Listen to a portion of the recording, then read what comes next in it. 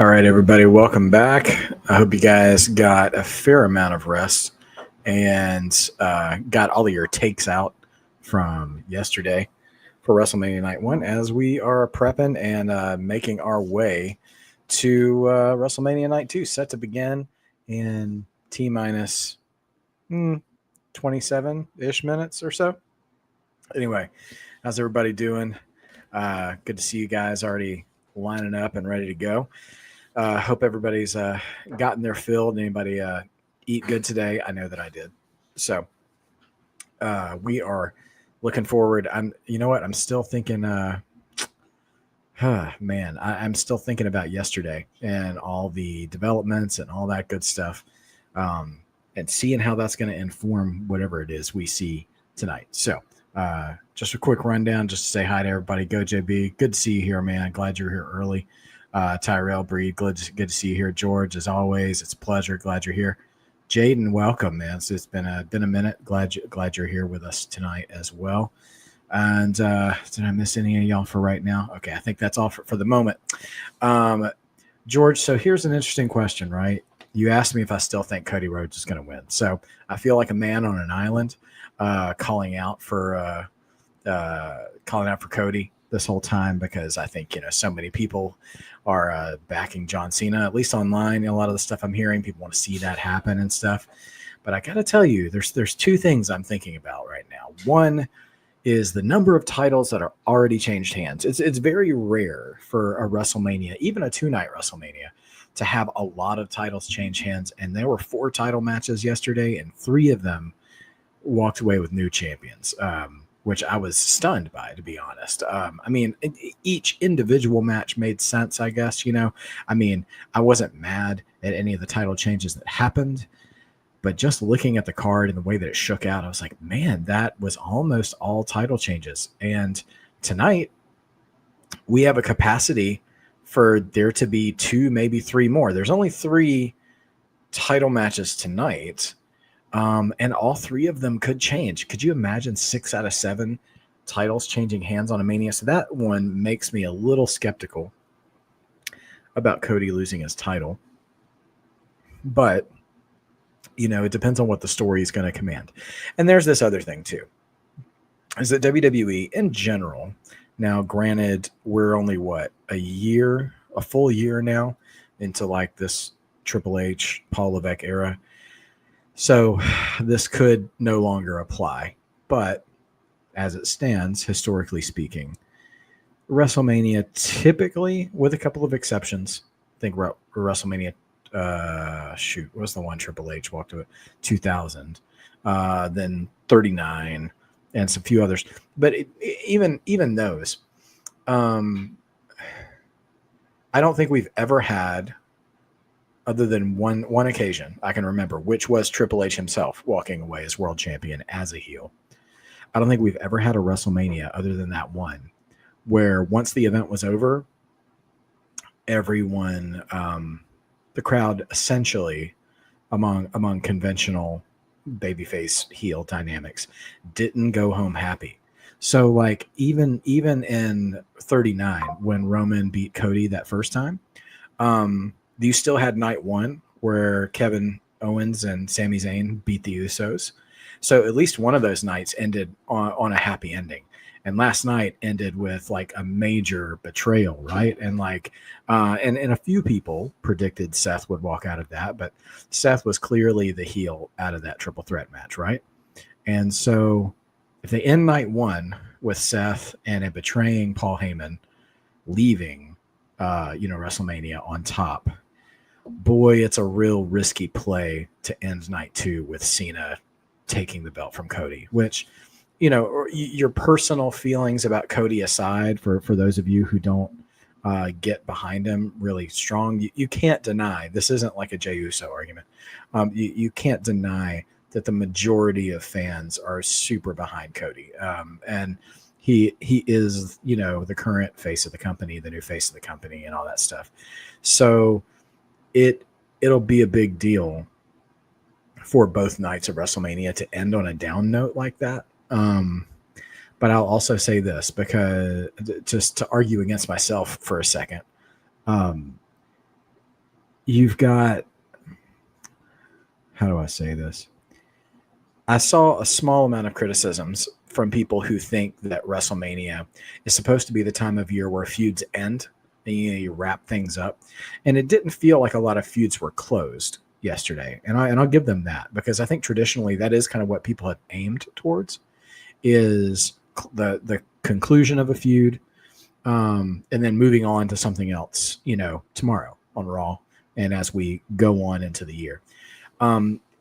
For as big as WrestleMania is getting now, with all the sponsors and partnerships and all this kind of stuff, and pop culture integration again, it does seem like they're they're going full soap opera. Like my wife was on yesterday and she was talking about that a little bit.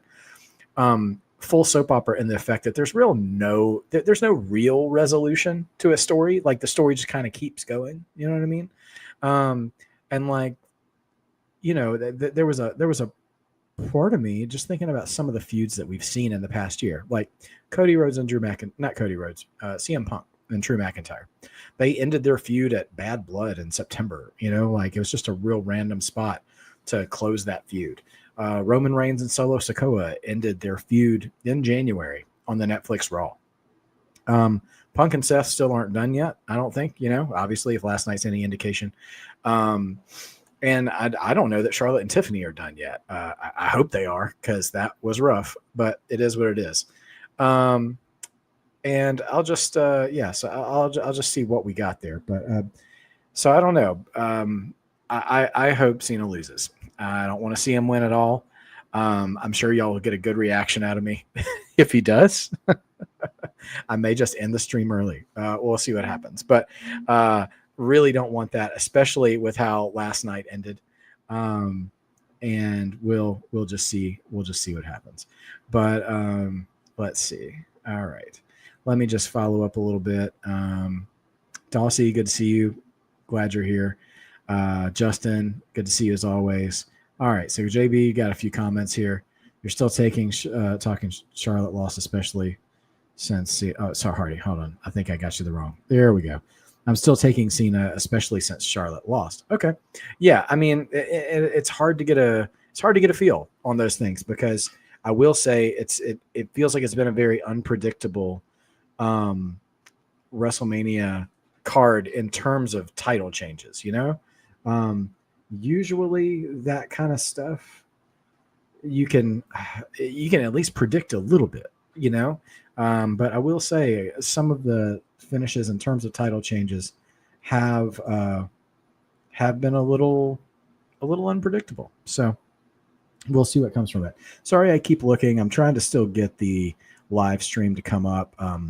When you watch on Netflix, it's a little weird that they don't actually make the show available until we have about what it should be on now at this point, because usually it's about a half-hour countdown they give you. So we'll see what's going on. George really wants Cody to retain. You and me both, George. You and me both. We'll see what happens. Let's see. And if Paul Heyman turning on CM Punk and Roman Reigns to help Seth Rollins win, I can see Cody Rhodes retaining. Now, I don't know what kind of level of fight we're going to get between Cena and Cody tonight. I know if they want to make it memorable, that Cena is probably going to need some help, because, and that's no dig on Cena. He hasn't wrestled a full schedule in a really long time. So I wonder if it will compound into something big. I've even seen sort of fantasy scenarios where Seth and Heyman show up to support Cena and The Rock, and then it's like counterbalanced by Cody and Roman and Punk together. So that would be pretty wild if there was something like that.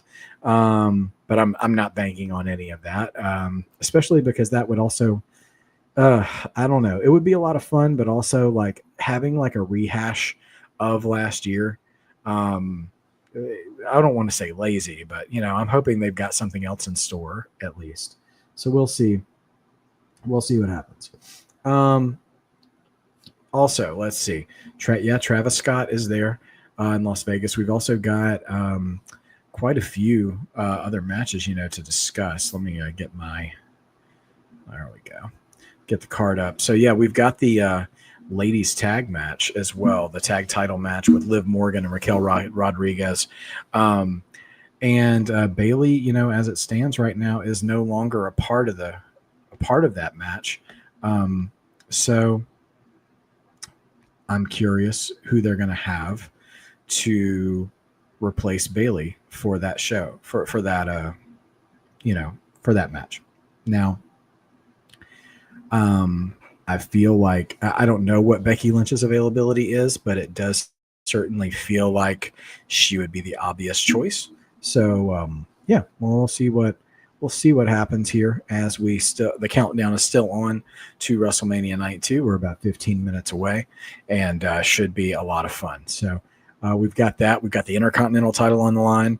And don't sleep on this. We've got a street fight between Damian Priest and Drew McIntyre, which I know a lot of people, at least in Drew's corner, weren't super excited that he's matched up with Damian Priest. But I think those two guys are going to try and steal the show. I don't know if they will on the level of talent that is on WrestleMania this year, but I do think they'll give a match worth watching for sure. And we've also got Io Sky, Rhea Ripley, and Bianca Belair. I'm very excited about that match as well. You know, for a while, people were saying that should have been one of the main events. I think it was good enough to be a main event, but with the level of star power that was at Mania this year, I can totally see why. So,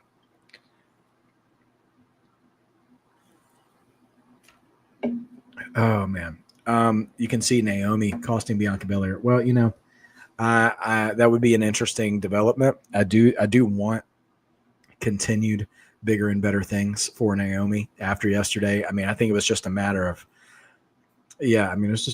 natural storytelling that Jade got her revenge yesterday, but Naomi has done so well in sinking her teeth into the role that she plays now. I hope she gets more. Tara, do I play Watch Dogs? You know what? I actually do have it. I don't have a lot of video game time in my life, so I tend to sink myself into one game at a time. I am bouncing back and forth between 2K and Astrobot right now when I have time to play. But I do have that. I got it. It was one of the free PlayStation Network games one month, and so I just tucked it away in case I ever had time one day because it looked like a lot of fun. Now, Watch Dogs, that's the game where you can like go through the city and like you have some sort of like technological weapon where you can like shut down power grids or traffic lights and all stuff like that. Is that the game I'm thinking of?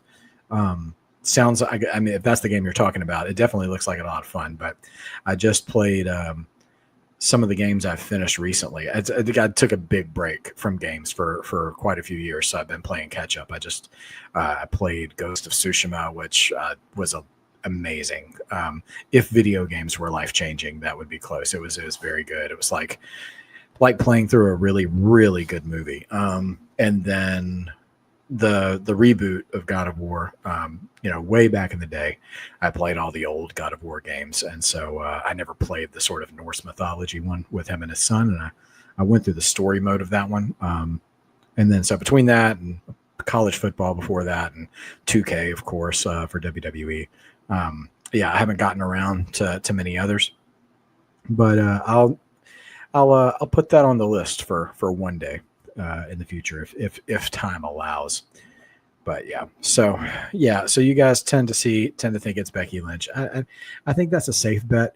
There is a part of me because I'm trying to figure out, like, are they going to go with somebody who would make sense as Lyra's partner, or are they just going to try to show somebody out at WrestleMania? You know how they called Rey Fenix in at the last minute to replace Rey Mysterio. And part of me wonders, what if they not called up, I don't mean called up, but what if they substituted in like somebody like a Stephanie Vaquero, like a Jordan Grace, one of those NXT, or Jada Parker. I think would be a lot of fun, but she wouldn't make a lot of sense to me. I don't know. So Becky Lynch seems like such a potentially obvious choice that I'm I'm almost hoping it's not her, just so there's a little bit more surprise, if that makes sense. So we'll see. We'll see what comes of all that, and if that remains to be the case. But I'm still just checking along. I'm a little distressed at the moment because I still haven't gotten my connection yet on connecting live to the countdown. So I'm just gonna tinker around here real quick, but keep the questions coming. What was you guys? I think everybody had a really good experience last night with the main event. So, but aside from the main event, what would you say was your guys' favorite match from yesterday? I want to throw a suggestion out there for Rey Fenix and El Grande Americano. Like, I mean, I know some people said that match was too short or needed more time. I do think I think it earned the right to have more time, but the time that we got with that match, oh man, I loved every second of it from both entrances. If it hadn't been for the main event, El Grande's entrance might have been my favorite entrance of the night. But Roman Reigns and CM Punk's entrance and Rollins' entrance was fine, but I don't know. I grow tired of him from time to time. And part of that's just because he's so reliable. He never takes any time off.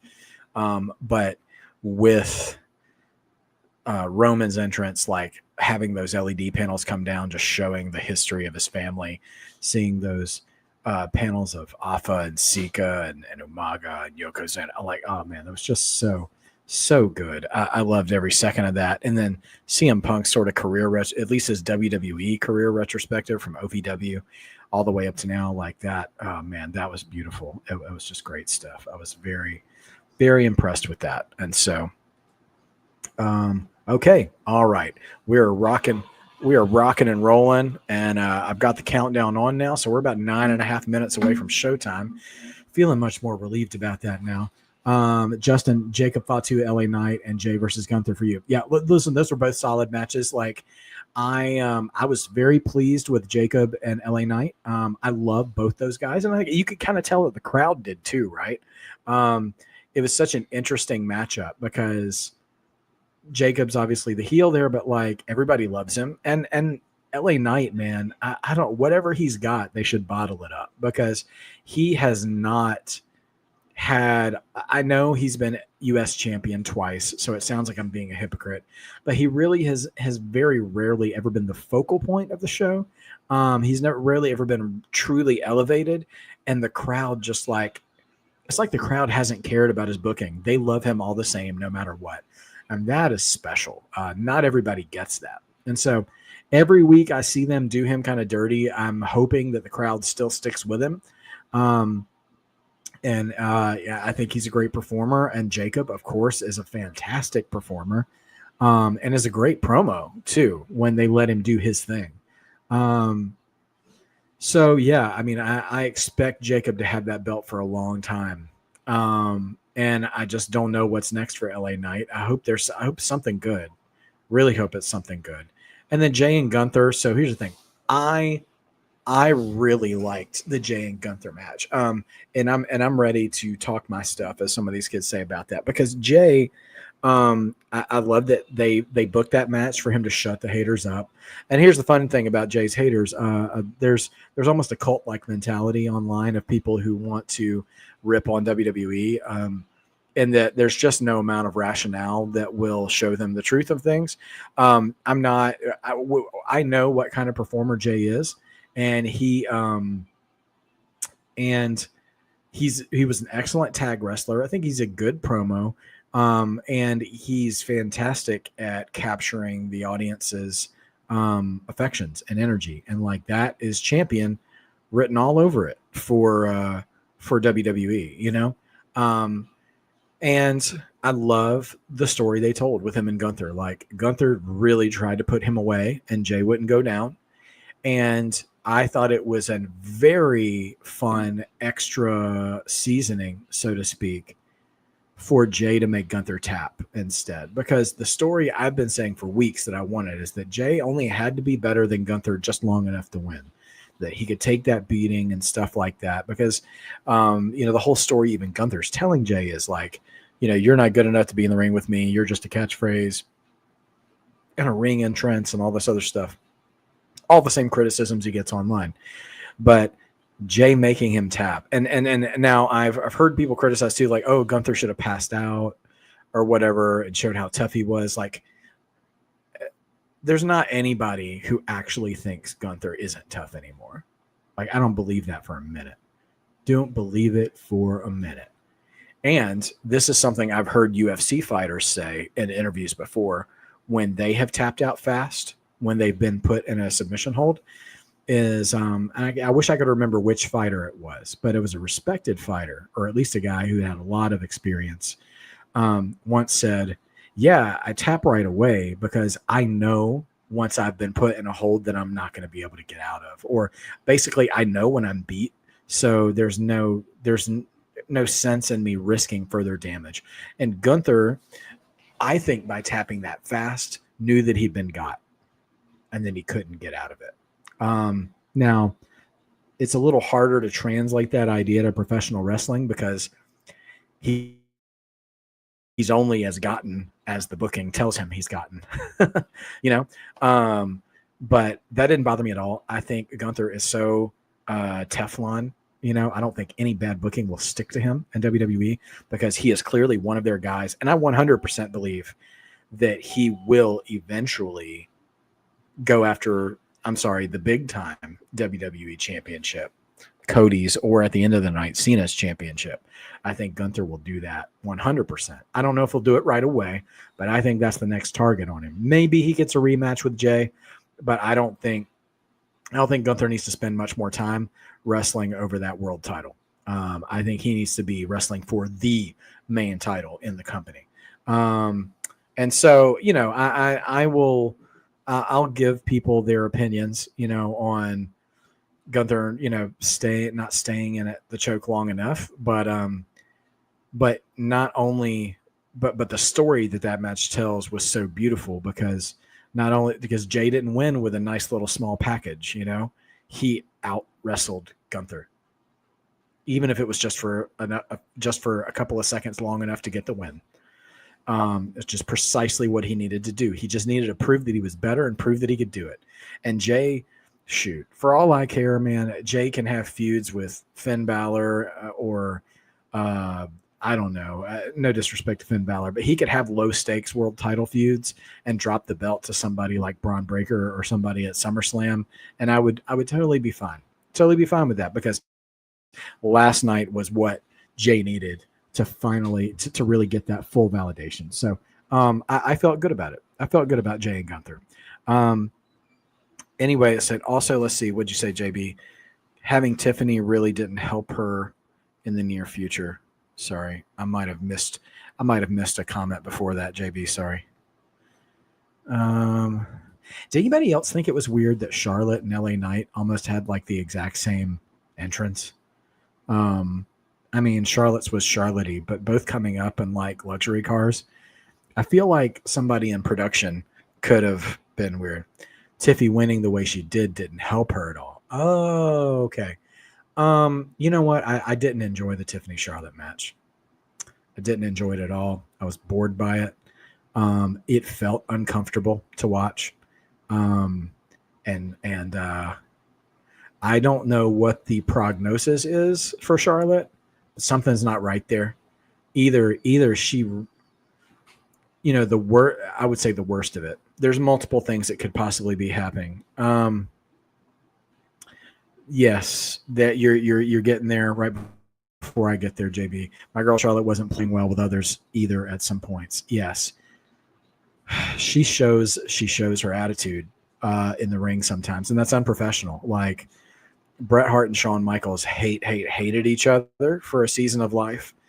But when the bell rang, with one glaring exception in Montreal, but that wasn't Shawn's fault, that was Vince's fault. They put together that match. And actually, going back to the Montreal screw job, if you ever listen to Bret talk, he's like, other than the actual screw job part, I thought that was a really good match up until that point. So yeah, Tiffany, I don't feel like that match did Tiffany a lot of favors. I hope they move on. Honestly, I'd like to see Tiffany and Naomi. I know Naomi lost to Jade, but I'd like to see her move up and challenge Tiffany. Give them both something new to do in their characters.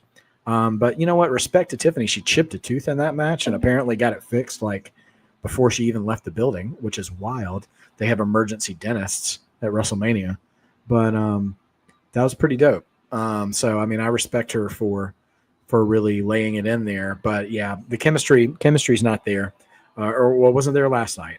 Um, and so most of what I saw in there that bothered me was Charlotte's performance, and I don't know if that was a personal pettiness with Tiffany, or if she's still not fully over the things in life that were dragging her down before she came back. And if it's the latter, if it's that, like I really and genuinely and earnestly and sincerely hope that she takes whatever time she needs to get right, because getting in a ring and performing like that is a dangerous thing to do if you're not in the right headspace.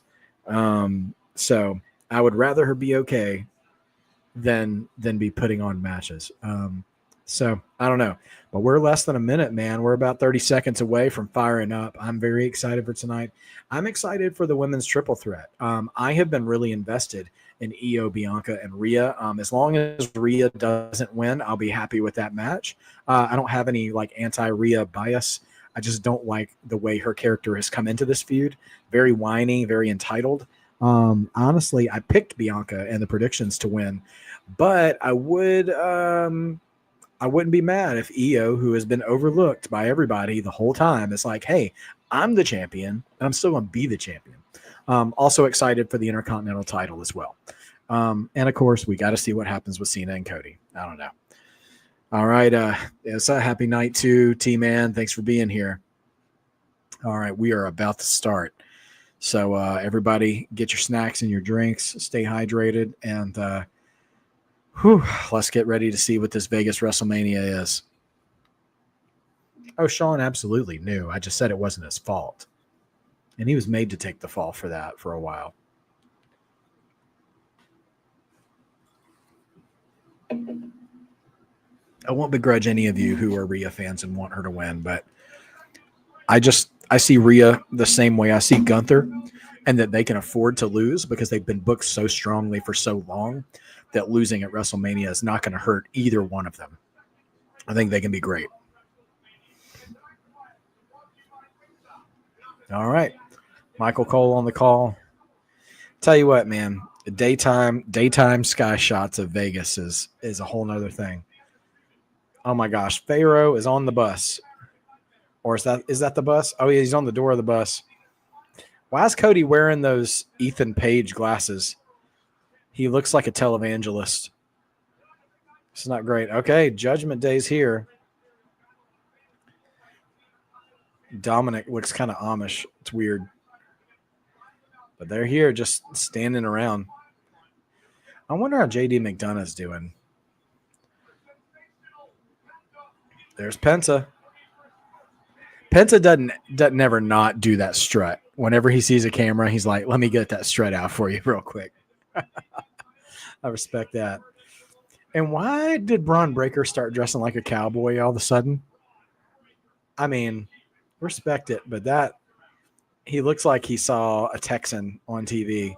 Oh, Randy's here along with Mrs. Orton. Okay. But who do y'all think Randy is going to be facing tonight? I went online and I said the funniest thing would be if he was facing Chad Gable, like actual Chad Gable. Just to keep that joke running, like Chad Gable finally got a WrestleMania match. All right. I know I've been kind of done with Judgment Day as well. All right, well there's Rhea. I wonder if the women will be first. I would put them first. The tricky thing about all right, yeah, they're showing all the ladies. I think they might be going first. We'll see what happens. Will Bianca get the first entrance? Because they did this last night too. Oh no, where is she? But her makeup's ready.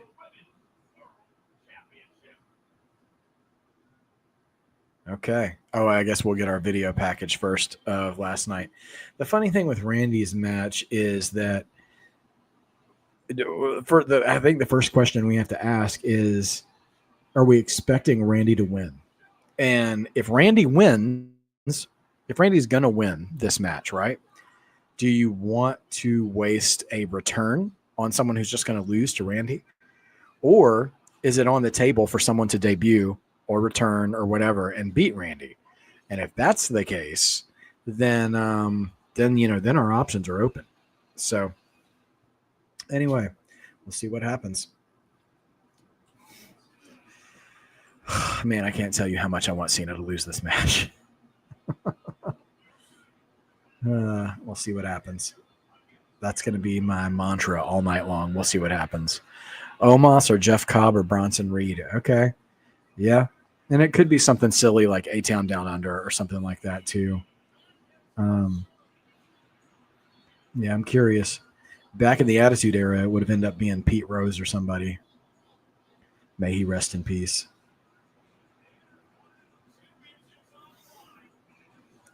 I had hoped, Pete Rose would have lived longer and that he would have been the guy in the Prime bottle one year. And they could revisit the way he kept trying to attack Kane during the Attitude Era. Three Kings, welcome. Now, I like this. I think Ilja is going to return for Randy. I would be very interested in seeing that match. And if Ilja's coming back, I want Ilja winning, hands down. But yeah, that would be nuts. I would love it. Yeah. All right.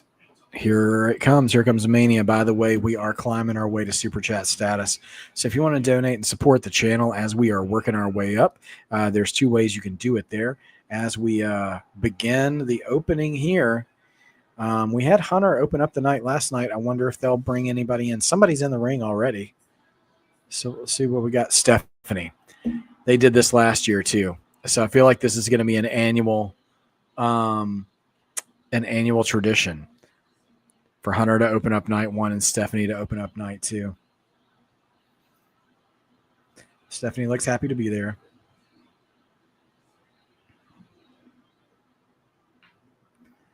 Okay.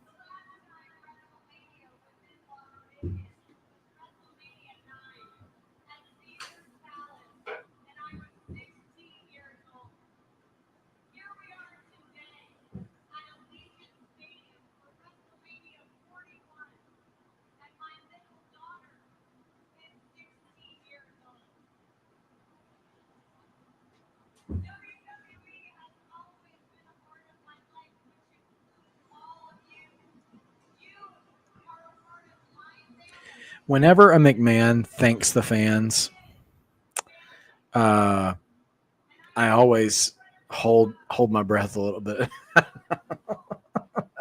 I'm like, last time you said it was all about us, you did not deliver. Oh, here we go. Our friend is here with a new name, El Diglo Americano. I mean, I say our friend. Our new chatter, everybody. No relation to Three Diglets. Don't you guys dare suggest anything differently. But listen, I enjoyed night one of WrestleMania, and I'm really having a time here just anticipating night two. I think we're going to have a good night, and I think there's going to be some good stuff to come. So let's do this.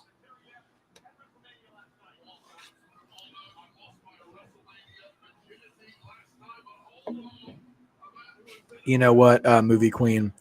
I don't know that I ever really heard what Owen's thoughts on Brett being screwed either, but, the fact that he even stayed in WWF after Brett left, Jim Neidhart left, British Bulldog left, he was the one who stayed. I'm not going to say he was okay with it, but it seems like maybe he wasn't offended as some other people were. But who knows? I don't know if that's ever been published anywhere, what Owen's thoughts on the screw job were. Because he stayed and he worked with Shawn and Triple H. We're getting the women first. All right. Io Sky's getting the first entrance. The champion enters first.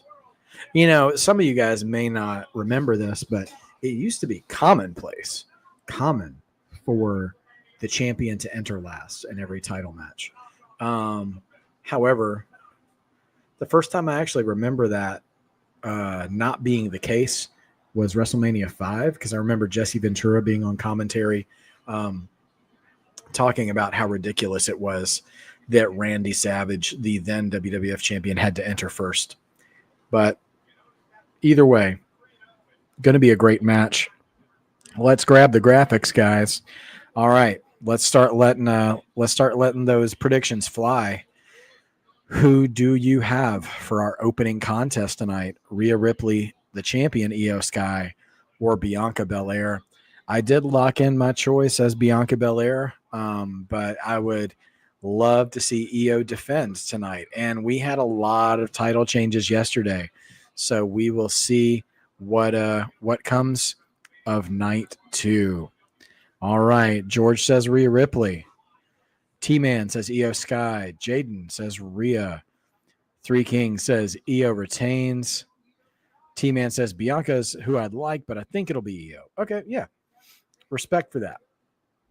I don't mean to sound like a Rhea hater, because I'm not, but I do think I don't think tonight needs to be her night. All right, we'll see who gets the second entrance and who gets the third one. I feel like Bianca will be second and Rhea will come out last. But I'm interested to hear how the crowd responds to Bianca, because they've been booing her lately, and she hasn't been saying anything factually incorrect either. You know what I mean? But triple threats are wide open for shenanigans because there's no DQs. So we'll see what happens. But you know what? Congrats to Io. She really worked her way to earning a WrestleMania moment, and here she is at the ring of WrestleMania as a champion.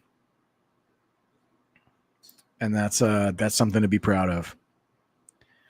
Is it true that Triple H has been cast as Kratos in the God of War movie? I've not heard that rumor at all, J Money. And as busy as he is, I'm very, very skeptical. Oh, they're double dutching on the stage.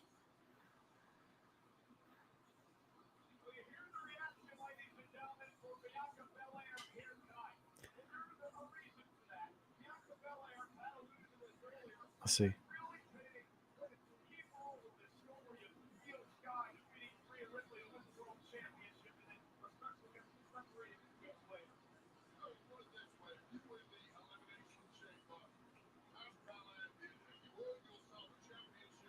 All right, here she comes. She's not wearing all black anymore. She got red and gold. Aw.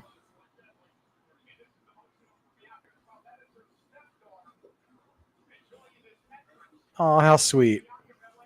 You love to see it. There we go.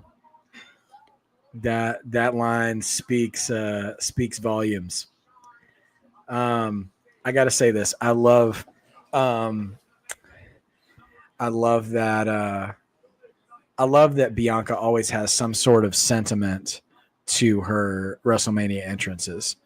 So, it's possible to see Naomi potentially get involved, but yeah, you and me both, Americano. She's my favorite female performer, and that's a deep list these days. That's a deep list. But yeah, it's hard for me not to take it personally when they boo her when she's not being a heel. Like, if she turns heel, then she earns those boos. But it's the old meme on the internet. Who's it? Hannibal Buress is like, "Why are you booing me? I'm right." Like, it's just one of those things. So there we are. Okay. Oh, sorry about that, Three Kings. Yeah, man, streaming is tough these days. It's hard for us to be all on at the same time. You know, it's a good thought, but she does have an undefeated streak in individual competition. So, oh wow, her coat is all roses. Okay, that's cool.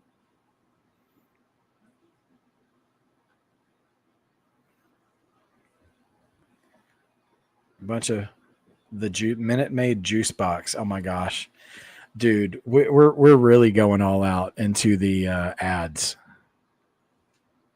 That's crazy. Yeah, so I have access on Netflix to watch it. So we noticed that in the house the other day too. My girls were watching on Peacock in the other room, and I had maybe 5 to 10 seconds on them each time. So, but we'll see.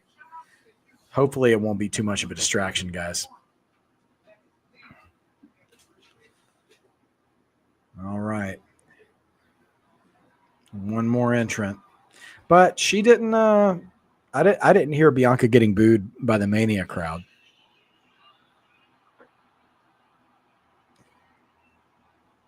Hmm. There was a loud reaction for Rhea's entrance. What is she wearing? She's got something on her head, like a Hellraiser type helmet or something. Oh, those are like skeleton hands, and it's like a helmet with a veil.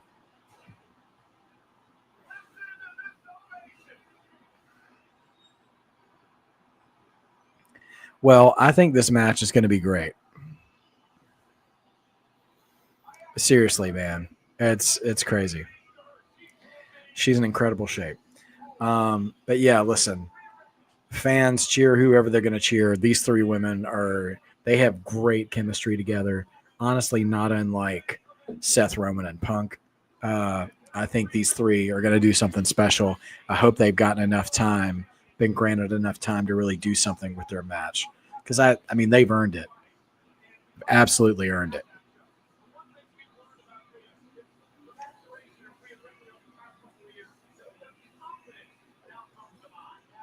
Rhea looks like the Batman who laughs. Ooh, that's not a bad comparison. They said she's never lost a world title match at WrestleMania. That's a lie. She lost the NXT championship to Charlotte at COVID Mania. What are you talking about? That's a straight up falsehood. They just be making up stats. Oh my goodness. Unless they mean a actual world heavyweight title match. That's true, Three Kings, is that you can't cheer all three faces at the same time.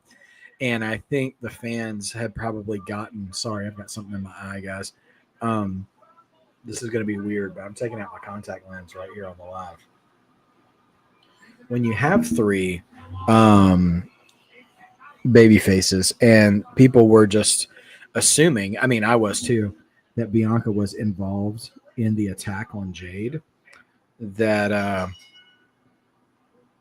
they were going to start booing her by default if they had to choose somebody to boo. You know what I mean? So I do think that was a little unfair because it seems like they had pretty much, for now, it seems like Naomi is the only one. So who attacked Jade. So you know it is what it is. But I still think I still want to see Bianca win. She's who I'm cheering for. So here we go.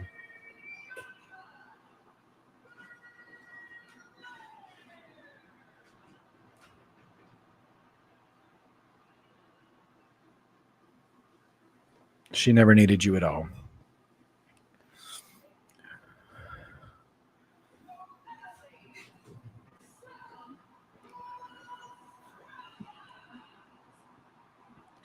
All right.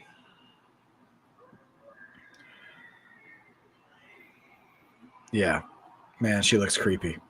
I'm sorry. All right, let's see. Here we go. All right, EO getting the last announcement. Good for her. Good for her. Good respect for the champion.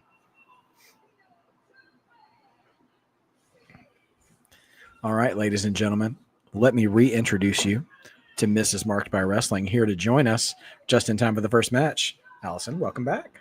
Hi, guys. All right, here we go. So this is the first match. You won't miss the first match tonight. Hooray. Hooray. Yeah. So Bianca Belair, Rhea Ripley, and Io Sky, triple threat match for the women's world title. Got it. Yeah. So, Got Io Sky back down from the blood. yep. Yep, she made her way back down from the Goodyear blimp. You know, they called her the genius of the sky when she wrestled in Japan, I believe.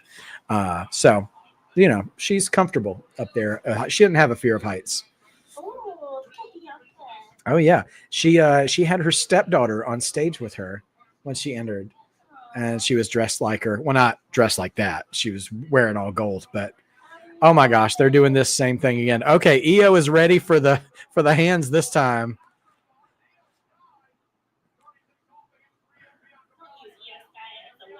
No, I know.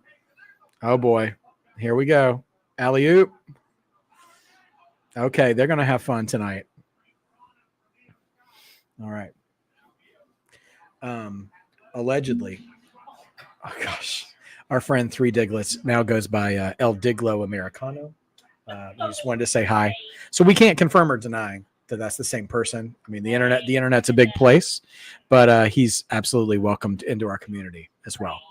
All right. So yeah, everybody saying hi. J Money says hi. Jaden says hi. Dossie says hi. You're on people here, but yeah. All right. So here we go. I got, you know what? I have so I have so much respect for the fact that she just makes all her own gear. Like we watched some of that Hulu series with her. Oh yeah, yeah. Flowers flying off everywhere, like the Rose Parade or something. But I think it's just the ones coming from her grave. Yeah, I think you're right about that. I had seen her in that Hulu show with her and her husband when they were on the road that she'd have to like Uber or Instacart a sewing machine sometimes to the hotel because she forgot to do last minute adjustments and stuff. And that's just wild. Now, some people believed that she was an accomplice to Naomi attacking Jade. I don't believe that. Yeah, well, I don't, you know, we have no evidence to suggest that. But since all three of these women are mega popular, the fan, I know she don't know that you don't touch her hair. So as a default, the fans have been a little skeptical of cheering. Wow, cover them both, Io. Io is unafraid. Oh goodness, man. So you know, Io's not Io. Bianca is getting somewhat, many of us agree, are unjustified boos from the crowd. But you know, it is what it is. Who's getting unjustified? Bianca. Oh, because they think she was in on it? I think that's the only reason why, because she hasn't done anything else in the story of this match to warrant it. Or is it just because she hasn't she wasn't there for Jade when last night? Right. I think I think it's tied to the drama that's surrounding Jade and Naomi. Yeah. Because she won. I mean, because if we're being if you're a girl's girl, yeah, you would have showed up and supported Jade last night. That's fair. That's fair. I'm not a girl's girl, so I wouldn't know what to say. That was a little sad. Yeah. And some of us, some people are even saying that, yeah, I mean, AJ still thinks Bianca's, you know, involved. He's not here in the chat. It's just something historically he's claimed. Yeah, so a few others are still holding out some thoughts. Maybe I'm just trying to explain why she might be getting booed, because she won the Elimination Chamber match cleanly by herself, which is what gave her the right to be in this match. And Rhea, on the other hand, lost her title to Io Sky and then just entitled her way into the match. So they're still cheering Rhea, though, just because they love Rhea, you know? I agree. I think Rhea's very talented, but she's not had the most sportsmanlike approach. I'm telling you, this. I mean, no hate to Rhea. Yeah. I love her too. I think she's such a great bad guy. Oh yeah. But I mean, you should have the same respect for Bianca, who's amazing. Absolutely. And that's the thing is, women, like we were talking about Charlotte yesterday, and and just like how quickly women's wrestling has been evolving over the years and stuff. These are three women who wrestle three different styles, who are all like peak wrestlers in their own ways. Oh my goodness, teaming up. Poor Io. Ooh, holding her elbow. Hope she's okay. I know, but she was weirdly holding the elbow that didn't go into the wall. So I'm like, I think she's good. You gotta sell quickly. I gotta react quickly when selling. George, I feel that. Let's see. Yeah, okay. J Money agrees. Three Kings is a girl's boy. Okay. Respect. George said it should have been Rhea versus Bianca. I feel like this title is going to change hands. I will say fans, I think, have been waiting. Bianca and Rhea have never had like a proper one-on-one match in the main roster. And that is one of those like sort of super matches people are still waiting to happen at one point. And yeah. Let's see. Yeah, okay. So A and B, their seats, if you're coming down the entranceway, if you're looking at a map of the arena and like the entranceway is on the left, they're in like the bottom right corner. So they're like in the stands, like behind ish where like Alicia Taylor's probably sitting. But up in like maybe the 100 level seats, you know, off like the first section, in that section that's right off the floor.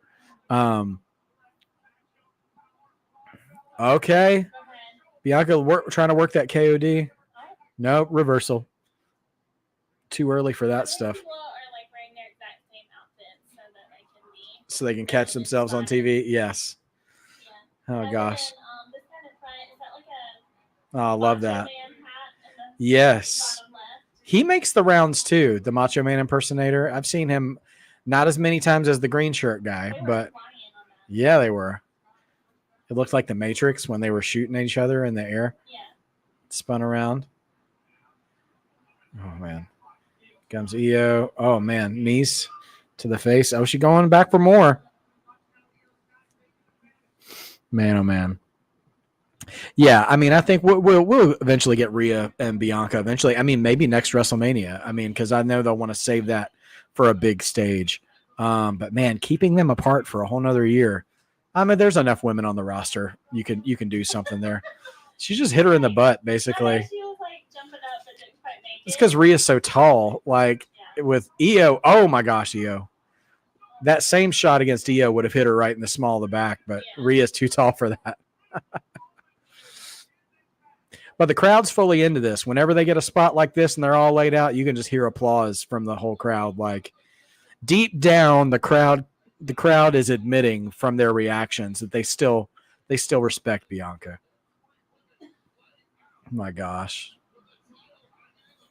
Man, what a big, this is awesome chance. Well deserved.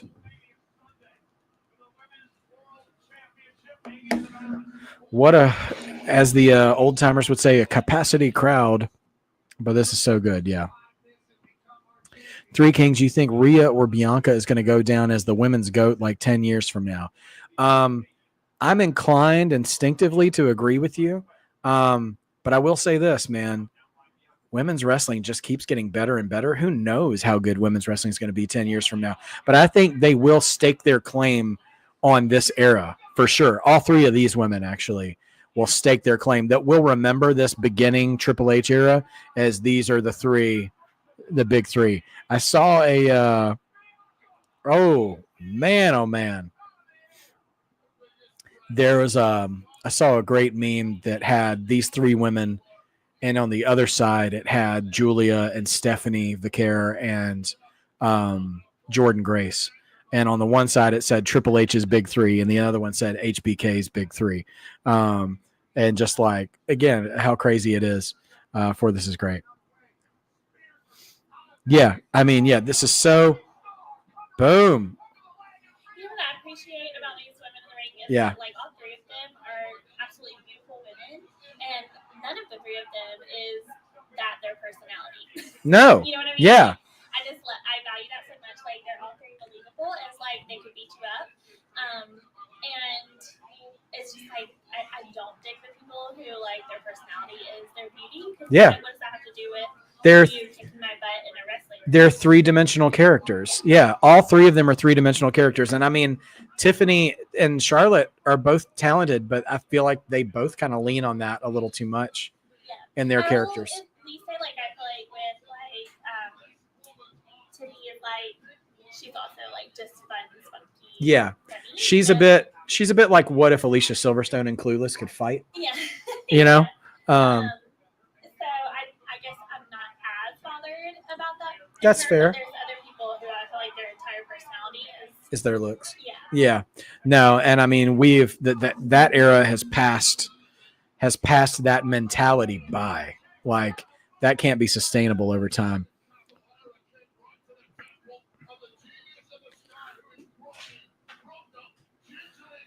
Okay. Oh, is she gonna try to give her the avalanche version, the top rope version of her riptide? This is gonna be a hard night for Io. Oh gosh, and Io's so little. She's holding her like a baby. Oh my gosh. Oh no, Io. Boom. Okay, good reversal. Where's Bianca? Oh, she's gonna hit that moonsault. This is a beautiful moonsault. Oh no! Oh, she caught her. The crowd's going crazy. Yeah, but where's Rhea? Is she gonna 1, 2? Oh, great timing though. Oh man, that's so hard. They show the two brothers in the crowd. Like, come on, man. Oh my gosh, that was such a solid breakup. Yeah, their timing was perfect. Yeah, I'm telling you. The way Bianca got in there so fast, she was outside of the ring when Io got hit. Yeah. Man, what great timing. These women have run it back. Let's do this again at Backlash. Like, they have such good chemistry together. All right, chat, here's a question. Some of you will know. Hear me out.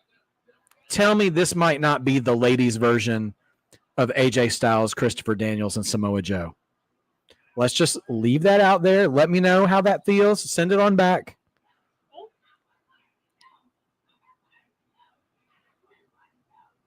Bianca's crashing out.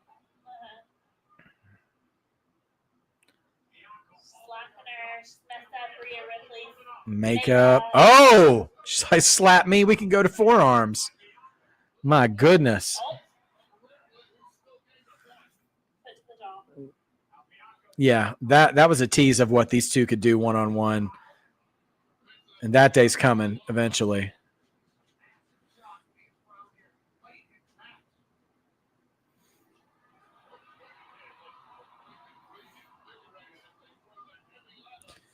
All right, what is she going to try to do? Is she just going for a superplex?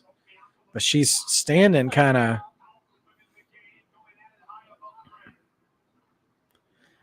All right, we're fighting.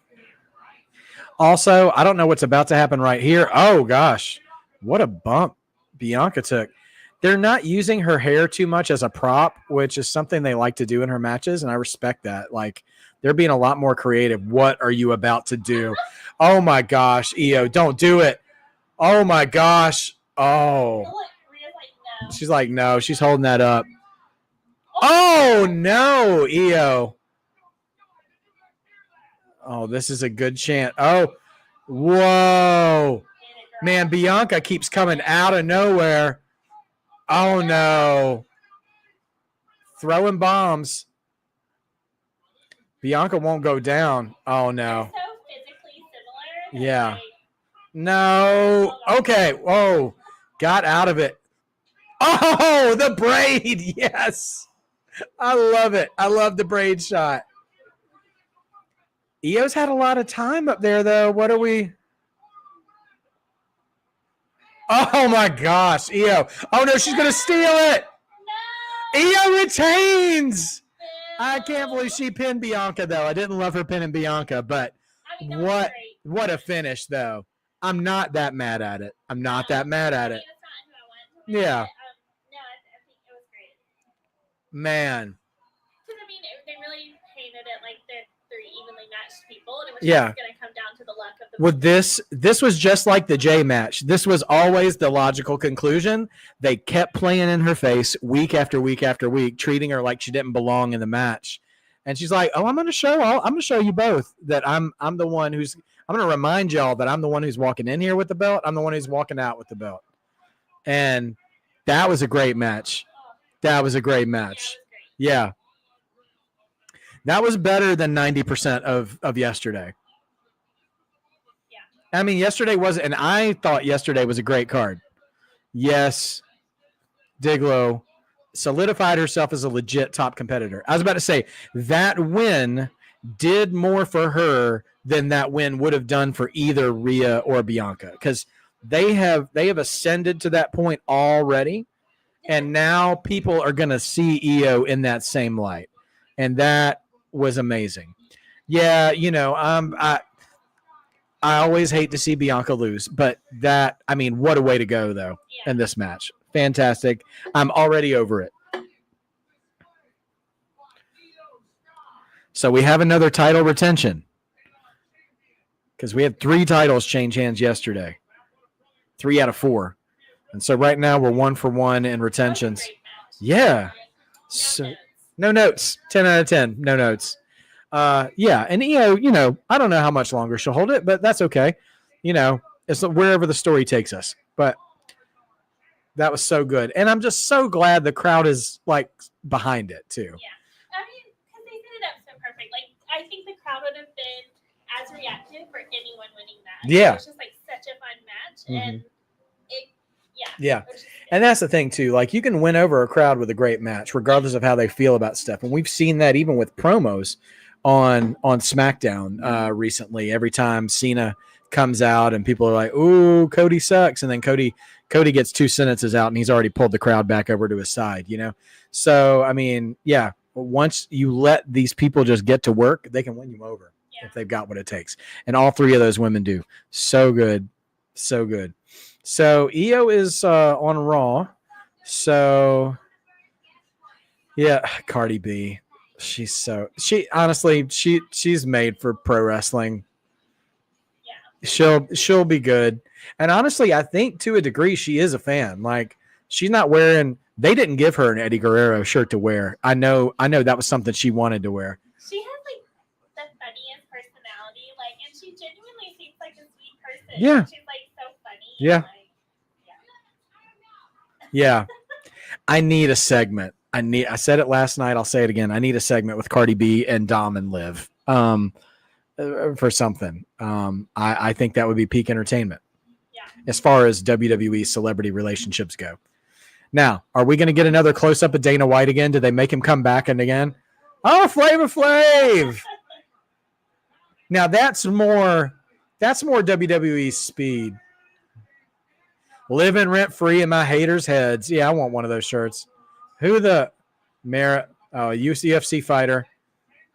Bantamweight is right. I was about to say he doesn't look too big, but I'm sure by that face he could mess some people up. Rich the Kid is the little kid Rich the Kid, or is the man Rich the Kid? Okay, I'm way out of my depth with modern day rappers now. I'm lucky enough to know Kendrick and Travis Scott, who I hope takes a beating tonight.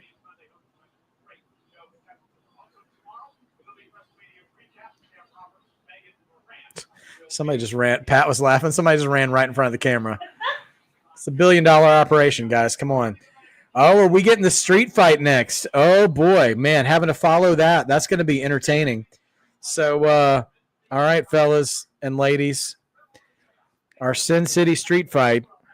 Damian Priest and Drew McIntyre. Who do you got? Who do you have, dear?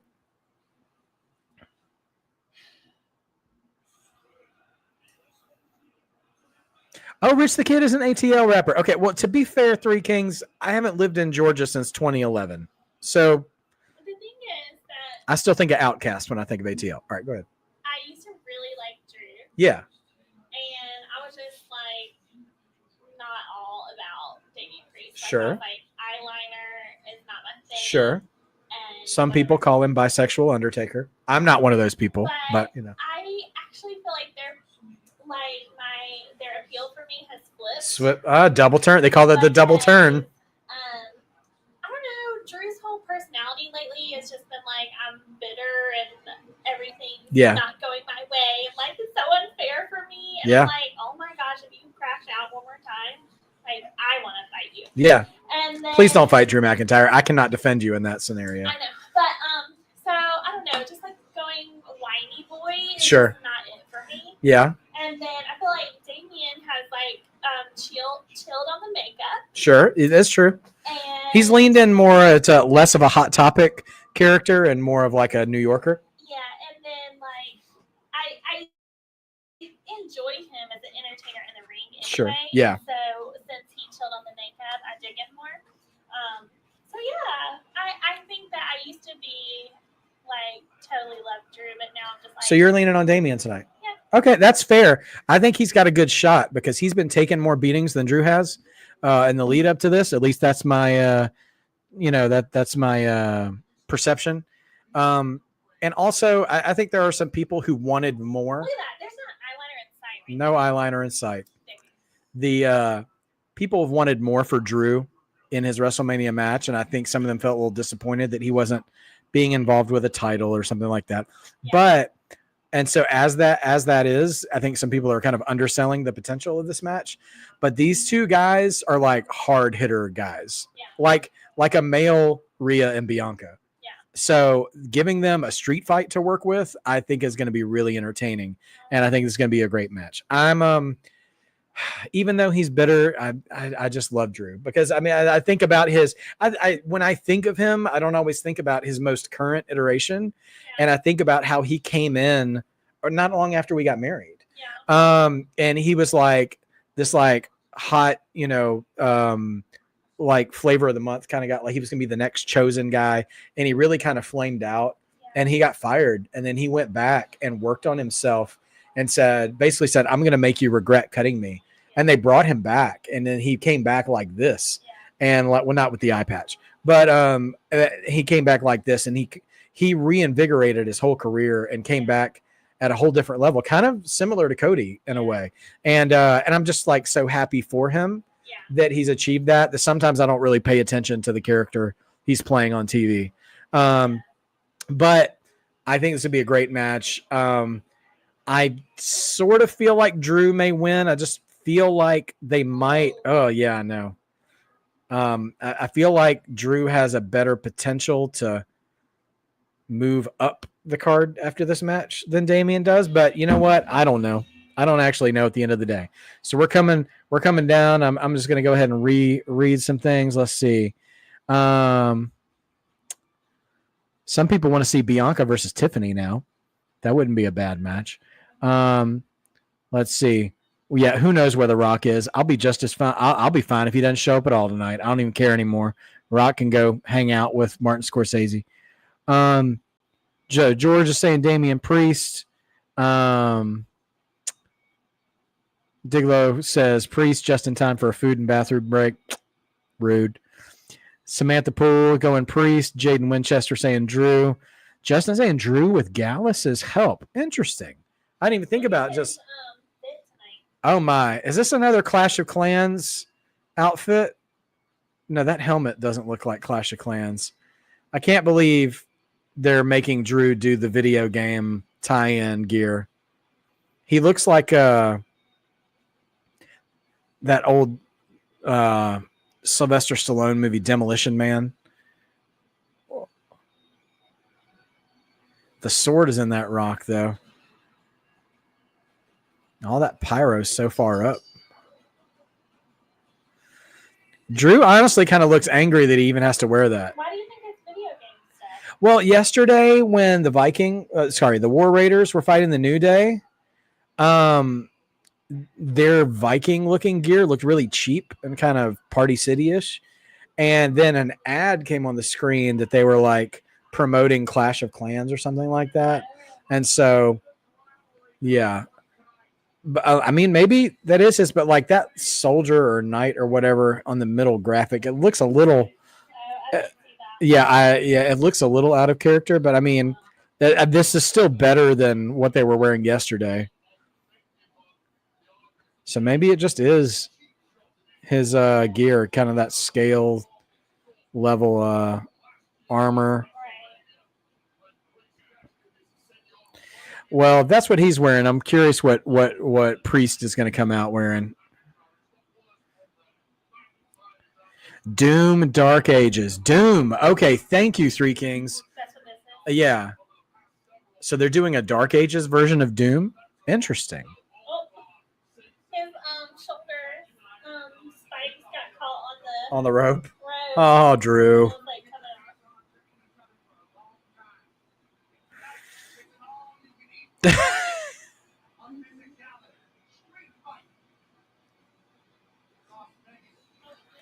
If I'm Drew, I'm wearing that stuff when the match starts and seeing if I can't do a little extra damage. I mean, it's a street fight. Thank goodness he knew which turnbuckle to go to, because there was fire on the other three.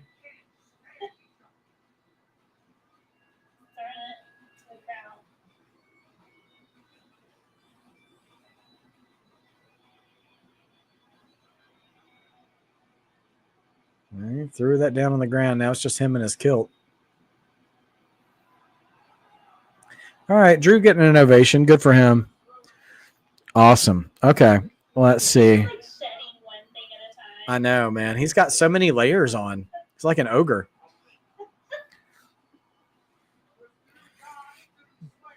It is kind of funny to me that Drew's got so many layers, because we know, those of us who follow WWE closely know what a legit tough guy he is.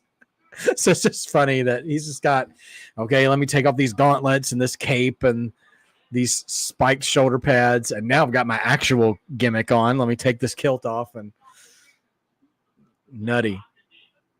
Now let's see if Damien's got any of Doom gear on. See if he comes out with the BFG. It's one of the weapons from the original Doom. Okay. Not the giant. No, not the giant. Friendly giant? Yeah. That.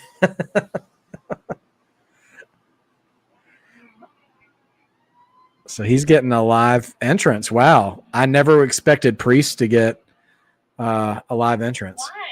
Why? I feel like it does fit his vibe, but like CM Punk got it last night, and like he's an impressive guy, but like he's still like, I've always envisioned that they save it for the very top of the card, for the main event guys. This is the second match. Wow. Calling me a Damien. At least see this. This is like,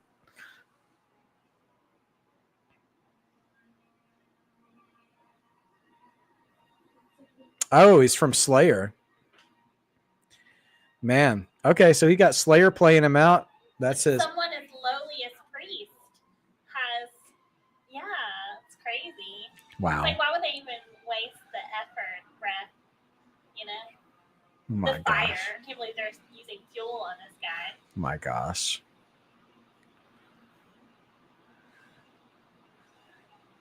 All right, let's see. Does he have a cape on or something? I'm trying to. Yeah, he's definitely. I mean, yeah, that. Okay. Oh, yeah. Okay.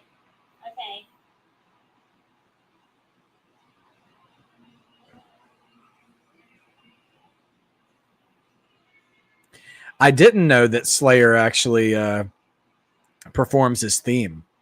So that's cool. Respect for that. I'm not a huge metalhead, but I know Slayer is awesome. So good job with the timing there. Yeah. That's always the tough thing when you don't have visual pyro and you just have that big boom and you want to like connect it, Diglo, it does kind of, it did sound at first like he was searching for something on the guitar before he got going. I'm reading online that WWE is treating Bayley badly because they're not booking her right. I don't know. We'll see what happens with the tag match tonight. I will say that if it's true that it was always the plan that Bayley was going to get taken out of the tag match tonight, that I don't know why they didn't just do something with her and Roxanne Perez like they had been teasing for months. Well, not for months, but for weeks. It was months ago. That doesn't make any more sense to me now, though.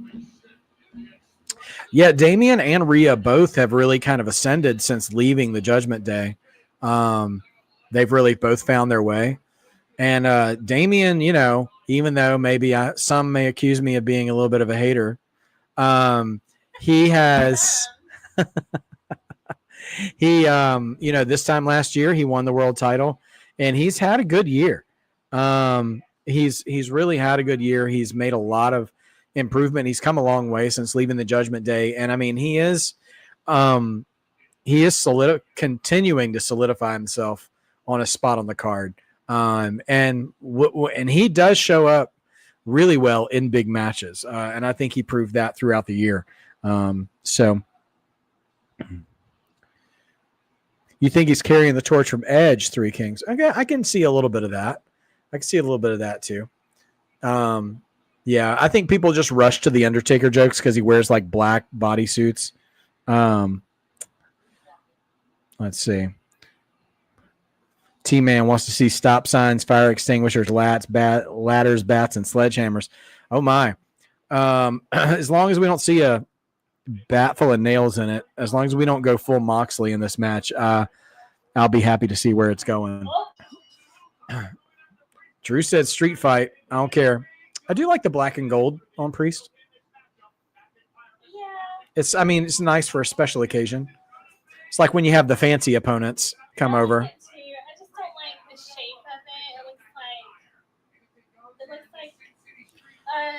A one-piece bathing suit that doesn't fit very well. The front of it does look like he's going for like chain abs, which is an interesting choice. But you know,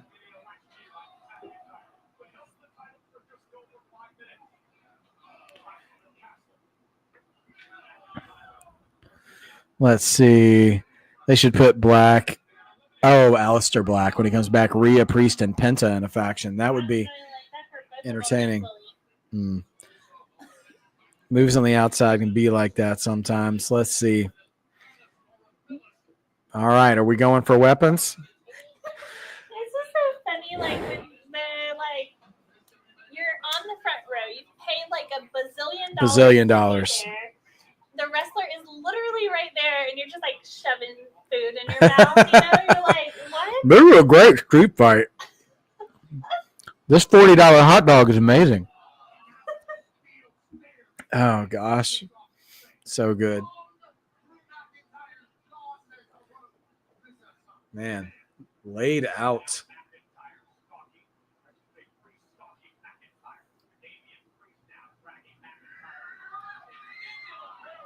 Let's see.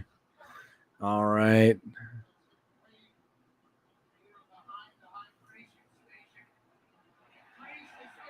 All right. Here comes the table.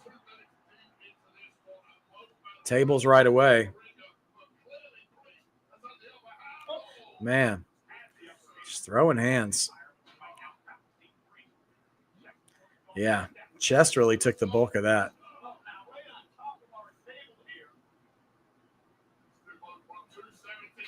Oh, man.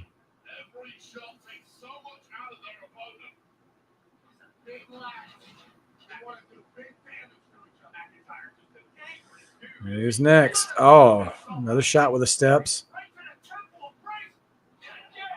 I wonder if we'll get any blood in this match. It's a little early for that. I mean, but it's a street fight, shouldn't you? I'm so proud of you. Yes, you should. In a street fight, someone should bleed. In a cage match, someone should bleed. In a ladder match, maybe, maybe not. But like Extreme Rules, yes, someone should bleed. It's a natural, logical conclusion of fighting with weapons. That's what makes sense. Yeah. It doesn't make sense that you would get beat with a steel step and not bleed. Yes. Multiple shots to the face. Who did he just... Oh, that's Drew's brother. He's taking his... The status continues. So if you guys remember last year when he was fighting Seth Rollins, he grabbed his phone, tweeted, "bored at work, LOL," and then went back into the match. So this morning they had the Slammy Awards where they gave out awards, for different categories, and Drew was named Social Media Star of the Year. See, that's the version of Drew that I love. Yeah. The whiny version. Yeah. Just, giggles. Oh, first blood matches. Oh, yeah, those were great.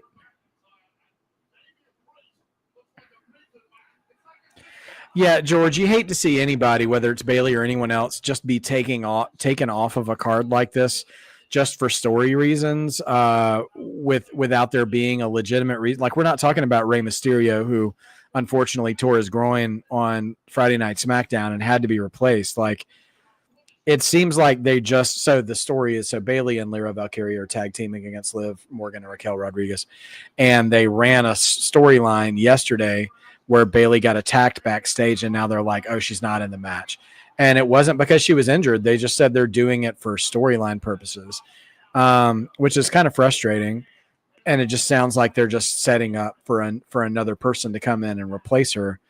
So there's rumors about who that could be. A lot of people are seeming to think it'll be Becky Lynch returning, which in its moment would be cool, but I just kind of hate that for Bayley too. But yeah. What if Damian Priest challenged Jey Uso? Well, wow, Drew. Man. Okay, but that's wild. Sorry. Drew is like getting all the shots on Priest. Yes. It's also setting up for Priest to win. Yeah, absolutely. This won't be yeah. You're going to be right by the end of this. Drew's pretty much dominating the match right now. So, yeah, we're probably headed in that direction. We'll see what goes. I don't know how well Damian Priest and Jey Uso would match up together without one of them turning heel, which would probably have to be Damian Priest to do that. So I don't know. I don't know how that would go. Also, I feel like Diglets might spontaneously combust if that ends up being a world title match.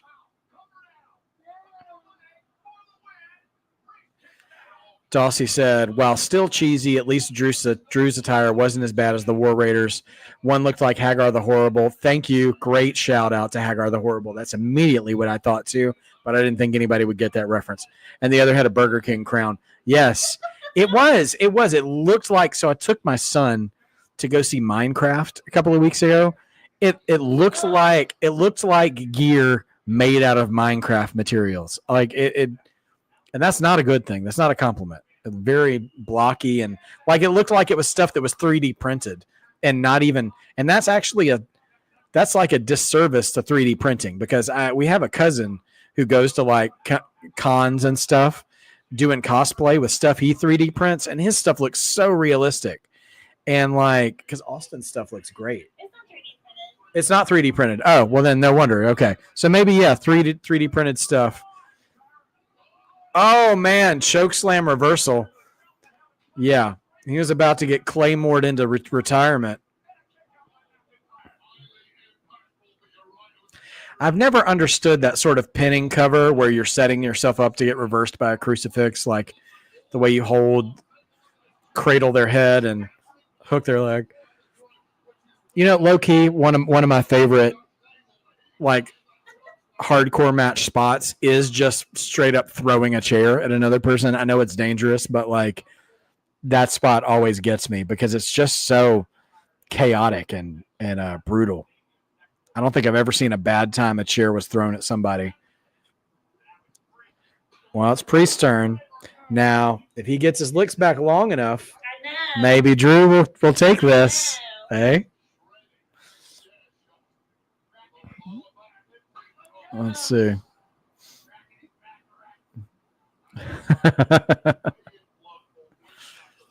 My apologies, Diglow. I don't know who I was talking about there for a second. I think your profile pictures look kind of similar. If we could get a luchador mask on that profile picture, it might work. Now, what is Priest doing? Oh, trying to expose those turnbuckles. What is he? Well, why did he take the cushion off if he's just going to wedge the chair? I'm very curious in this. Spine buster. That was a good looking spine buster from Drew too. Gracias. McAfee.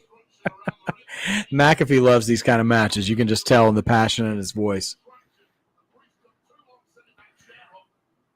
Yeah, that table coming up slow.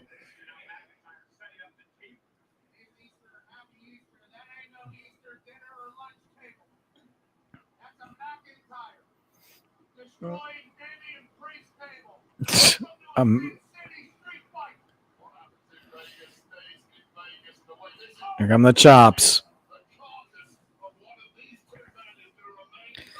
I know they're bigger guys. He's way too far away to make that table from there. Oh my gosh, we're gonna razor's edge through the table. Oh my goodness, man, that's only two. There's still there is a principle in storytelling called Chekhov's gun, which is if you in. Well, not necessarily that you go through it, but it has to be broken. And there's still two unbroken tables on the outside of the ring. You are the one who's going through it. I mean, it is pretty common. We'll see if Drew's the one who goes to those tables on the outside then. I have a feeling he might, because that might be the real finish there, is going through those two tables.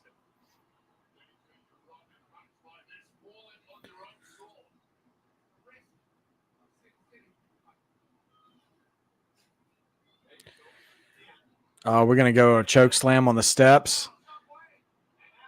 Oh, going for the eyes. See, now that's good street fights. That's real street fight stuff right there. Oh, future shock DDT coming on the steps. Oh, man. Oh, nobody wins on that move, man. His back is starting to bleed. Yeah, he probably caught the corner. Well, there's blood. Not what we were expecting. Oh, jeez.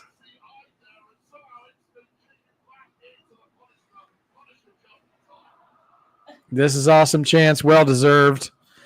Again, while we're still enjoying this match, if you guys want to support the channel while we are making our way up to Super Chat status, you can donate to the channel below while we keep things going. While we're in a heck of a street fight right now with Drew McIntyre and Damian Priest. Yeah, just swapping blows. You know, that's the thing, like two big dudes like this too, like you can appreciate. No, it's okay. It's okay. You can appreciate them moving a little slower, because I think, you know, each move really takes a bit out of them. Yeah. But they hit hard. So see guys in the crowd standing up like, yeah, keep punching each other. Man, and they're laying it in. Oh, man. What a shot.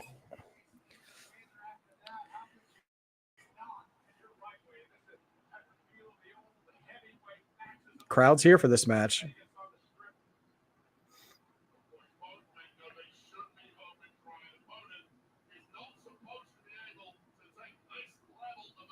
that a turtle on his butt? Yeah, so each little section has a different thing. So there's one that has a handprint. Yeah. There's the turtle. And there's like this. That's the Puerto Rican flag. Okay, so like each thing is like a different emblem for him. Interesting. So I was curious about that too. Like. Oh, push him into the tables. Oh, Chekhov. Well. Get out there and cover him. There's a street fight. He didn't have to be in the ring. Okay, but that is the stupidest thing. Stupidest move? The old school? Hold my hand while I walk on the tightrope. It's so stupid. Old school.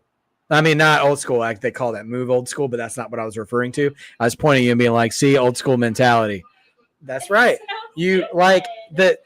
We some forms of wrestling, usually not the stuff we watch, have gone so far into the universally accepted belief that everyone knows it's predetermined that they stop trying to make it look real. Yeah. And like, I don't like Yeah, and like I give WWE credit a lot of times.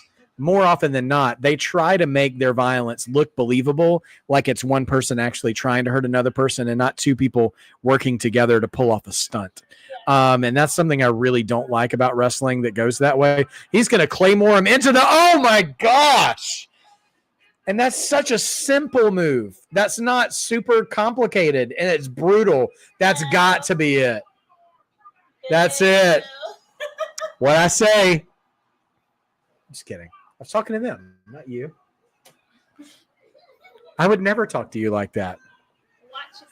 Anyway, into that whole man's career. I mean, what? Hey, I've said this from the jump that this match would over deliver. Sure, probably not the not maybe it won't be the match of the night. I don't know if I like that one more than the women's match or the women's match more. Probably the women's match more. It was faster. Yeah. I'm sure those dudes are in pain. Oh, Priest just pointed at his shoulder while he was talking to the ref. He's grabbing the ref. He's like, raise my hand now, jerk. He's like, I'm trying to do a real thing right now, Drew. Could you chill out? Wow.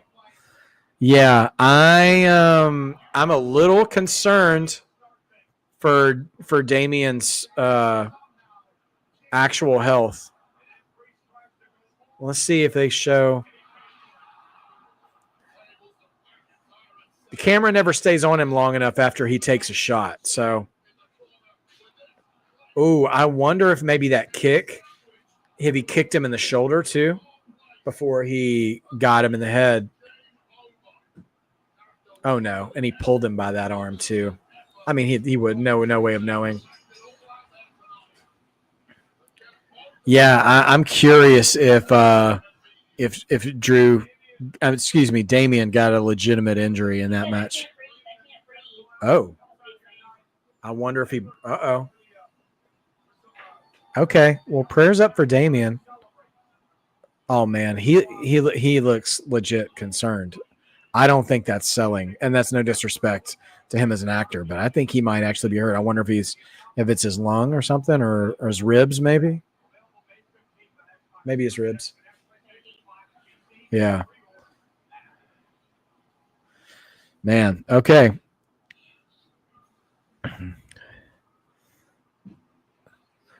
Take 30 insane bumps and jump right back up and win it all with a roll up or one of the least impressive moves in the match. I think, Dawsey, you were probably talking about. You weren't talking about Drew and Damien, right? Or were we talking about some of the less impressive forms of wrestling we were talking about earlier? But yeah, because I think a Claymore with your head into a chair was quite impressive. It's simple, but yeah.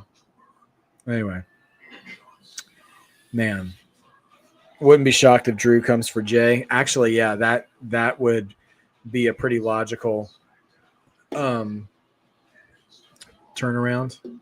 Not Drew and Damien. Yeah, I didn't think so, Dawsey. I just wanted to be clear. Yeah, I mean, if certain people like a certain form of wrestling that I don't like, I'm not going to chase anybody down and try to make them feel bad about it, but I will defend myself if they try to act like that's the only pure good form of wrestling now. I mean, I think WrestleMania, we're seeing some of the best that professional wrestling really has to offer. It's not perfect in the entire presentation, but the two matches tonight have been 2 for 2. They've been phenomenal. The women tore the house down. It was amazing. And yeah, Drew and Damien did their job. I mean, they did absolutely well.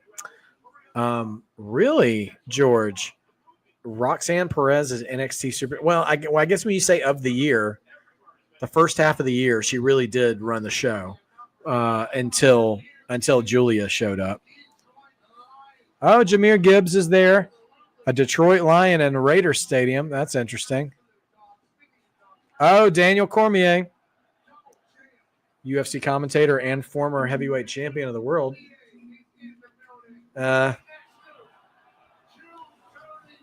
Good. Tony Hinchcliffe getting some booze like he deserves. Nobody cares, Tony. Nobody cares. Get the camera off him already.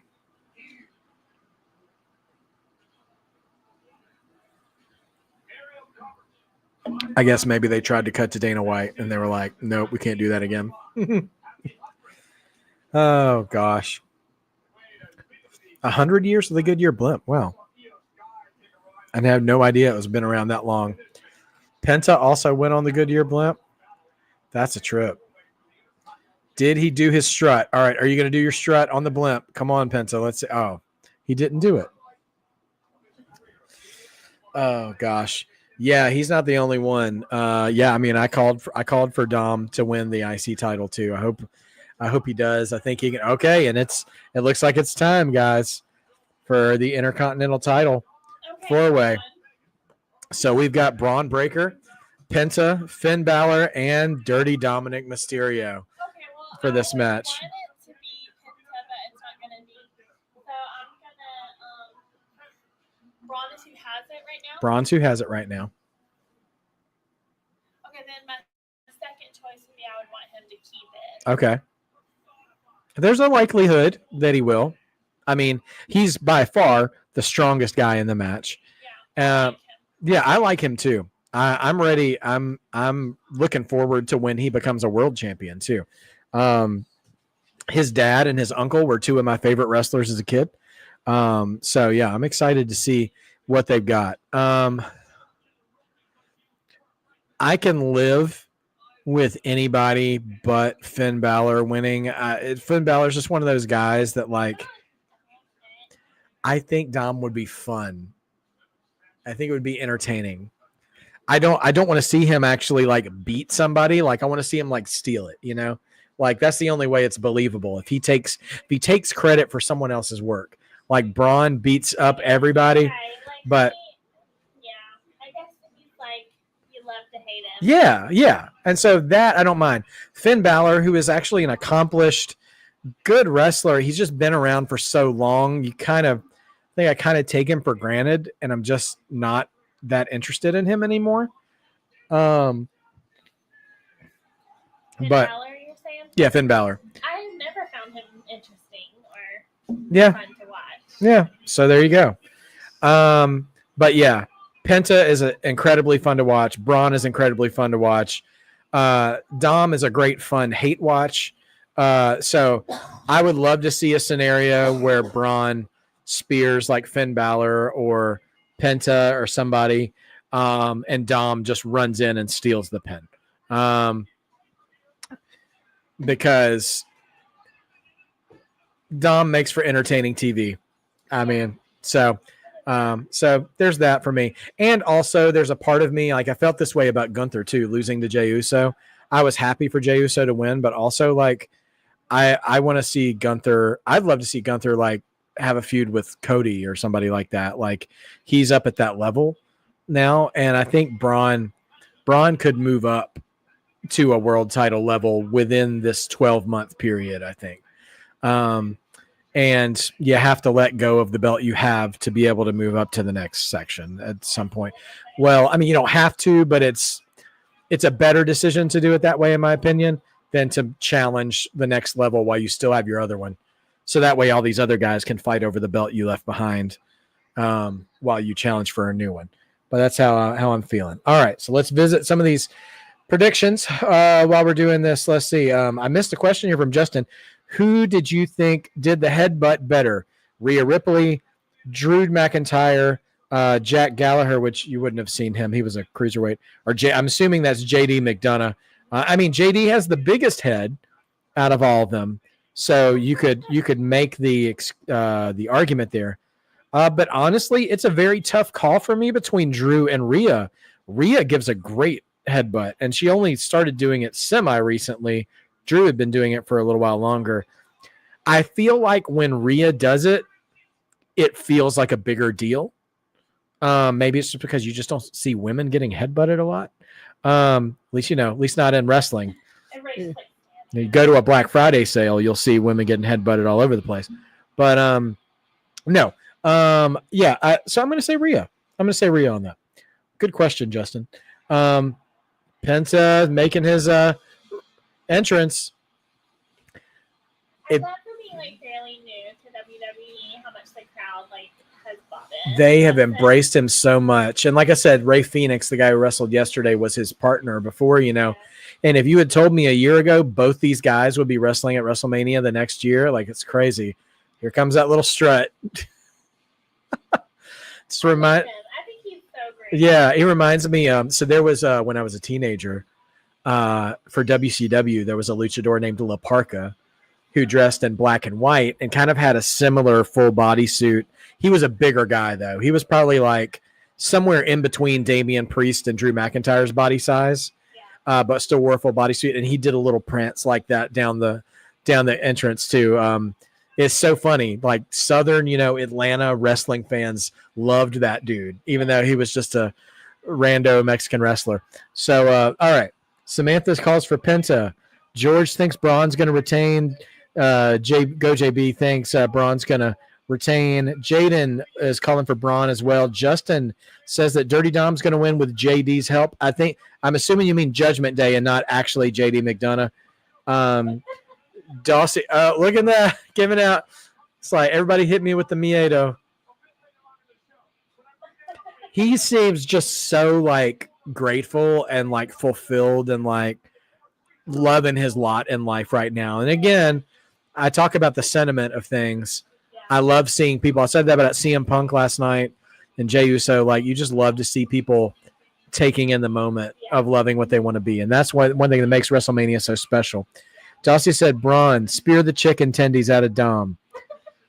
Dom steal the win. Okay. Let's see. Makes sense.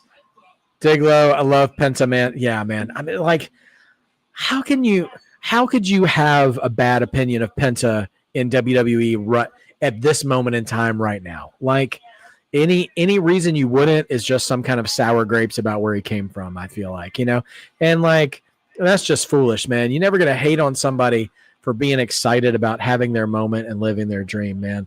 But this crowd is here. They are here for Penta. I'm very interested in how the rest of the guys are going to get.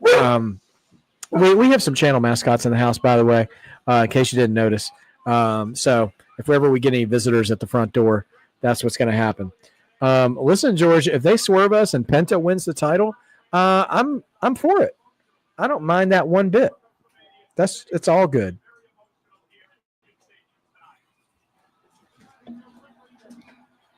I'm definitely intrigued by how these entrances are going to go, though. Yeah, okay, so I want to hear Dom's entrance as well, seeing how many boos he actually gets.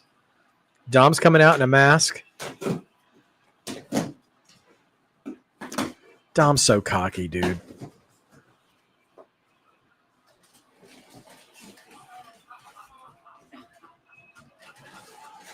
Man. This is wild.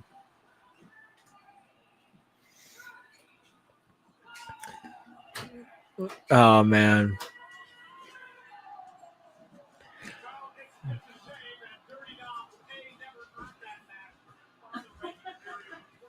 Wore one of his dad's masks out just to troll everybody.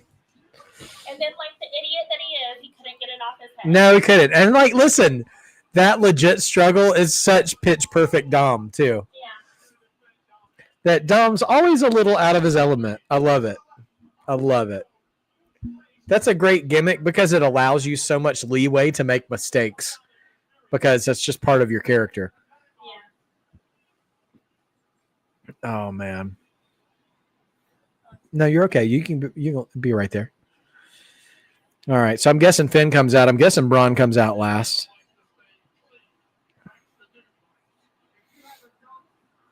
Are they doing an ad for Dude Wipes right now? Of course. Well, you know what? At least they're doing the Dude Wipes ad when Dominic Mysterio is coming out here. Because last year, Everybody still needs help knowing how to wipe their butt. It's Dirty Dom. Well, they don't call him Dirty Dom for nothing. Because I remember last year the Dude Wipes ads were on the ring posts during the Becky Lynch Rhea Ripley match, and I'm like, this is really weird. This is really weird. Okay, here comes Finn Balor.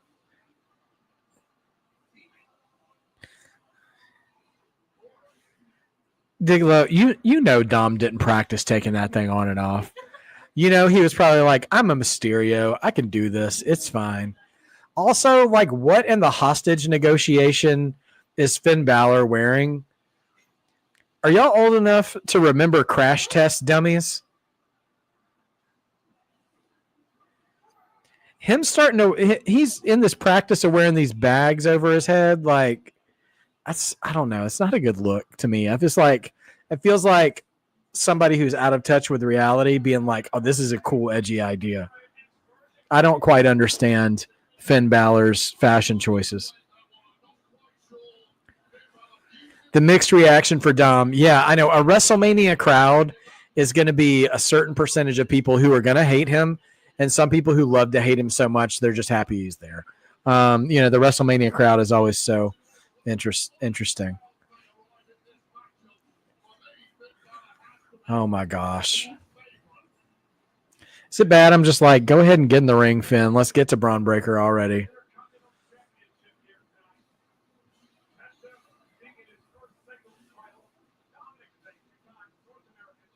Can somebody tell me, because I didn't follow Finn Balor's career enough, even when he was in Japan and stuff. What is the lore or the story behind his demon persona when he wears all that body face, which he hasn't done in like 3 years at this point or so? Or no, wait, did he do it at Mania for Edge's last match? But we had we just had one of those things where like he comes out as the demon, and I'm not sure if there's like any sensibility to that or not. So I don't know, but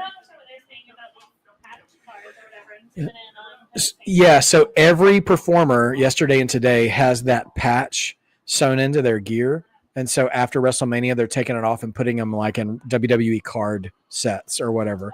So they're making it a commemorative like collector's item, kind of like how, you know, college football, you know, they have the patches sewn on their jerseys for the big games and stuff. It's that kind of idea.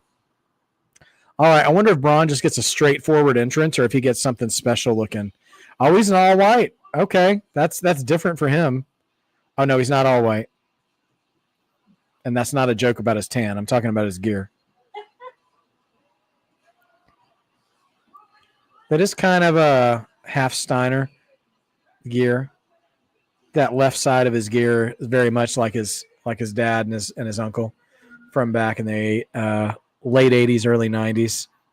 I dig that. Oh, Solo must have walked in front of the camera at some point one of these days. I'm not sure. Somebody's asking. My son's a football player, and he broke his finger at football practice. But so he must. I don't know. He must have passed by at some point. I don't know. But either that or she follows me on Instagram. Either over the other. Yeah. He punched a bag so hard at practice that he broke his finger. And he's our little Braun Breaker. Braun Breaker's finger. Yeah. No. But yeah, and he's also not little, so I don't know if we can. But yeah. Anyway, so, but yeah, they're all healing up, though. Doing all right. Ricker T, good to see you, man. Welcome on board. Let's see.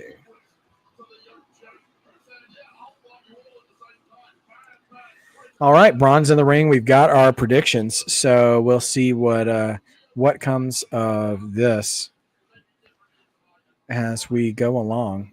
Let's see.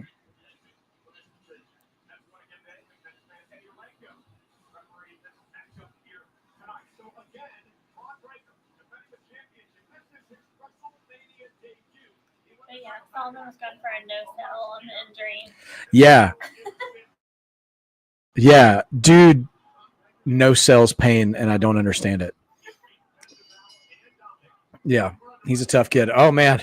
He wanted to spear Dom right away. He's hiding behind Finn. He's like, hey, help me out. Braun going after Penta.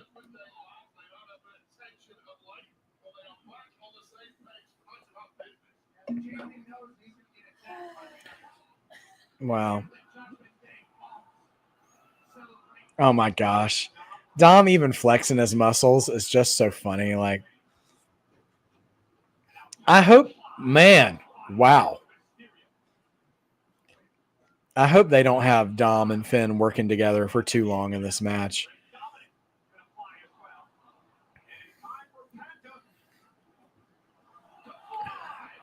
Okay. This is the point in time on Raw. Yes. The cameraman really bungled that by not catching his feet. Exactly. You needed to be back further. Oh my gosh, Braun.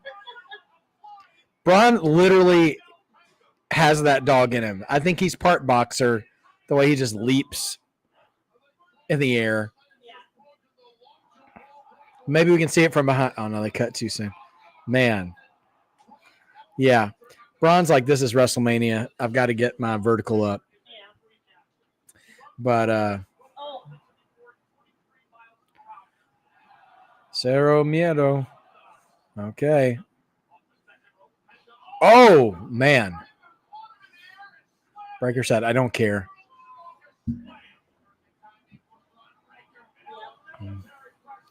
I do find, as amazing and intimidating as Braun Breaker is, it does. Already. Please tell me that's not it. Okay. The way he's just looking at him. He's like, you little idiot. I know. He's like, I didn't mean it. It was the heat of the moment. I love that Braun Breaker's apparent only tattoo is like the Goldberg tattoo on his left arm, like the old late 90s, early 2000s tribal art that so many dudes like his age would have gotten. It's just something so funny to me there. Happy Easter, Rickerty. Thank you so much. Happy Easter to you too. I hope you guys have had a great Easter.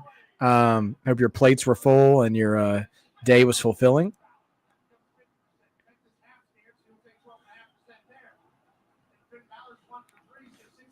They're still talking the Steiner math on comment. Oh, no. Oh, what a spot. Oh, showing off. Reminds me of the old luchador, Ultimo Dragon, Japanese. Well, he's not luchador, cruiserweight, sorry. But, man, great times. Uh-oh. Oh, is he going to try to break his fingers? Actually, I'm very entertained by Finn talking out loud here. Oh, gosh. It's like, no. Oh, he's going for his finish already. But, oh, my gosh. Pray for Braun. Oh, for Finn, I'm in. Man. Dogs are barking. It's like going to a Georgia football game. Love it.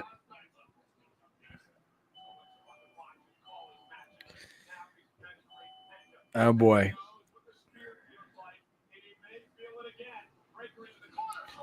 What's crazy is that your timing has to be so good wrestling Braun Breaker because he's so much faster than the average wrestler on the roster. Like, I've only got to imagine like you trying to have your like instinct timing down, and he's a half a second to a full second faster showing up in your face than anybody else, which is just nuts. Oh, he's doing the Eddie Guerrero suplexes. What's wild is that like Carlito's here. 2 WrestleManias ago, when he's doing that to his own father, people are booing him out of the building, and now they're cheering him. It's so funny to see fans adopt a persona who hasn't really stopped acting any differently just because they respect it. And that's the interesting thing about wrestling. He's got his T-shirt now like sideways, like chaps instead of like a front poncho deal. Oh, goodness. No, he's like, I don't do that.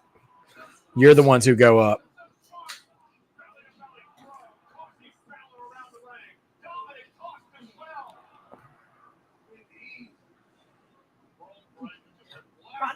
Looks like a dad wrestling with his kids, like, and getting out of pocket with it. I know. It seems like Braun is a dad who had a bad day at work, and he's like, come on, kids. I'm going to take it all out on you guys.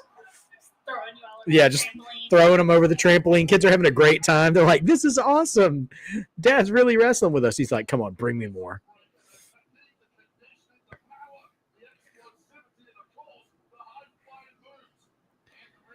Finn stays shredded, though. I'll give him credit for that. But my goodness. He does, but it's like he's so shredded. Like it's like he has no meat on his bones. You know what I mean? Yeah. So it's like his ribs are so close to the surface. Like, dude, those are gonna break around here. Especially if he takes too hard of a spear.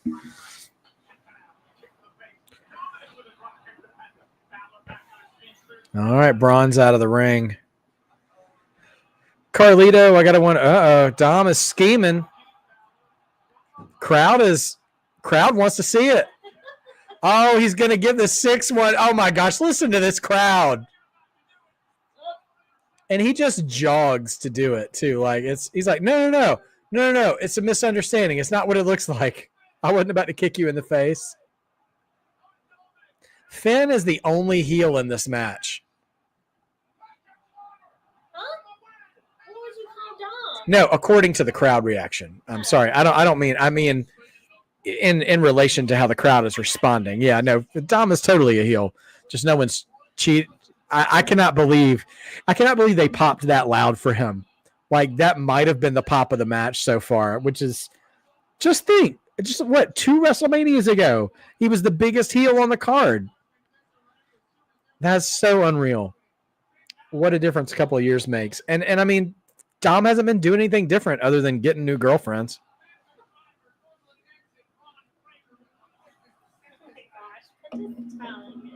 Yeah.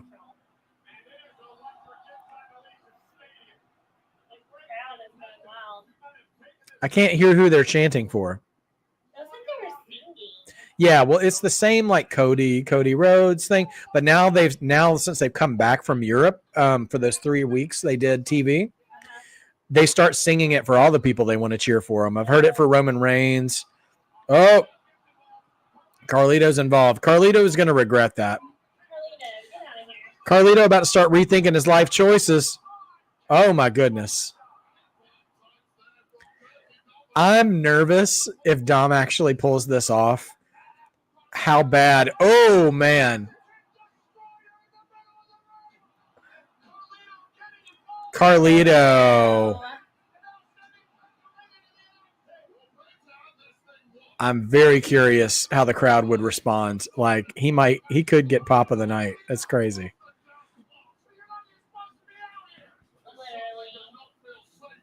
Not even supposed to be here today. You don't even go here. Right?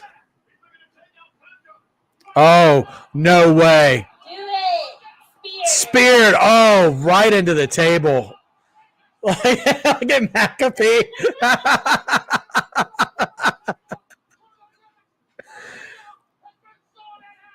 Man, McAfee playing the Chris Tucker role in Friday, just talking smack after somebody gets knocked out, was beautiful. I also love WWE's production work, like the way they pan the camera out to show Braun on the other table waiting for him. Is like, it's moments like that where I'm like, oh, this is so good. Yeah. So good.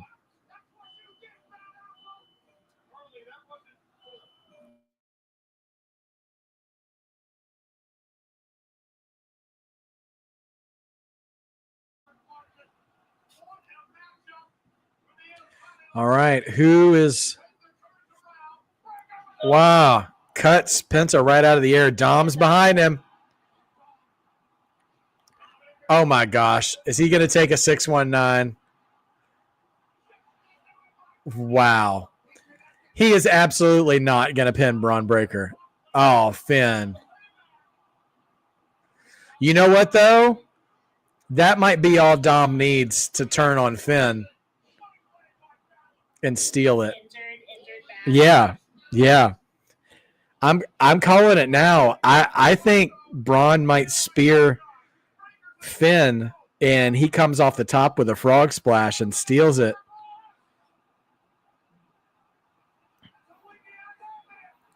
Boom, Dom.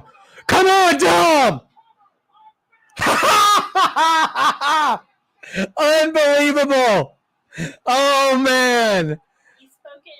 Spoke it into existence.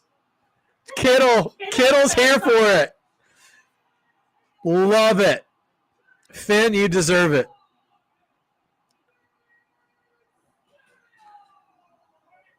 Look at that crowd. Look at that crowd cheering for Dom. What year is it? What world are we living in? Finn is in disbelief. Every man for himself.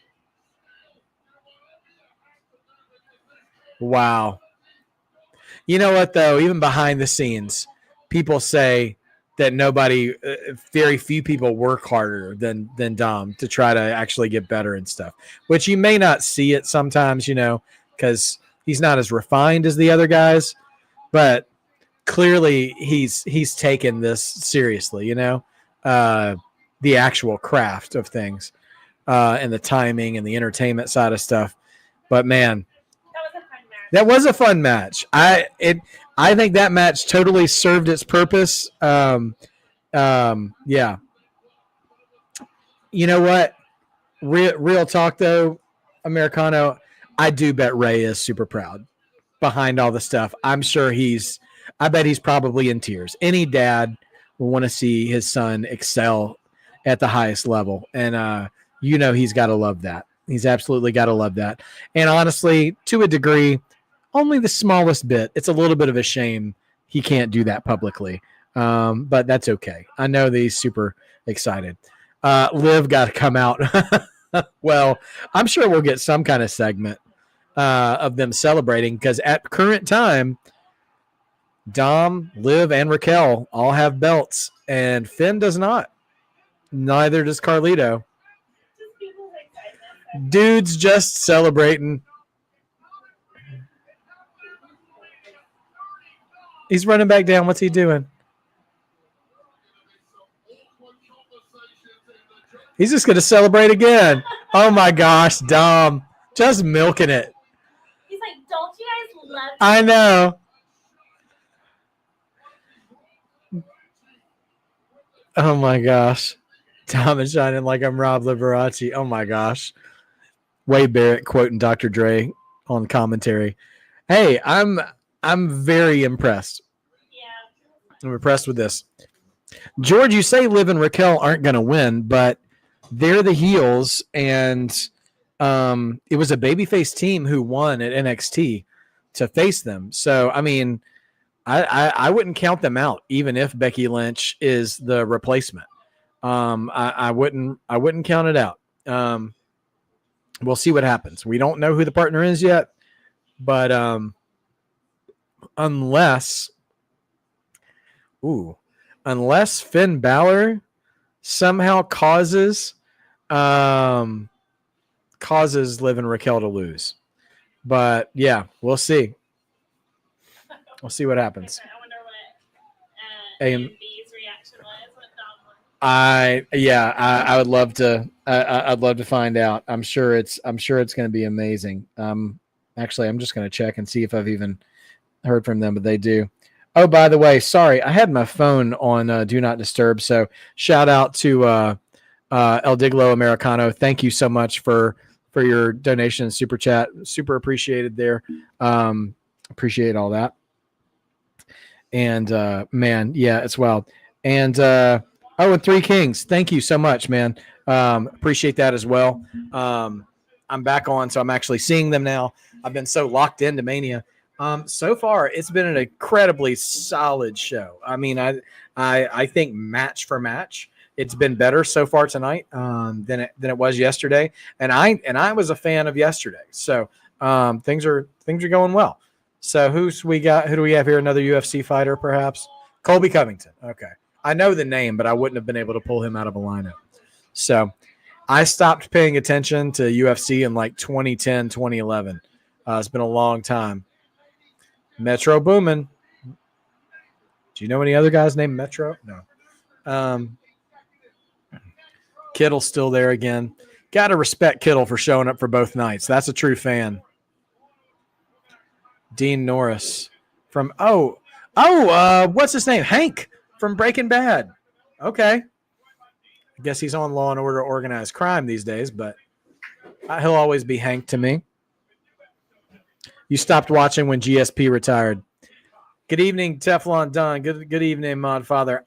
You know what? I'm proud of Dom too. Like, we were talking in the match how he's so much fun to love to hate, but I mean, I treasure those kind of performers. Those performers are necessary. And we have somebody who's so good at it, like he is. Like I'm excited to see him come around. I think one day, I don't know when, but I think one day he could main event WrestleMania under the right circumstances.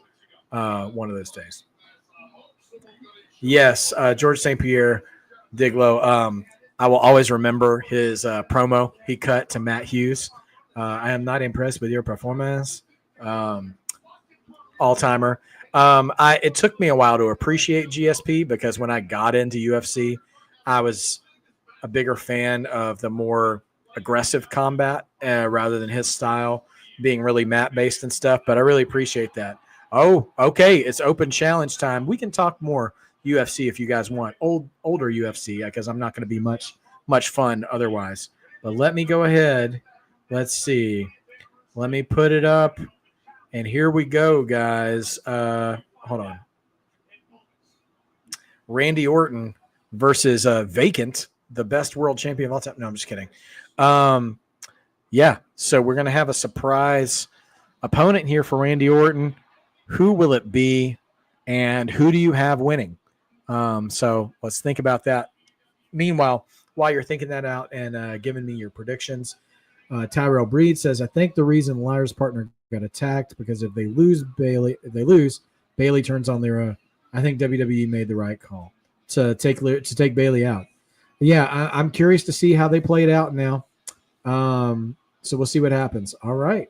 Teflon Don.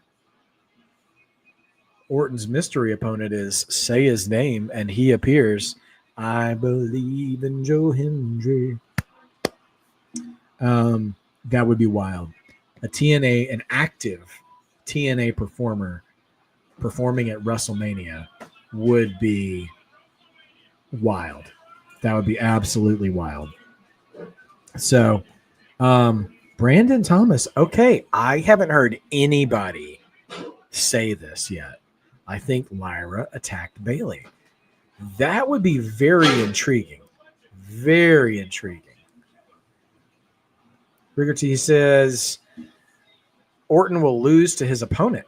Well, you know what? If that's the case, I think then we have a wild host of possibilities for who that opponent can be if Orton is going to lose. You could potentially have a returning Rusev. Could have I'm going to bring up Justin so I give him credit for some of these. Could be a returning Omos. You could be a debuting Jeff Cobb. I don't think it will be Aleister Black. It seems like they have pinpointed his return to be this Friday on SmackDown. If it's going to be, man, like, because there's a part of me, and there's also a little bit, few people online, not very many, have suggested that KO is working this whole thing, and he really is going to show up. I just don't feel like he would do that. Like Kevin Steen, the man, I feel like he wouldn't play with a neck injury like that. It's just my opinion, but we'll see what happens. I mean, listen, I could be worked. I hope that's not the case because I've been critical of like Bryan Danielson in the past, kind of exploiting his history of neck injuries for in-ring angles and when he's already retired and unretired once. And I wouldn't want to see that happen with Kevin Owens or otherwise. So I hope I hope that it's an unexpected, well, not unexpected. I hope that it's a performer that we're not already used to seeing on TV all the time. Like, I hope for this situation, I hope it's not Mello or Miz or Andrade or anybody we've been seeing on SmackDown or Raw. I would love it to be a returning Bronson Reed, a returning Ilya Dragunov, a debuting Jeff Cobb, who I really don't know much about. Even Omos, I would take that as well. But I would love it to be along those lines. I would be a big fan of that. So, anyways, appreciate you guys so much, and all that you're doing to support the channel. Here comes Randy, though. It's time. Will we receive the return of the punt or Oba? Oh man, Oba Femi, that would be nuts. Because we've already seen Randy versus Javon Evans. They had a lot of fun together. I got to say, it felt like they were building up Randy to give the punt to Kevin Owens. So, oh, wow. Okay, this is wild, but look at Randy's gear. That color scheme goes all the way back to 2002, back when he was using the overdrive as his finisher, that terrible finisher. But that's what his shorts used to look like. They weren't trunks. They were like full, like boxer style shorts. But that's the same design that he used to have. Oh man, that throwback Orton color really hits me in the feels. I love to see those moments. And dude, Vegas loves Randy. We all owe a debt of gratitude to Europe. For them raising the stakes on crowd participation that was still performer focused and not putting themselves over, but singing along with the theme songs and all that stuff. Yeah. But yeah, man, SmackDown debut colors. Yes. Yes, indeed. The SmackDown debut Orton colors. Absolutely love it.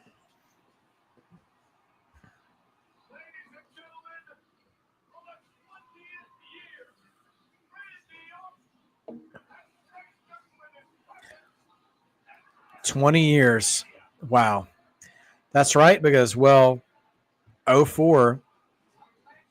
was his first one with Evolution against the Rock and Sock Connection, I do believe.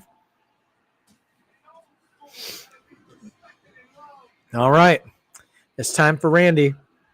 And he's going to have an open challenge because he was supposed to fight Kevin Owens. Kevin Owens with a real neck injury had to pull out of WrestleMania. At least that's, what we all believe is true. And so we don't know who he's about to face. And just for fun observations, his color scheme on his trunks is a throwback to the original trunks he used to wear when he first debuted in WWE. Although he had a different, shorts length. But it's the same color scheme and stuff, which is kind of a cool throwback. All right. So I wonder if they're just going to hit the music of his opponent or if he's going to be announced. Okay. Randy says it's his 20th WrestleMania.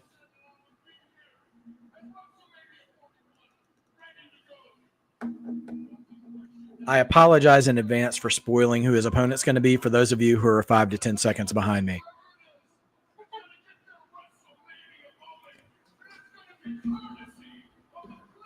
Whoever challenges me is going to get their WrestleMania moment. It makes me feel like it's somebody we haven't seen in a while. Who are we going to get? Please don't be a letdown. All right, who's it going to be? Who is it going to be? We're still waiting. The way this looks right now looks like we're watching. The doors are just opening. It's Joe Hendry! It is Joe Hendry! The TNA champion. He is the active world champion for another company that they've been partnering with lately. Vegas is exploded. Oh, man, he's so psyched.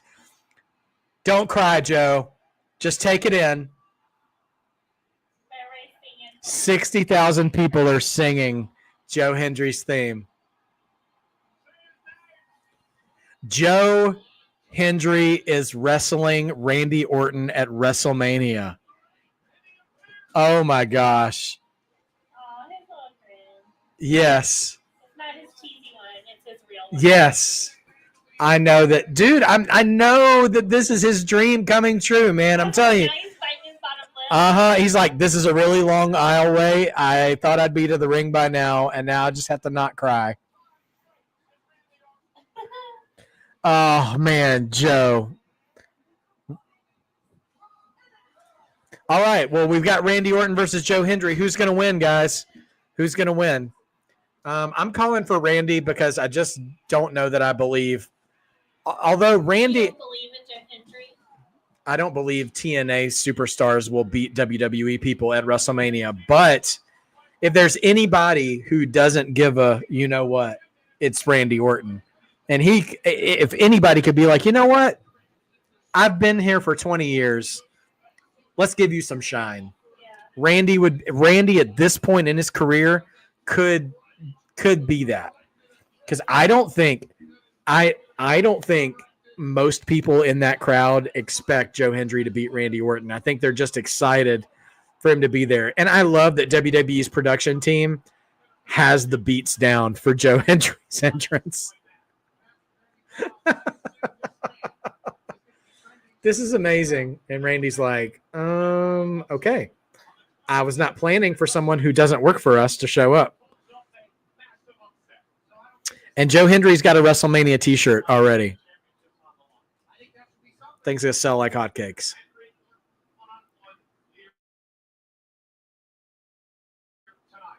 This kind of feels like, just even thinking about Joe Hendry's gear, this feels like John Cena's debut moment against Kurt Angle. You know? Like, this feels like a ruthless aggression moment. Wrestling is believe. It is today. I'm going to go Randy. You're going to go Randy. Okay, well, yeah, I'm still going to go Randy. RKO chance. Man. Oh, yeah, I'm sure. Becky probably doesn't have a voice at this point, and I hope A hasn't passed out. Like, this has been amazing. And I love too that they opened the doors and you could see his silhouette first before the music hit, which is pretty wild. Oh, I was saying before the doors opened, the way they had it looking, it was like we were on the set of Love is Blind or something. Like, what's happening right now? Do you believe in Joe Hendry that Love is Blind? Wow. You're going to open the doors and you're going to see him for the first time. Yeah. Okay. J Money, I'm in your corner on this one. Randy wins, and then I want him to show up on TNA and tell Joe he owes him a title shot. I would love that. Because you know what? Oh my gosh. If he won the TNA title, he would be a step closer to breaking 16 himself. Because world title counts aren't just WWE titles. Most of Ric Flair's titles weren't even in WWE. He only had 2 of them in WWE. And WWE should send somebody of Randy Orton's talent level to TNA. They haven't been sending. When they go, they don't send their best. Sorry. This too much, but whatever. All right. That's true. Cena didn't beat Kurt Angle in that match, but he did. I do think this could end up being a lot like the Javon Evans match he had in NXT, where maybe he wins, but he still, puts the guy over after the match. I think Hendry's going to get his moment of respect regardless.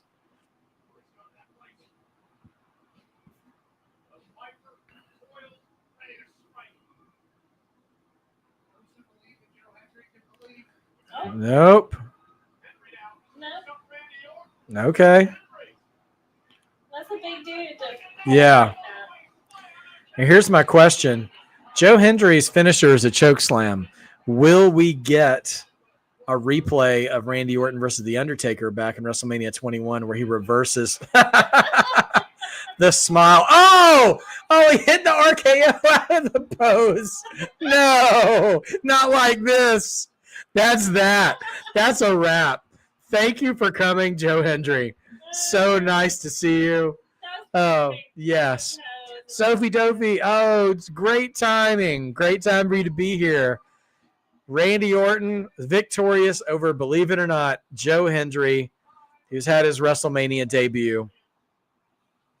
Unbelievable. I'm experiencing a little bit of pixelation here on our broadcast. Oh my gosh.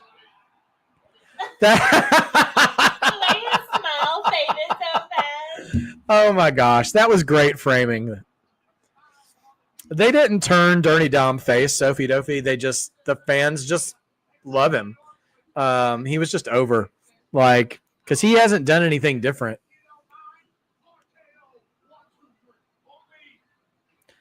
Yeah, give him your hand, Randy. Help him up. Put him over. I like the giving back Randy of 2025. He really is the old dude who's like, I've made all my mistakes as a young kid.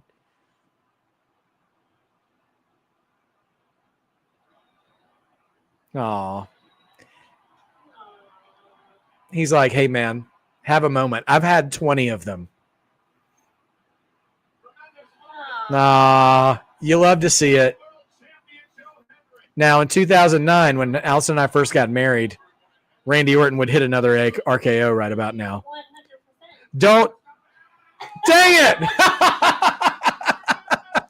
Well, I'm manifesting all over the place tonight, guys. He's like, have your moment. Now I'm going to have mine. Yep. Now it's number 20 for me. Not the camera zooming in on Randy, too. He's like, what do you want me to do? Spin?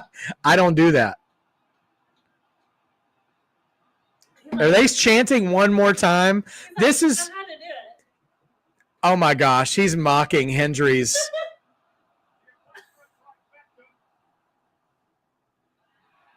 Hey! He's like, you're a good kid. Oh my gosh. That was great. Yeah. That was so good. Okay. I love the wrestler Randy has become. Yes. I hated him back when. You did. I mean, he just, his facial expressions and everything I hated. And now I love him. Yes. Text in from A and B. They do believe in Joe Hendry with the clapping emojis. Oh my gosh. So good. So good. And if my manifestation is working tonight, I don't really believe in that kind of thing, but if it's working, Cody, come on. Retain that title. We don't need any more John Cena in our lives holding a belt. Cena can finish out his retirement tour all he wants, just not with a title. Not a current John Cena anyways. I don't want it. Randy looked like he had fun with this match for sure, which I love for him. You love to see that. Many wrestlers, by the time they get to Randy's point, are just fried. Yeah. Body or mind. And I'm loving seeing him have this end of his career. Yes. And be so happy. Yes. So we talked about this one time because you had sent me these videos of Snoop Dogg writing children's books and making daily affirmation videos. I promise I'm going somewhere good with this, guys.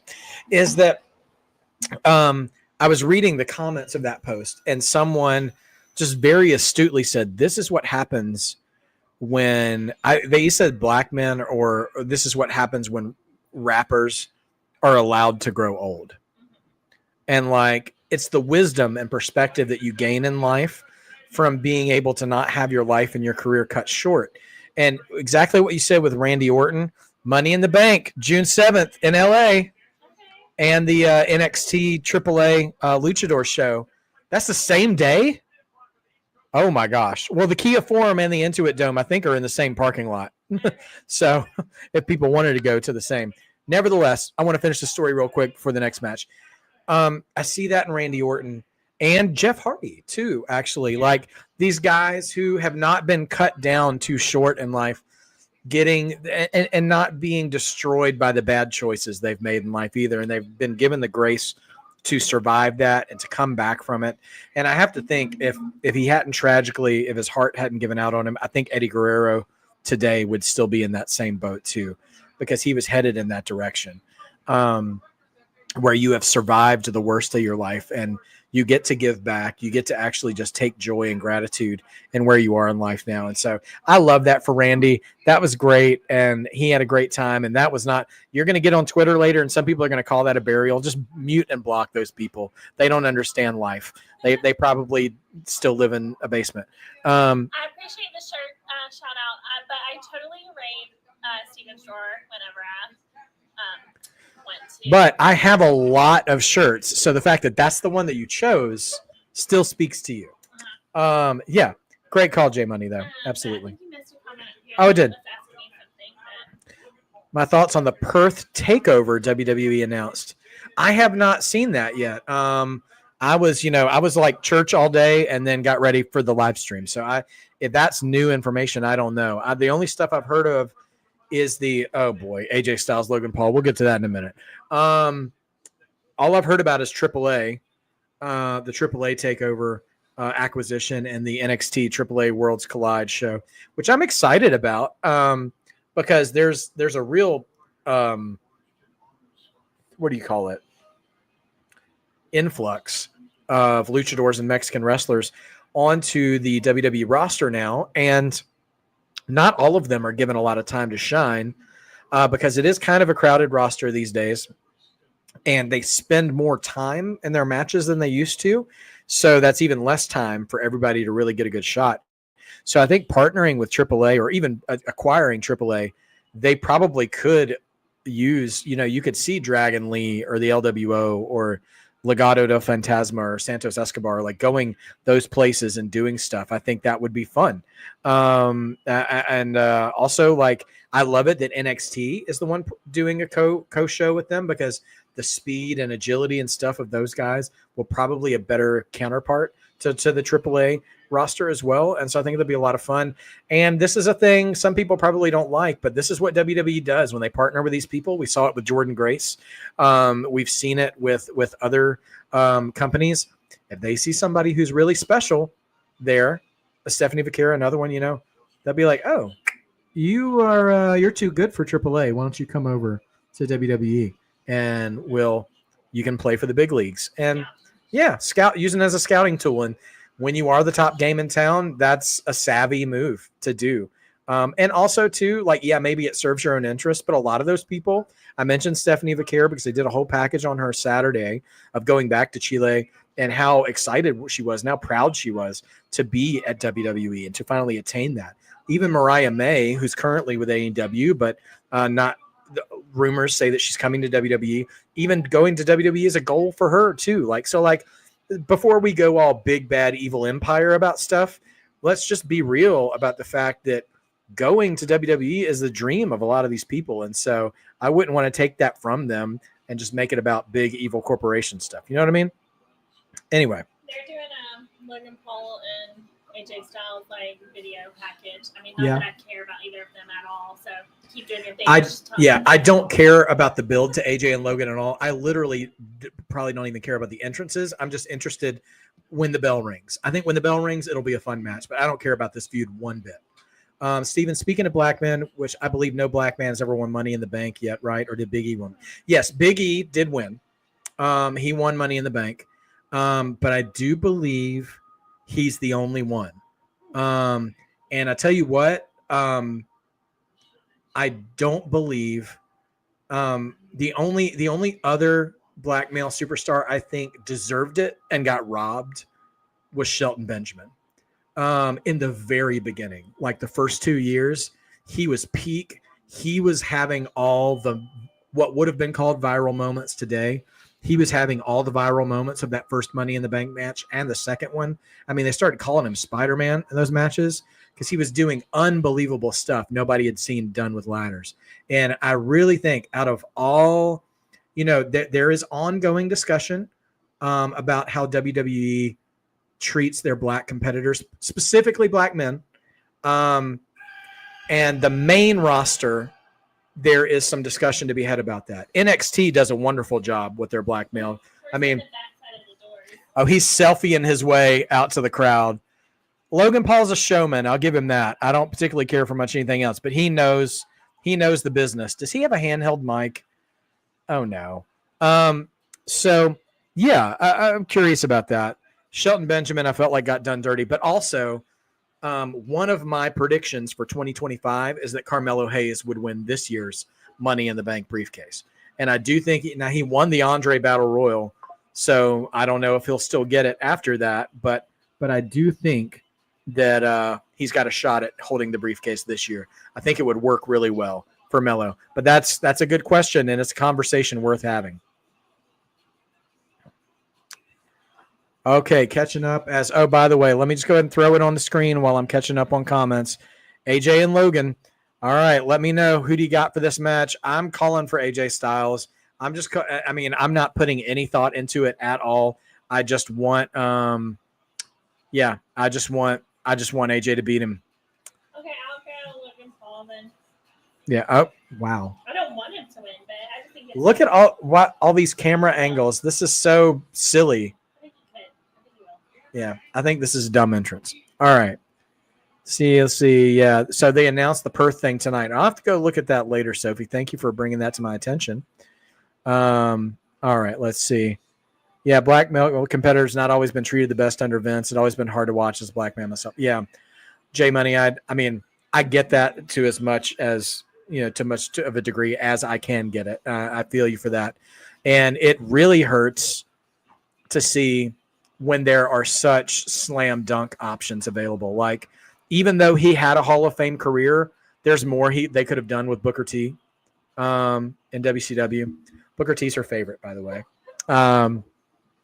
And Booker T totally, when people ask that question, if you could change one WrestleMania moment, what would it be? Booker T totally should have beat Triple H at WrestleMania 19. There was no reason for Triple H to win that match. You could have even booked your way to putting the belt back on Triple H later that year, and Booker still would have had his moment. Yeah, Bobby Lashley fared a little better. I liked him more when he came back as the almighty Bobby Lashley, that ECW level Bobby Lashley. I felt like he was still kind of getting used to being a wrestler. Also, not for nothing, there's a way to tell the story, but I think R-Truth could do more than just being a comedy act. He's so good. He's good at everything he does, And listen, if I'm R-Truth, I've been in wrestling for a long time, and I'm still getting that same paycheck, and I'm not having to fight as much. I mean, listen, I'm not mad at that. Yeah. If he's cool with that, I'm cool with that. But I think he could do more. But if they don't change his character from what it is right now, I don't see how he transitions into something like what Big E and Booker T are doing now to stay with the company in a different realm. Yeah. So he would have to change to some extent if he's going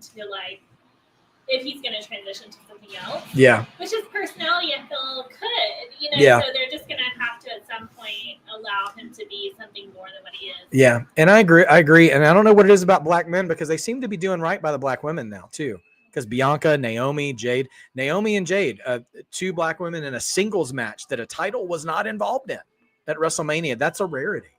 Yeah. It shouldn't be a rarity, but it is. I mean, that's a rarity for women, period.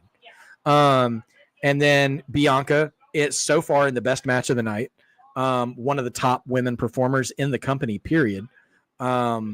Yeah, so they're doing well. And I mean, you've got Jada Parker down in NXT, who is going to be on the come up sooner or later. She's one of the best promos in the whole company, in the whole of NXT. So yeah, there is more they can do. There's more than they can do. And they fumbled. I don't use that word sincerely a lot. They fumbled on Swerve Strickland, who I'm glad he's doing better in AEW. He was one of those performers that probably just should have gone to AEW to get the best out of him.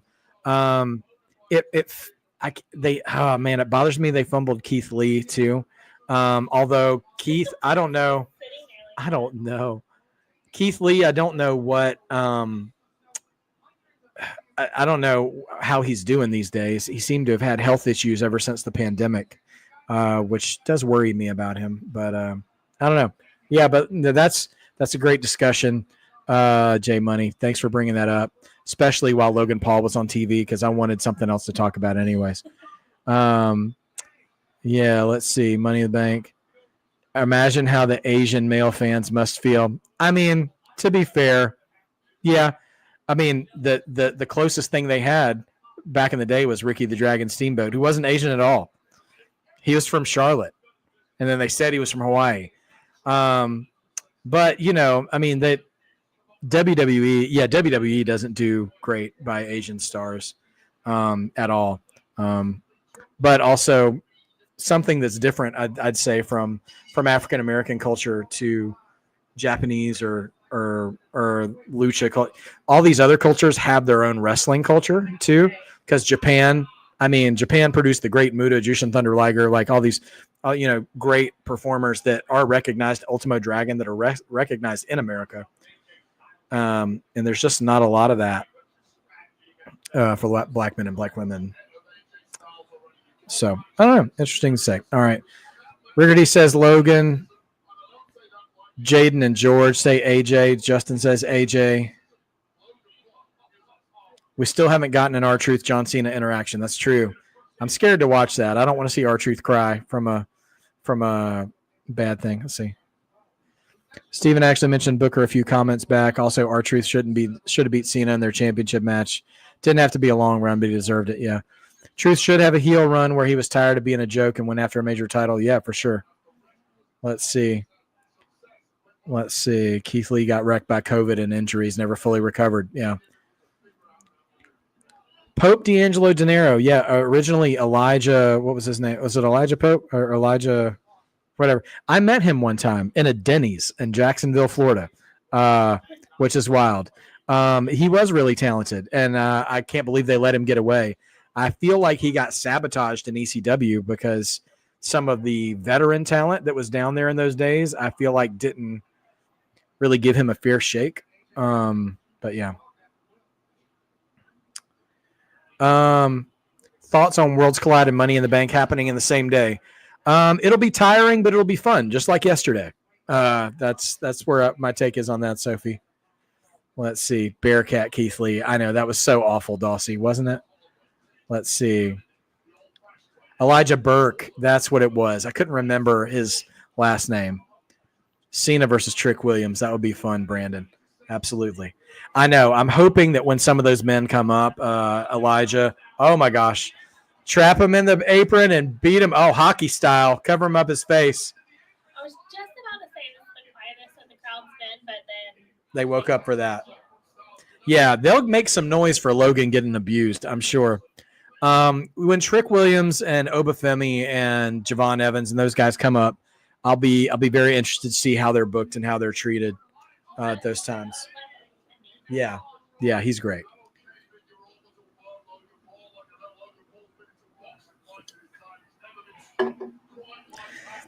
And I will say, the New Day have been booked strongly for more of their tenure than they haven't been. They're the winningest tag team in WWE history. Kofi did win a world title at WrestleMania. But, yeah. But they also had a rough run of it, too. They've just been around for a really long time, so they were patient enough to do that. But anyway, yeah, we'll see what happens. And part of it is the fans, too. I mean, not blaming the fans, but, like, nowadays it feels like if the fans really do rally behind somebody, that they pay more attention to that. Nowadays, it's just like when Vince isn't. Yeah, when Vince wasn't in charge. Didn't care. No, he didn't care about nothing. No. Doing his own yeah. thing. Matters what I want. Yeah. He was just like. At least Triple H has the business sense to know that he needs to do what the people want. Yeah. Yeah. I mean, he can see that there's money to be made in that. Yeah. So, Steven, do you think Austin Theory is the new John Cena? No, I don't. And that's not a diss on Austin Theory. I think Austin Theory has a lot of potential, but for whatever reason, it's like he's got that Vince stink on him. It was clear that Vince wanted him to be a guy, but he wasn't booking him in a way that people were getting behind him. He kept booking him as a heel, and I think Austin Theory actually would work as a babyface. So, we'll see what happens with that. Kofi did win the title under Vince, but he won this. That was a beautiful moment. That was actually my favorite year of TakeOver, NXT TakeOver, and Mania. And our kids were so excited. They were. Yeah, it was so much fun. Kofi did win the title under Vince, Diglo, but I feel like he won it despite Vince because he had another Daniel Bryan moment on his hands. Because think about it, Mustafa Ali doesn't get concussed in January or February. That moment doesn't happen. And I remember it being so wild when they had like that individual gauntlet match that Kofi, like the crowd just decided that night, we're riding for Kofi now. It's so wild. So wild. Anyway. I wish Booker T was the actual WWE champion too, J Money, but he did have a good run with the world title, which he held 5 times in WCW. And also, he's the best king gimmick that WWE's ever done. For sure. And I just love him. Yeah. He's just great. And some people may not love that. And also, he is a mainstay. Oh, Logan was holding the drone. Jeez, man. I'm sorry for everyone. I'm a little checked out of this match. Diglo, so to me, the WWE title and world title kind of on the same level.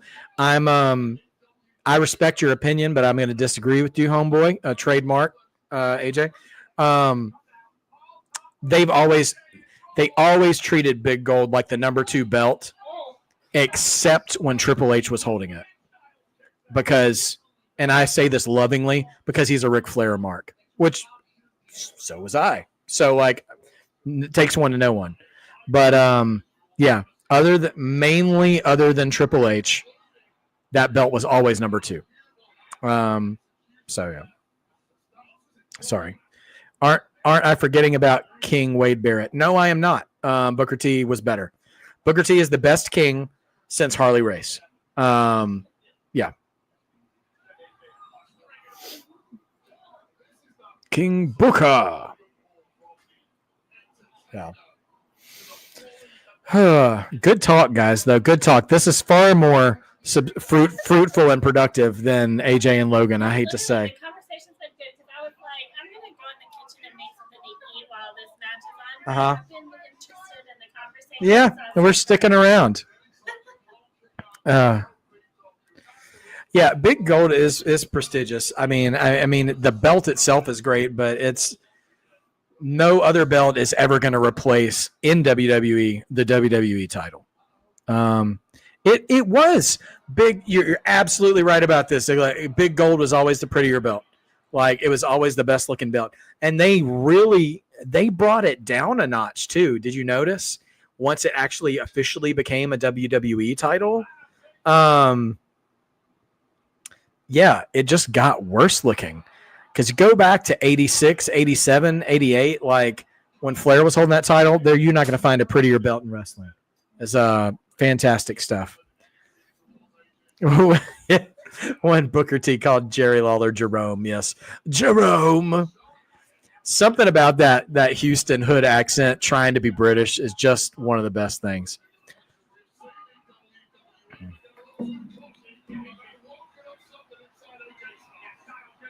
Okay.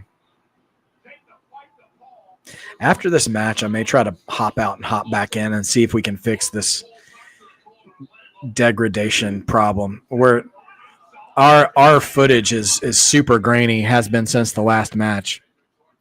It did look huge on Sting. You're right. Like all those guys holding the original Big Gold. It's great stuff. J Money, you were a big fan of the Big Eagle belt, the one that Ice Cube's son was holding last night. They had to put the tape on.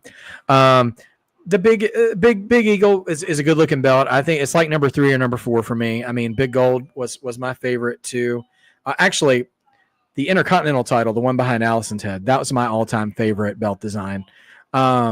But of world titles, Big Gold's number 1, Winged Eagle, a toy version there, number 2, Big Eagle, number 3.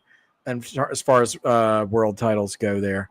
Yeah, I don't know if this match sucks or we just can't see it very well, but it doesn't. This, by the way, I'm not gonna throw any shade to fans of any other companies, okay? But this match is clear why just having 2 talented in-ring performers isn't enough.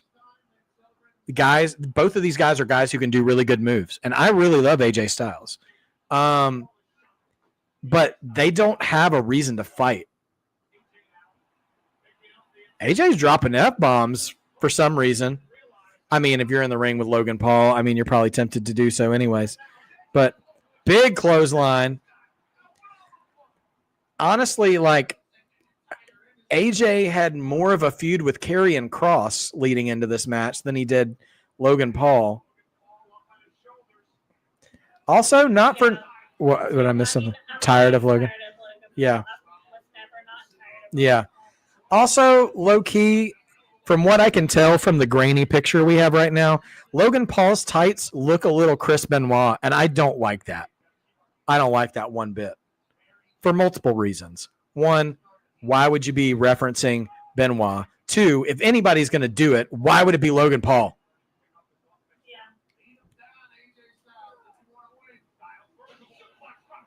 Anyway, let's see.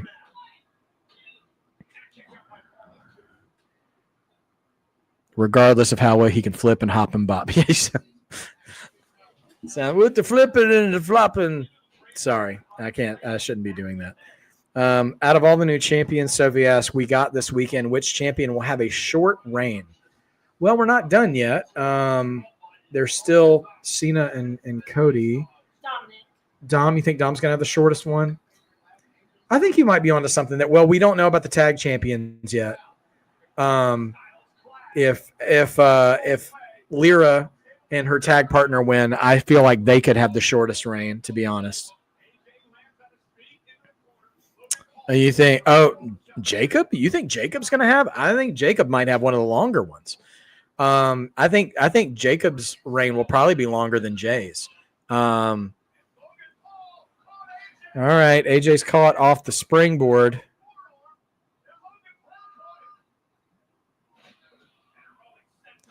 Yeah, it's kind of wild that this lion salt.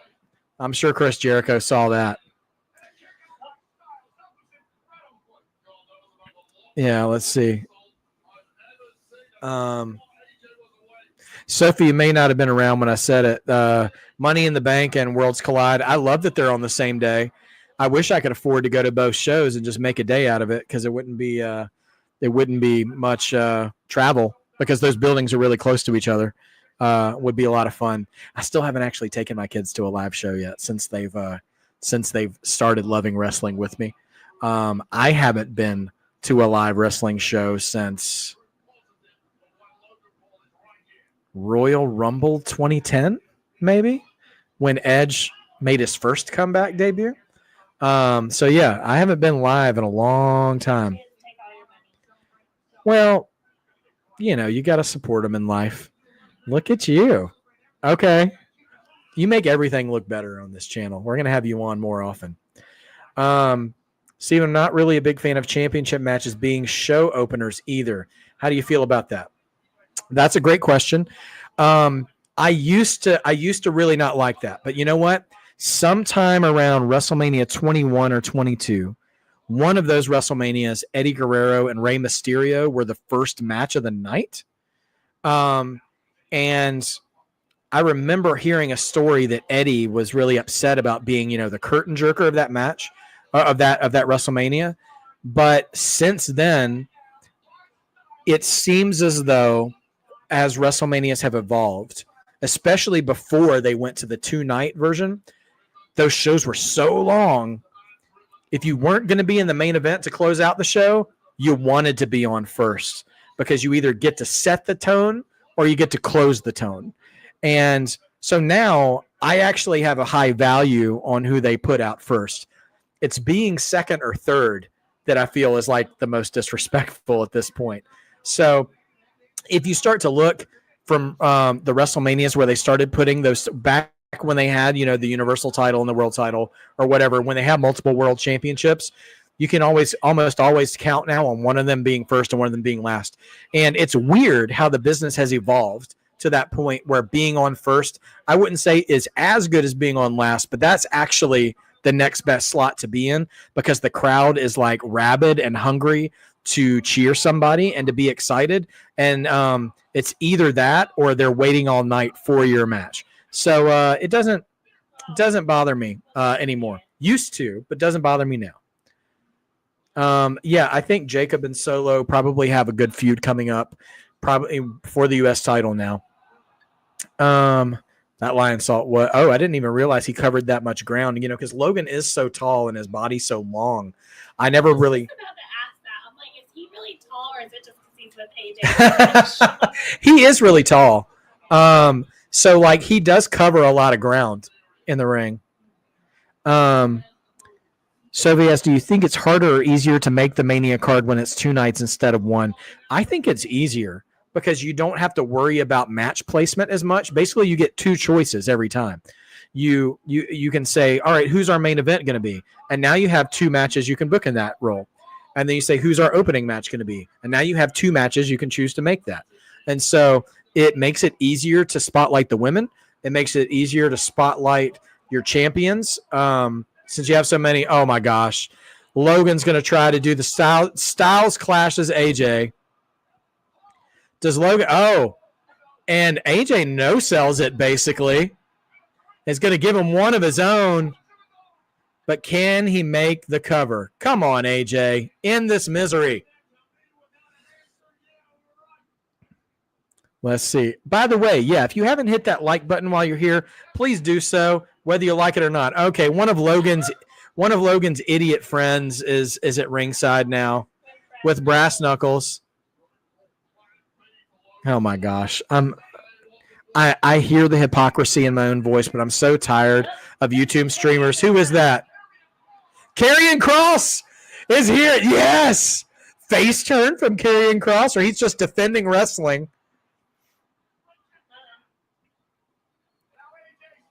Yeah, yeet him over the side. Oh, Karrion's going to give AJ the brass knucks. It's funny because Karrion Kross is supposed to be a heel, right? He's like, I'm not giving them to you. Yeah, but he's totally supposed to be the devil on AJ's shoulder, but none of us like Logan Paul. So he's really more of a guardian angel.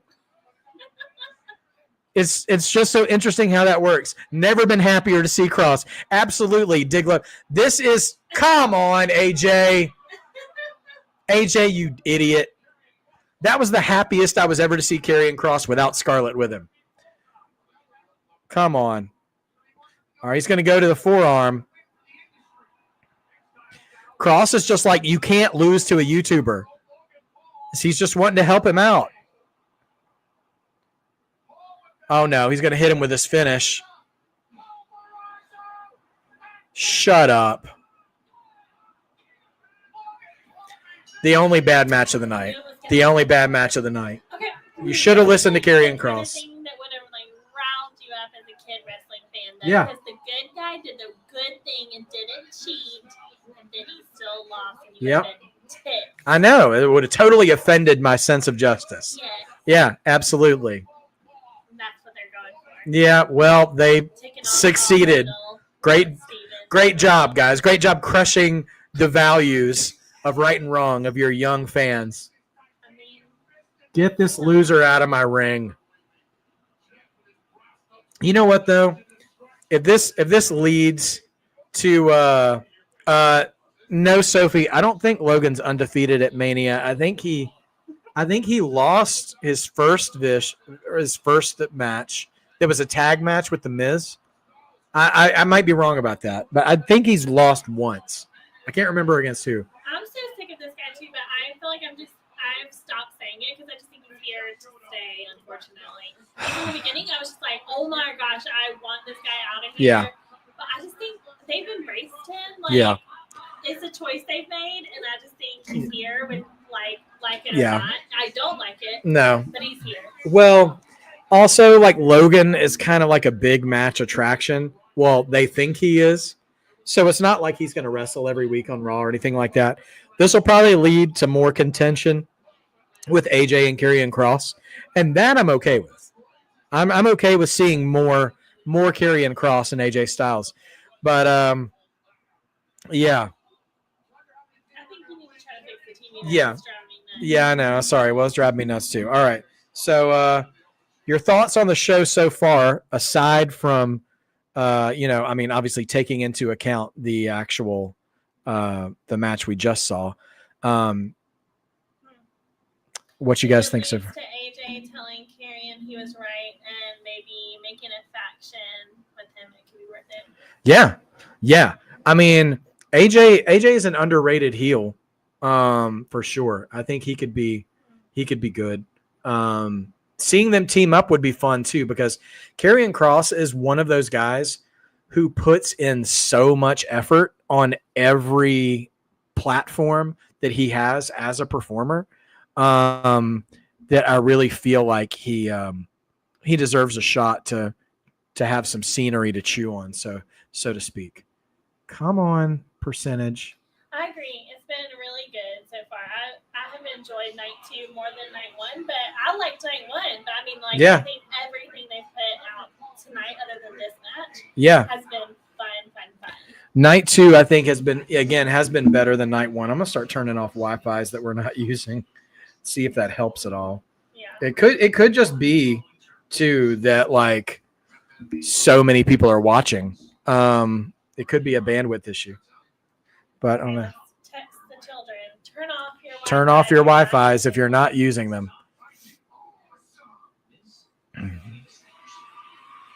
It looks like it's starting to clear up a little bit. Let's see.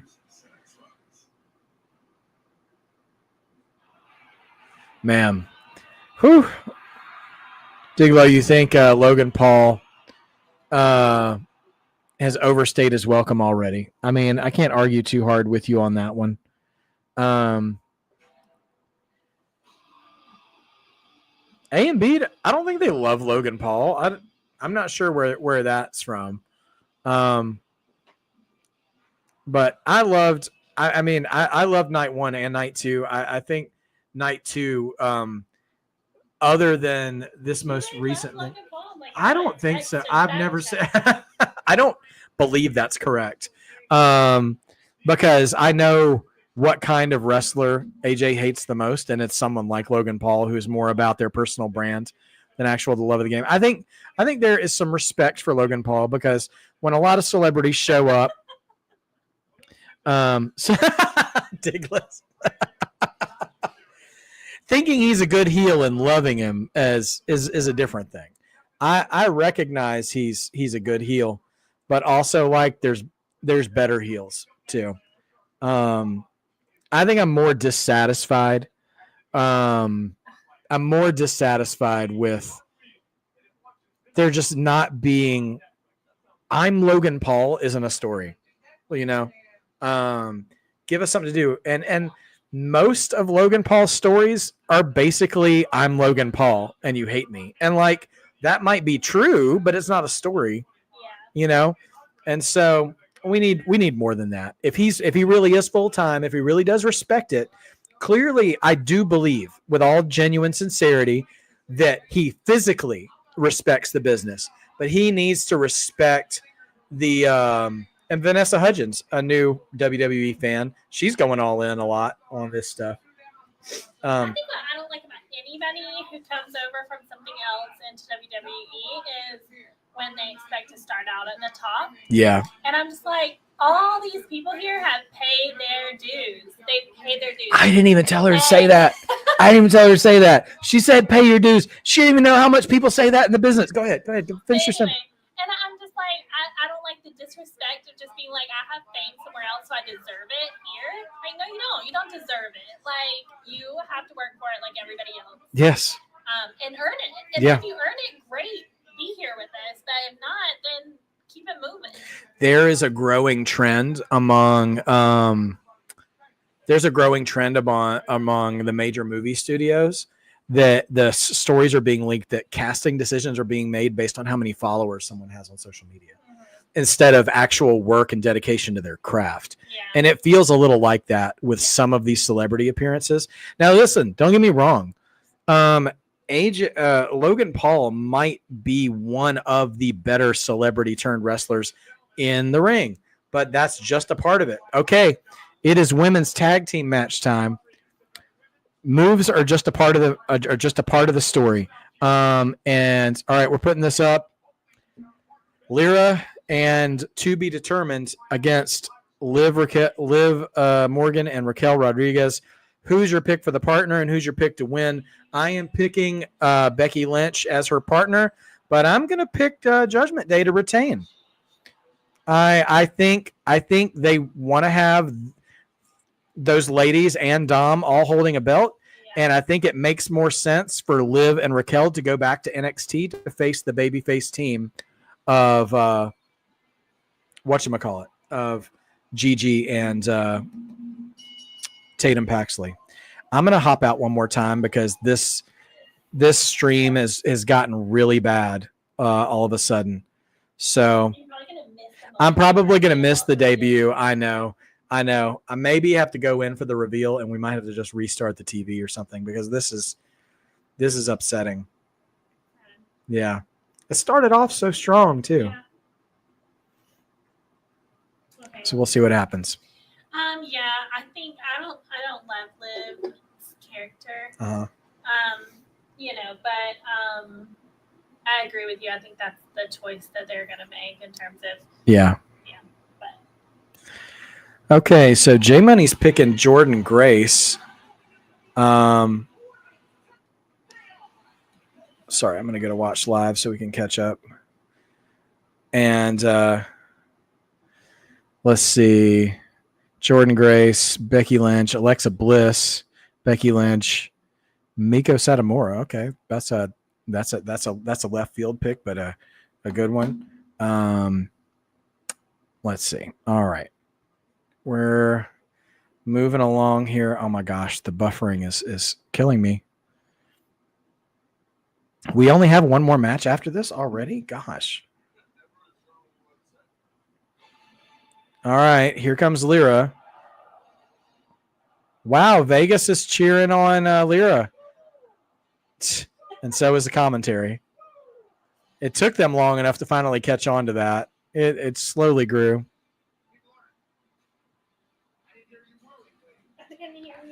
Oh my gosh. But yeah, that's right. We've only got one more match after this, which is crazy. Because there's still probably an hour and a half left of showtime.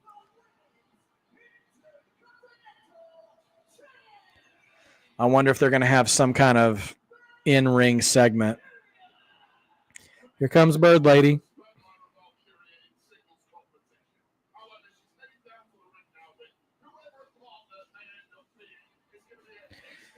Yeah, I feel like it's going to be Becky Lynch because whoever it is they're setting up to have their own individual entrance. And any of those other people we've suggested and talked, I feel like they would come out with her instead of like as a team, instead of a second individual. But Becky, Becky's the man, and so we'll see. We'll see what happens. Gosh. Okay, maybe we're getting a little better on the stream. Who'd you get? All right, here we go.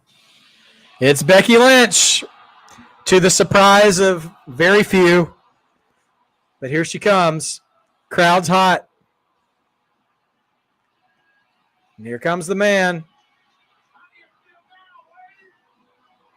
And she's dressed as the man. Like she's in that WrestleMania 35 main eventer gear. She's no more Seth Rollins' wife weird Met Gala stuff. So there we go.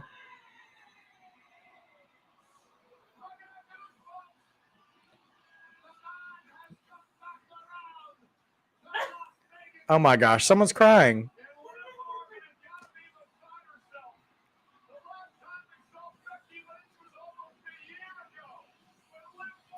Oh, that's right. I did forget that Liv Morgan beat Becky to win the title when she was world champion.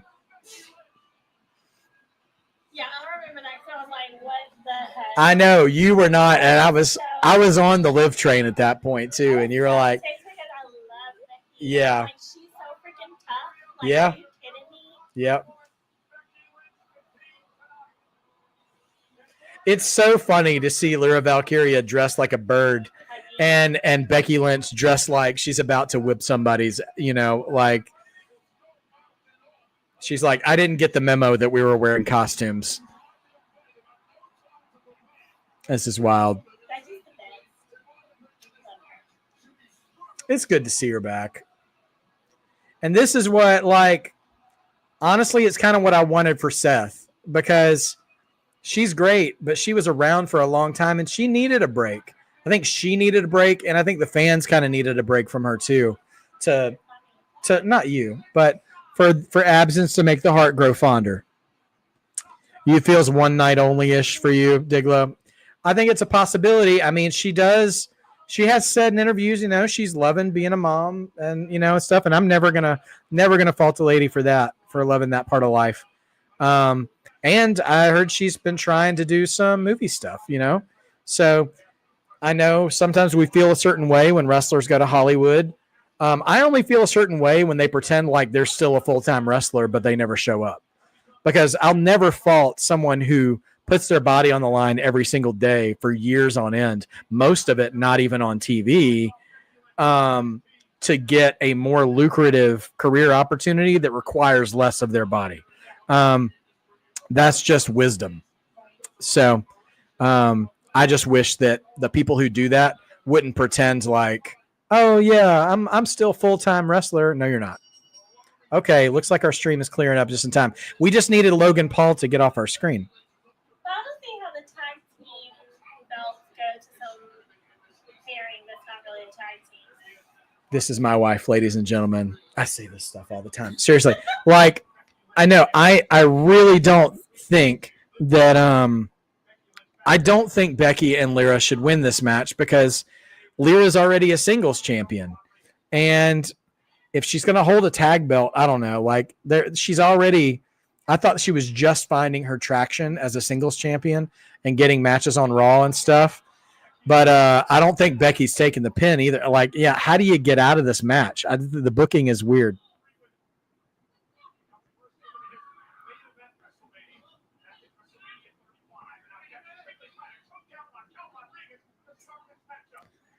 Oh, boy.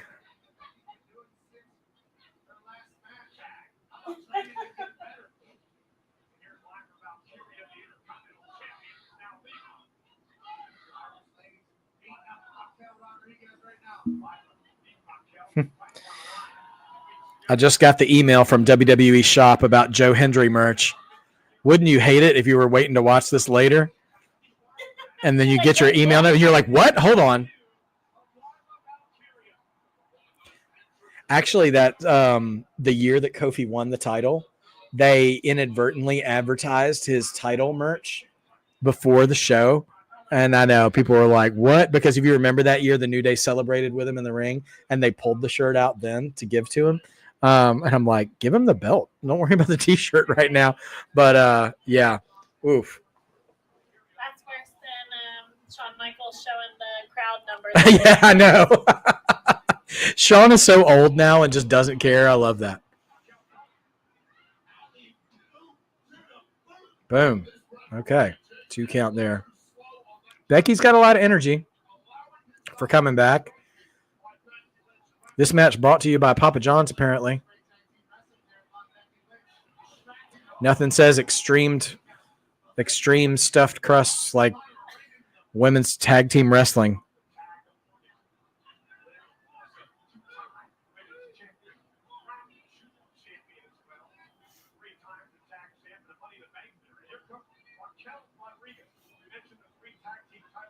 Live out here picking wedgies. Yeah. It's not. Yeah. Yeah. Nope. I get it. There's feathers all over the ring. I didn't even see that. Okay.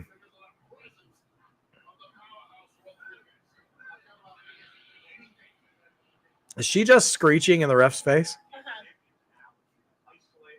I respect her buying into the character. That's that all crazy. I wouldn't want that to happen to me, but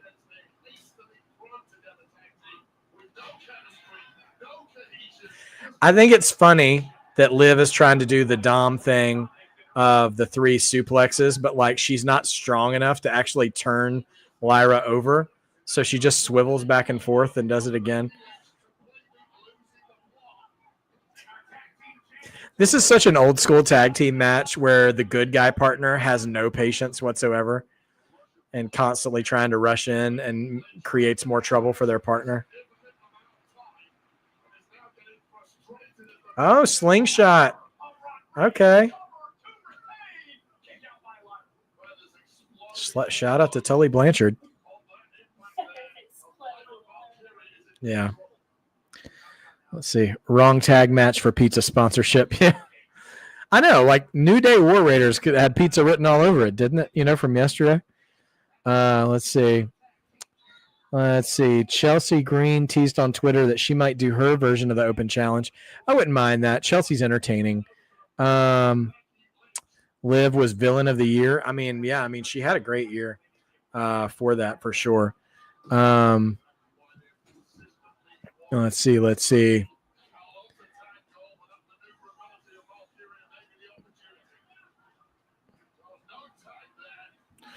What did Becky post on Instagram, George? Did she give a clue to being here tonight, or did she try to do one of those things? Sophie, I did see that Lex Luger didn't show up at the Hall of Fame segment last night, but when he gave his speech, he mentioned that he fell out of his wheelchair, like at the airport or something, and he had actually planned to walk all the way to the stage, and he had to modify that and just stand up out of his chair. So I've heard 2 things. One, I know he said that, so I don't know what kind of physical condition he was in to appear at WrestleMania. And on top of that, too, I heard he had been booked for WrestleCon first. And credit to Lex Luger for honoring his first booking and not canceling out on WrestleCon instead. Maybe she had her post scheduled. Yeah.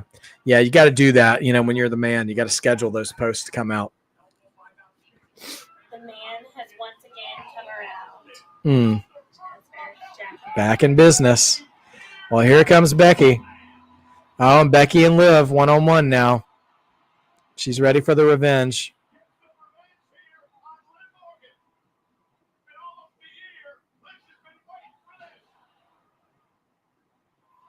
Almost a year. It's been over a year, hasn't it?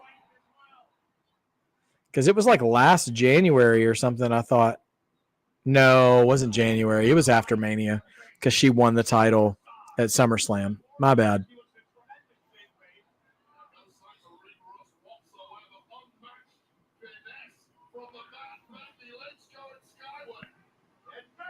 Boom. Okay, Becky.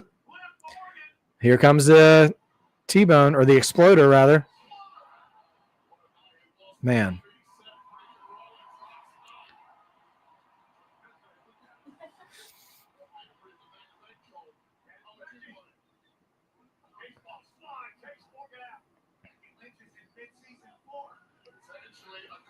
Mid-season form. I like the occasional sports references from Pat into wrestling language. Okay, let's see. Looking at Lyra every time I keep hearing "like a bird," like Nelly Furtado.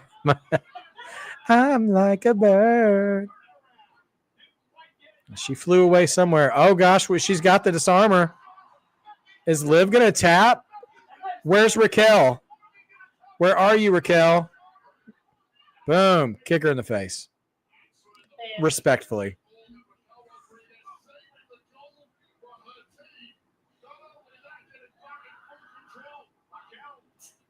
Well, out she goes. Uh-oh, she's in room for oblivion. Where's Lyra, though? I saw her. Man. Whew, that was close.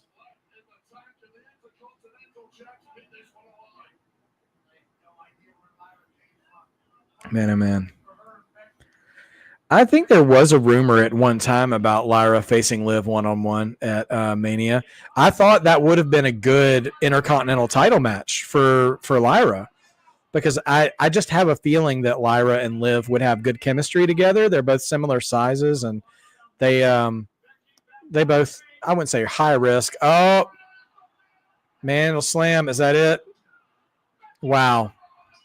New tag champions. I mean, I love it because I love Becky, but I don't get it. Yeah. So now Becky Lynch and Lyra Valkyria are going to NXT to face Tatum Paxley and Gigi Dolan. That makes no sense at all. No sense at all. I mean, because even if Becky's like really back and here to stay or whatever, I just don't see them, like, I don't get how they work together. No. Long term. No. This feels like a short-term decision with that. This feels very Vincey to me. It feels much like a short-term decision and without a long-term solution. Because Becky Lynch is the man. Like, yeah. But Yeah. I think it's stupid that Lyra's a double champion, Sophie. I stand totally down on that. And listen, Raw is tomorrow. They could do a rematch tomorrow and run it back. I mean, but I think it's dumb to have this matchup with the NXT ladies. I just think it's dumb. I think it's a dumb call. I feel like they just did this for the WrestleMania moment, but they've already set up the next title defense, and that title defense doesn't click for me. I mean, maybe Liv and Raquel show up at NXT and cost them the tag titles or something, and they continue that story. Maybe that's a thing. All right, let's keep it talking, everybody. I am going to just try to restart my TV to see if I can get a better signal, because I don't know if I can handle Cena and Cody with the kind of signal quality we're getting right now. You might be right. We were asking earlier about like who's going to be the shortest belt. It might be Becky and Lara. Yeah, absolutely, totally. You're not done with wrestling yet. Not before the main event. Be done with wrestling if Cena wins. Be done with this. Let's see. Yeah, I think this might be the shortest one though. I think this was done just to pop the crowd. And listen, sometimes you have those moments, but I kind of thought, I don't know, I just kind of thought WWE was past that. That's a little cheap for me. But you know, I feel like sometimes they are placating, I don't want to say the egos, but sometimes they're placating these stars who were really huge, who are now kind of part-time, by them being like, hey, I'm available for WrestleMania. And they're like, okay, well, let's just totally railroad one of our plans to do that. And like, what does this mean for Bayley? Like, is that who is normally her partner? So Bayley was supposed to be her partner tonight, and then Bayley got attacked backstage. What if Becky Lynch attacked her? Maybe then it would be interesting. We'll see. Maybe then it'll have me. I'll say this. There is still time to attach meaning to this story. But like right now, as it stands, it doesn't make sense, and I didn't care for it.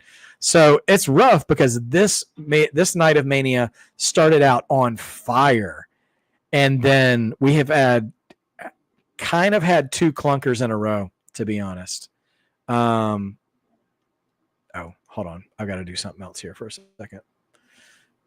But yeah, so the AJ Logan match was fine. It didn't feel, somebody said this last night about other matches that I kind of disagreed with, but that didn't feel like a WrestleMania match to me. And then this match could have been a Raw main event. Yeah, agreed. It'd be like copying the Jade and Naomi storyline if Becky ends up. It would. It would, and that's why it's troublesome for me. Like, then that just means we just brought a superstar back out of nowhere. And now the Intercontinental Champion also is a tag title holder. And like, you've got other women on the roster, man. Like, I don't know. Yeah, Bayley was a double champion. Sasha was a double champion, but they were doing like the 2-woman power trip thing. Like that was the story, of like 2 heel women holding all the belts kind of thing. And that was also during the COVID years too. So they didn't have the COVID year. So they didn't have access to the whole roster at that time. Some of that work was voluntary by some of the performers. And also they didn't have the depths of performers that they have now in that time. If Cena wins, I'm going to write a strong written letter to WWE. Well, I will co-sign that. Absolutely. But here's the thing. Yeah, so we have had 3 title matches tonight with 2 title changes. Okay? So that's 2 for 3 and then 3 for 4. 5 out of 7 titles have changed hands. 5 out of 7 titles have changed hands. Are we going to do 6 out of 8? Are we going to do 6 out of 8? Is Cena really going to win? Let's just do the math here, guys. Let's do the Steiner math. Are you going to tell me that at WrestleMania we're going to see a 75% title change turnover rate? 75% of titles in WWE change hands at WrestleMania. That is nutty. I don't believe it. I believe now more than ever, Cody's going to find a way to win this match. I'm just hoping that is the case. Somebody's here. I don't know. I'm coming back live. Sorry, I was a little behind. Now I'm trying to catch up with you guys. Austin's here. Oh, so are we getting an in-ring segment? Is somebody going to get a stunner and a beer? Man, I'm going through these orange cream Coke Zeros. If you've never had one, they're quite good. But yeah, orange cream Coke Zero. The not sponsor of Marked by Wrestling's WrestleMania live stream. But we're doing it. So, yep, Austin is here. You know what I found out? If I watch it on a lag, I actually have better frame rates. But watching it live, I think, is what's doing it. I think there's too many people watching it. It's almost like this is almost like watching that Jake Paul Mike Tyson fight. Oh my gosh! Austin crashed into the barricade. He's probably had a few already. Come on, Austin. Somebody give him a breathalyzer.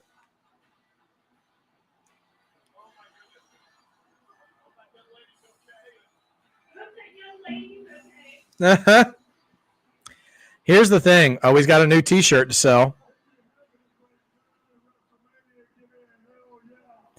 Oh, they're bringing Austin out to announce the attendance.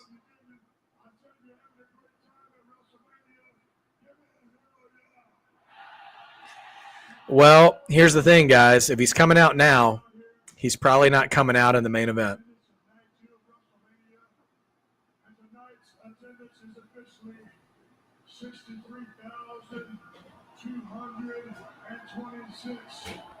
That's 124,000 over 2 nights. No, they're more. Yesterday was 61,000.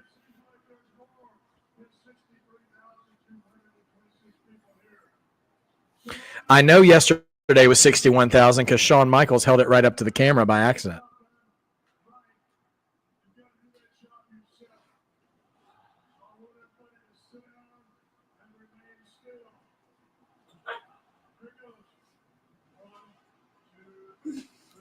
What is Austin doing? He's so drunk.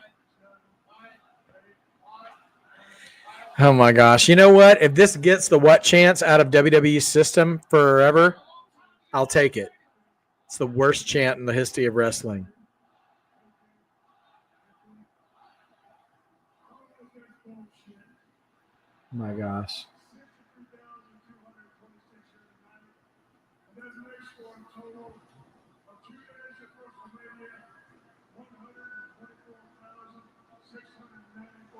$124,000. 124,000.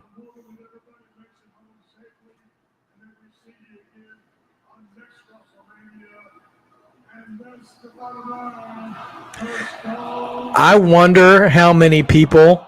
I wonder. I even for a second, I wonder if they asked Bret Hart to do it tonight, and he was like, "I'm not doing that."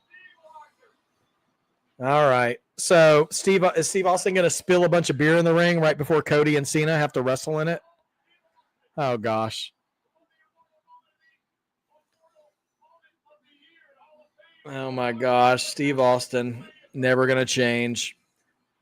For the amount of beer he drinks, he's in great shape. I'll give him that. That's true. Half of it does spill. Oh gosh. Yeah. Well, y'all aren't getting Austin in the main event. I don't think you are after this because they've already spoiled the pop and the surprise. If Bret could still move though, I'd pop for a sharpshooter on The Rock or on John Cena though. We're not getting that either though. I've not tried a Steve Weiser. I don't know if anybody else have either. Goodness gracious. Don't get back on that four-wheeler after all that, dude. Come on. Oh, that's sweet. He is checking on the fan who was on the other side of the barricade that he ran into. It's like, how you doing all right there?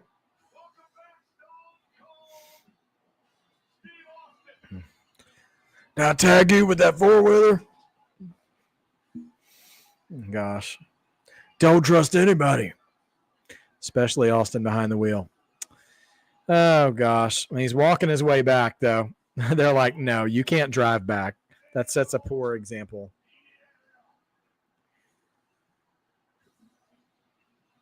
Oh, man. All right, guys. Well, I'm feeling anxious as we're heading into the main event. I've been thinking about this all day. Well, all afternoon, rather. Yeah, whoever does throw Steve his beers, that's somebody who should be in the Hall of Fame. Because that dude never missed over like 20-some years. I love how they have the total just written in Sharpie on a card. Like there's nothing official about this before. The guy who throws the beers and Stu, the cameraman, who worked, with Cena all those times. Oh, man. So, yeah. I don't believe any matches have leaked for WrestleMania 42 yet. A year from now, whoever's reporting that is a liar. I don't believe that at all. But we'll see what happens. I mean, it's a year from now. They don't know. Thank you, Rickety, so much for posting. If you're new to Marked by Wrestling, please like, share, and subscribe. We're trying to pump up those numbers. We got rookie numbers right now. We got to get it up there. So let's do this thing. Sophie, that's a good question. If we had Bayley instead of Becky Lynch, would we have gotten the same result? So, yeah, I don't know. I really don't know. But it is main event time. We have arrived at this moment. Let's start dropping the predictions. I am encouraged by the fact that we've had so many title changes that maybe Cody's going to retain. I'm rooting for Cody to retain this whole time. I don't want Cena to be – I don't want this John Cena to be champion. I don't mind him breaking the record, but not as a heel and something later on in the year. Three Kings, thank you. I did get your donation. Thank you so much, dude. I really appreciate it. We appreciate it. We're still trying to build things here, man, and every little bit helps. Thank you so much, man. I appreciate you showing some love. This has been a really fun weekend. I know y'all are usually just with me for NXT each week, but getting to do Mania and stuff together has been a dream come true for me. It's just awesome just to get to watch wrestling at the highest stage and share that time together. It's been a lot of fun. So we're loving it. But I don't want Cena walking out with this. In my John Cena video, in my predictions video, Sophie, what I said was I predicted that John Cena would get a shot at the title and that he would lose. And I didn't say that he would never win the title, but just that he would lose like his first shot at it. So I have a shot at least getting one of my predictions right. I've already failed on Demolition in the Hall of Fame. I do think they'll get there next year, though. It's only a matter of time. The jury is still out on Jordan Grace winning a singles title, Mello being Money in the Bank, and Bobby Lashley being AEW champion. And then also, what was my fifth one now? I can't remember what my fifth one was. Jordan Grace, Mello, Cena, Demolition. Oh, that is all 5. Okay. So the only one I couldn't get is Demolition. I still have 4 in play. If Cena loses tonight, I will have secured one of my predictions, but we'll see what happens. Cena's promos were okay. You know, one thing I feel like about WrestleMania this year is more than ever, I feel like WWE and WrestleMania's perception among the fans, I feel like it's been the highest level than it's ever been of unrealistic expectations. People were so excited for Cena to turn heel that once he finally started cutting those promos, I think some fans had an idea in their head that he could never live up to. And I like what he's done, but also he only did 3 promos, right? 4 promos. And that just feels like it wasn't enough, if that makes sense. The Rock showed up to help facilitate the heel turn, and we have not seen him since. And to that degree, I would rather not see him tonight. I'd rather he just bows out of this story altogether. I'm just so over The Rock trying to be in the A story and then not being around.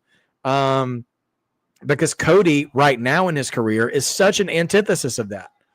So anyway, here we go. And don't tell me they're cheering for Cena. It's a nostalgia pop. They will start booing him once the match starts. The John Cena sucks singing already there.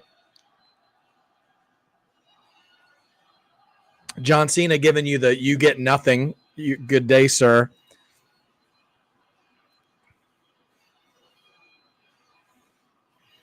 All black.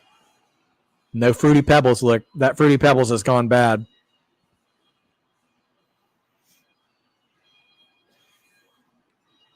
He didn't even say anything to Stu. You loser.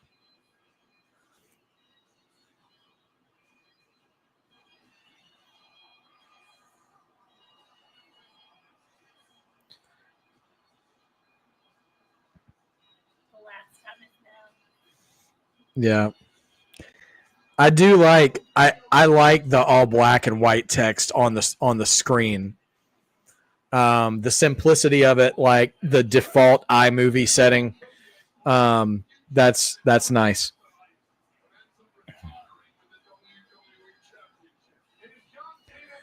Three Kings preaching some truth here on Resurrection Sunday. The part-timer is going to lock in when it comes to WrestleMania, man. Rock and Cena, plus like Brock and Roman in the past, just seems selfish. I can't lie. Clear your schedule ahead of time. Exactly. Like, especially even with what ticket prices are nowadays, like, what are we doing? What are we doing? Not here for it.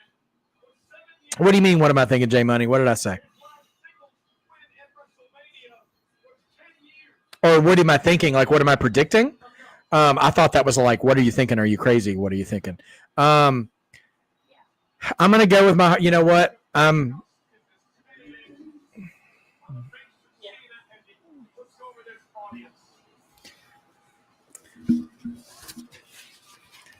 going to be 8 years old again for this match. I'm going to be 8 years old again. I'm going to go with my heart, and I'm calling Cody Rhodes. The good guy has to beat the bad guy. End of story. No pun intended for end of story. But there's more John Cena to have throughout the year. But nah, man, don't break my heart. Don't break my heart by robbing Cody of this, because we already got our hearts broken last night with Seth Rollins breaking the heart and Paul Heyman breaking the hearts of both Roman Reigns and CM Punk. Not 2 nights in a row. Let's not do it 2 nights in a row. Let's go old school. Let's send the fans home happy. The little Cody maniacs in the crowd. Let's give them something to be excited about. Cody in 5. No, I'm just kidding. I don't know, but I agree. I would love to see Cena and Randy. Yeah. No, I mean, I am all for Cena revisiting all of his classic feuds. I don't think he needs the belt. Oh my gosh, there are dirt bikes on the crowd coming out of the entrance for Cody. Okay. Let's see what we got here. Cena wins. George saying no. Okay. Now that's a better looking mask.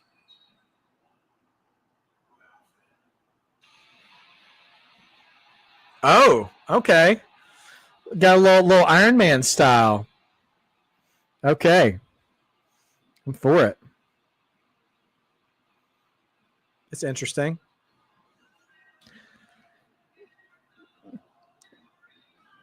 Also, I genuinely hope, too, that this match doesn't disappoint. I'm a little leery because the only Cena, I mean, we've seen Cena in the Rumble match where he was, well, he hasn't even done the Woe yet. Or are you ahead of me, Diglo?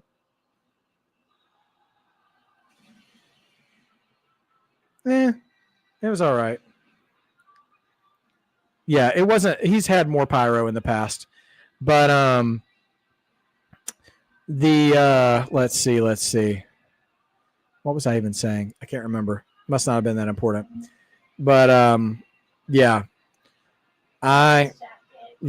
Yeah, that's a good jacket.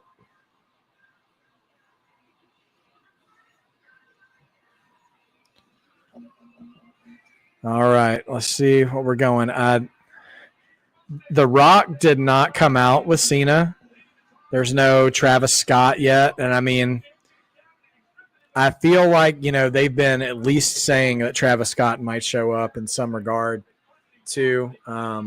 Yeah, we'll see what happens.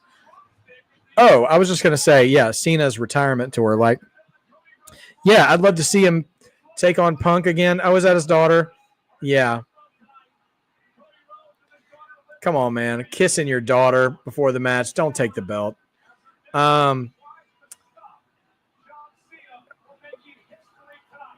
Yeah, okay. So I'm sorry. I'm remembering now.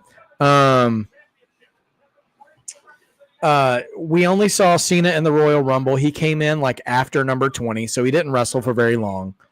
He was in the Elimination Chamber match. I believe he was the last one to come out of his pod. So Cena has not shown us full match Cena yet,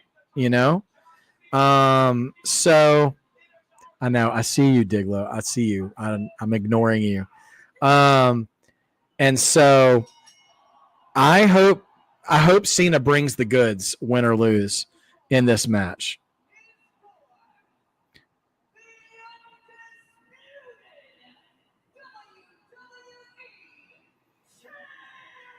All right, here we go.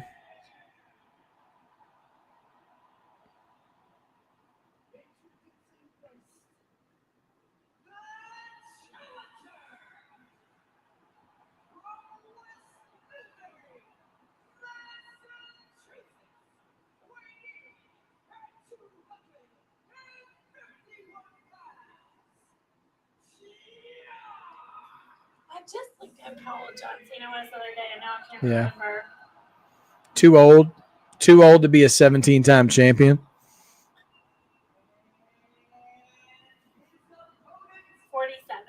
47. Okay. Yeah, AEW had one major sellout pay-per-view, that first London All-In, and they haven't touched it since then. They had, what, 80-some thousand people, and they had 40-some thousand the year after that, and now their weekly TV is 2,000 at best. So they're not touching the numbers they once were. So no, they couldn't do this stadium stuff. I know they're doing All In Texas this summer too. I don't know. Yeah. make their ticket prices more reasonable. Well, actually, AEW's ticket prices are far cheaper than WWE's. People just don't like the product as much. I mean, I feel like we probably will see Rock and Travis Scott in some capacity here. Cody definitely feels booked into a corner. I've got a bad feeling about this, but man, I'm here for Cody. I just want to see Cody win. If he does pull it off, I might be loud. We'll see what happens. I hope this isn't the anti-night one, because night one, the main event, put a bow on top of the whole night, making it amazing.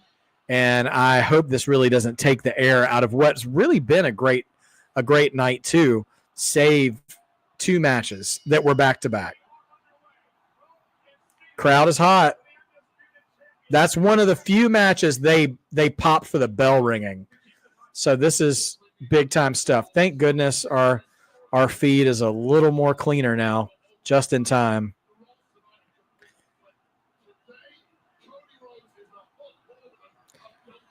Now we're going to do the stare at the crowd spot.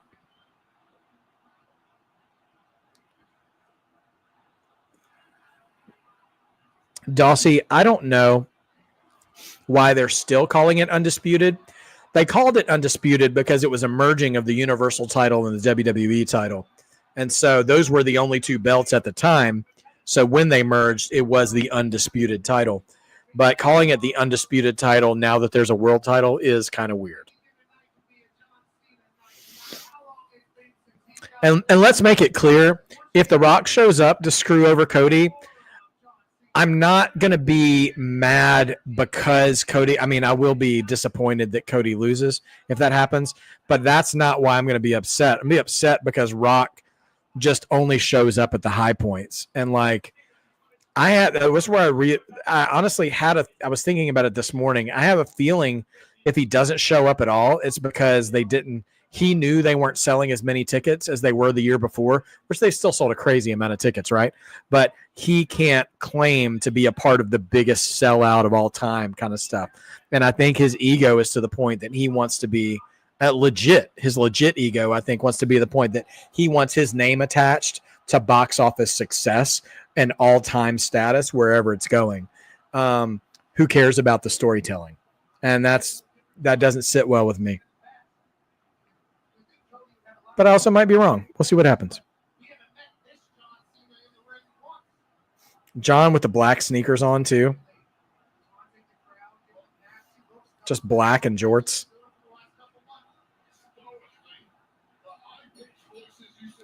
All right, they finally locked up.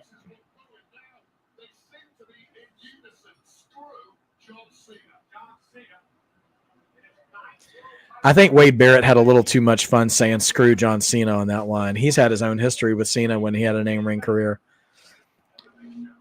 We're probably working with 45 minutes till the end of the show. So I'd expect, a 30 to 35 minute match. So we'll see how this goes. I do like to look at sneakers, Sophie. I respect a good pair of sneakers.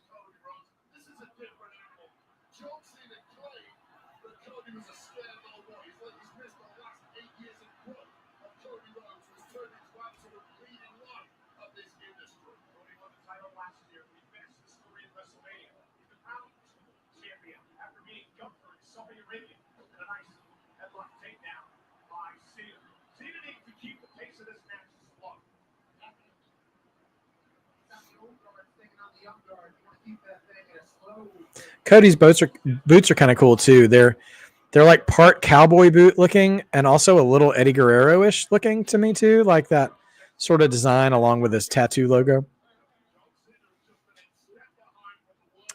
You know what, Jay Money? He should have worn the black jorts too, or the black cargo shorts back when he had that cargo short thing. Man, Cody. Be careful, Cody, because if Cena gets hurt, this match is going to get real awkward real fast. Cena might break a hip.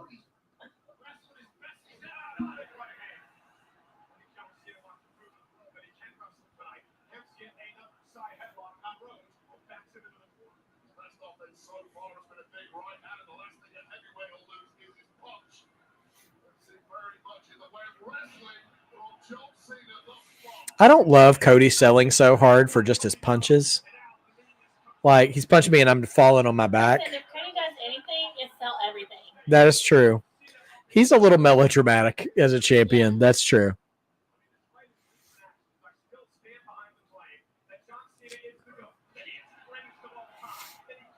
That just means he's a wrestler's wrestler, like a girl's girl. Yeah. You know? Yeah. You know what? I'll be hyped up like everybody else by the time this match hits fifth gear or whatever. But this and like the Roman Punk Rollins match, it's hard for me to be patient with these like slow starts to the match, especially when it's at the end of the night and you're like, okay, just start the match halfway done.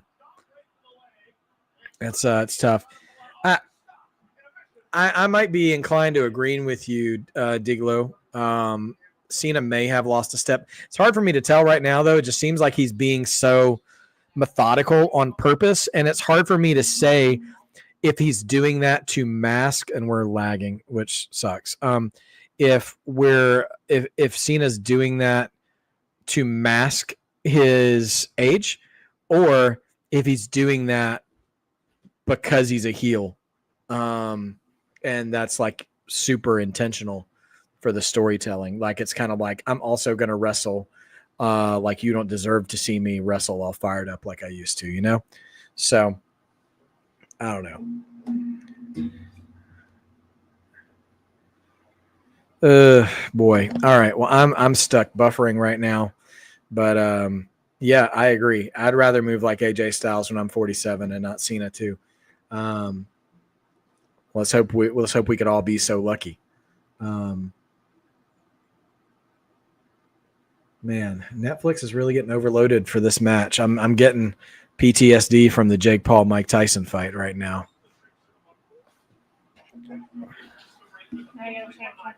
Yeah, I'm gonna see if I can catch up. Okay, clotheslines by Cena.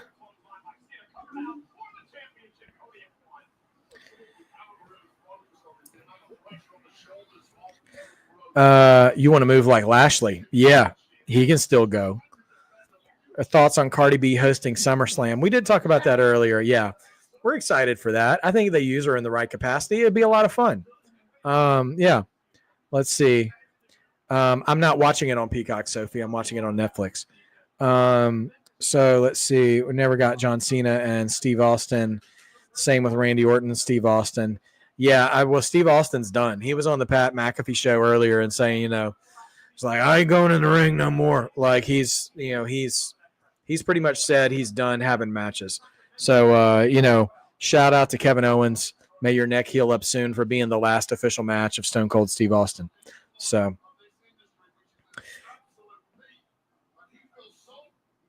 oh boy, we're gonna have ourselves a time here. Let me see if I can make another pivot here. I may try to go to Peacock on another device just to make sure we get a good stream here. Come on. I don't know if there is a difference between the two. Like, I thought they showed some things different, like in terms of the promos and stuff, were slightly different between Netflix and. Yeah, they're different. They're different on watching episodes of Raw and stuff like that, or TV like that. But I don't think the actual broadcast is all that different. So.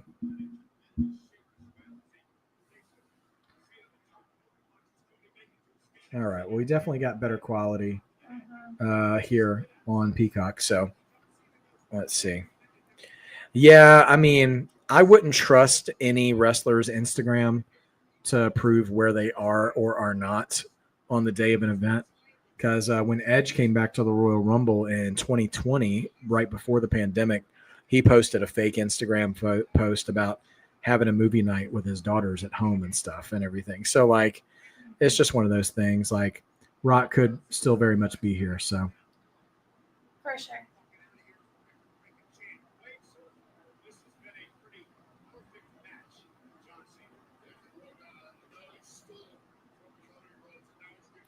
Is it just me, or does this match feel like very slow? I think so. I will say John Cena doesn't look as sickly pale as he did. Yeah. The past few times. At least it looks like he's gotten a little bit of sun. Yeah.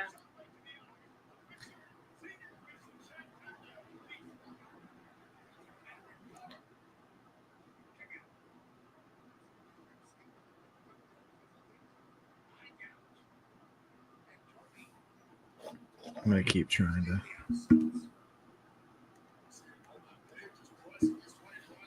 Come on, Cody, get it together. Right.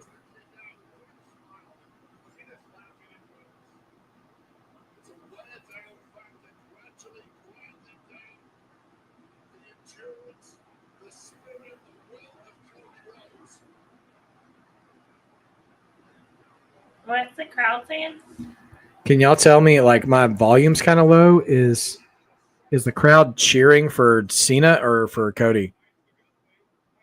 Or are they chanting against Cena? Yeah. Man, tornado DDT by Cena. He actually busted out a wrestling move. And this match, above all others, I don't trust anything the fans say. The fans think they like Cena, and then they don't. Like, it's ridiculous. And it's kind of annoying to me, honestly, to see the fans cheer this version of Cena. Because, like, he's literally taking shots at them every single week. And they're like, yes, we're all so stupid. Like, you really are if you're cheering a guy who's making fun of you every single week. Your feelings are so up in this. Well, but everybody's like, oh, it's going to be so fire and so lit for Cena to be 17-time champion. He's going home after this. He's not going to be on TV every week. He's not going to be the heel champion you're dreaming of. That guy is dead. Like, he's not putting on banger matches anymore. This is going to be a major disappointment for you guys. And I've been trying to tell you all the truth for months, but no one wants to listen to me. That's all I'm saying. So it's let's go Cena and Cena sucks chance. I see. Yeah, exactly. They cheered The Rock when he called them HIV infested hillbillies. Yeah. Like, and you want to look at my set and say, I'm sick with nostalgia. I've never cheered someone who's insulted me like those guys have. You're looking at me like I'm telling a lie, but I'm talking about wrestlers. Anyway.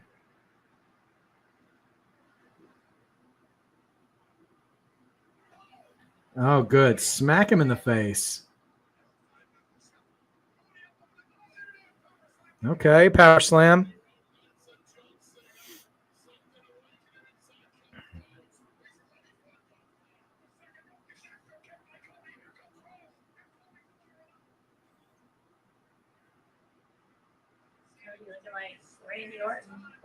Uh-huh, for sure.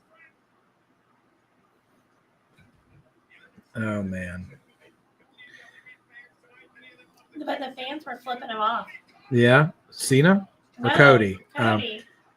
Yeah, I know. They're fickle. I mean, Daniel Bryan was right years ago. Like, but no, they boo Cody at the beginning of these promo segments, but then when Cody actually starts his promo and gets into it, they start cheering him. Like, they don't know what they want.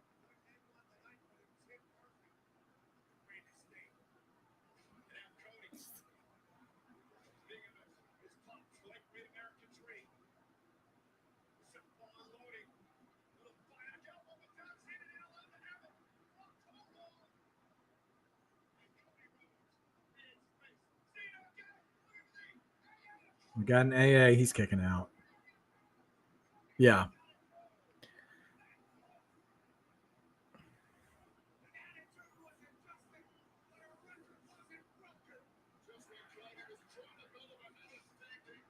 This one's up a little far ahead. Going for another A. Okay. I'm going to commentate on Netflix until I can't see it. But why don't we keep this one going too, just in case we lose it. All right. Cody starting to throw bombs. Let's see. Into the corner. Oh, man. Cody did the Flair turnbuckle bump, but didn't run down the edge. All right. Cody crotched on the turnbuckle.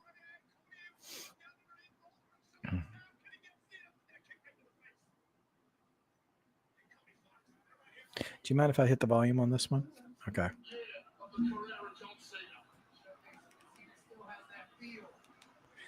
There's still "Let's go Cena, Cena sucks" chants, which is so ironic because the people chanting "Let's go Cena" now were chanting "Cena sucks" 15 years ago. Like, it's just so annoying. And I know I'm totally like bought into it. We're going to get a super AA off the middle rope. Nope, not like that. I'm telling you, if Cody's not losing this match clean. All right, let's get some hot takes here now from Diglo. You know what? This makes me appreciate Hogan more. Even for an older wrestler, Hogan knew how to put on a great match regardless of his limited moveset. Absolutely. He knew how to work smarter, not harder. He knew what would work the crowd. He never pretended to be a moveset guy, a work rate guy. He never pretended to do that. Even when he was in Japan and actually did break out a few more stuff, he knew who he was in the ring. But no, people cheering for Cena after Cena's out. He's going to go for that leg drop. Boom, into the power bomb. Shades of Cena versus Batista.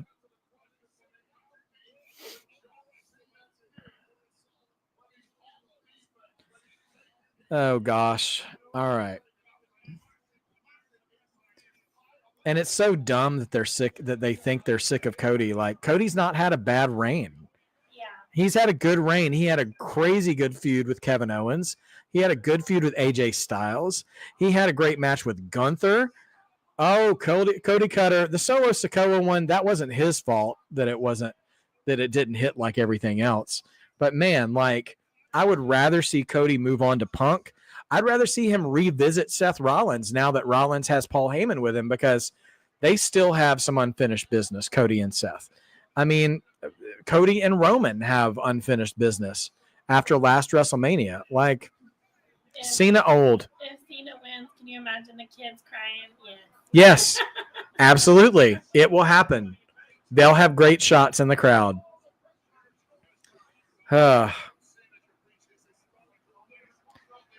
Yeah. This is getting better. I thought it started out so bad. They're working out. Is this the third attitude adjustment? And now he's going into the STF in the middle of the ring.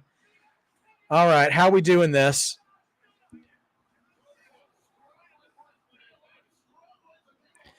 What do you guys think would make people madder if both of these things make people mad? If Cena beats Cody clean and there's no Rock involved, or if Rock actually shows up and screws over Cody? Which one do you think would be more poorly received?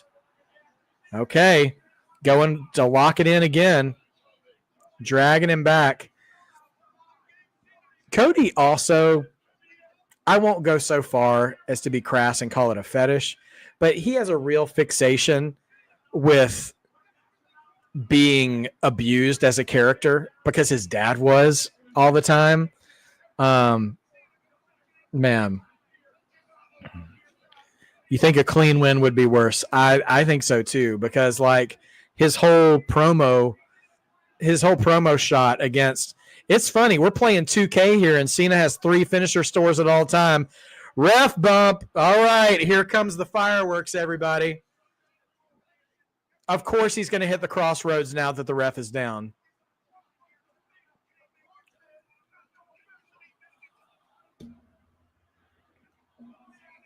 But listen to the crowd counting with no ref.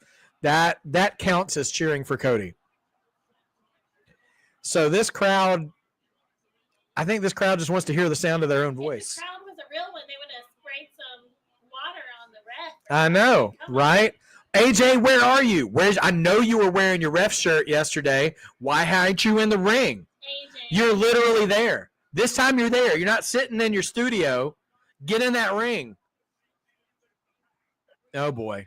Now we're exposing the turnbuckle. Cena's trying to cheat to win, which he hasn't tried to do yet. This is some actual heel work. And we haven't gotten any run-ins yet. Oh, Cody hits it. Is he going to hit him again? Oh, my gosh. He's hit the steel twice into an AA. Oh, yeah. He loves to bleed. It's in the DNA. Oh, gosh. Not like this. Cody kicks out. Your heart stopped for a minute. Skipped a beat, maybe. Ugh. I'm here with you. I know. I heard it. You heard my heart stop. Oh my gosh. All right, let's. Oh, now Travis Scott gets an entrance.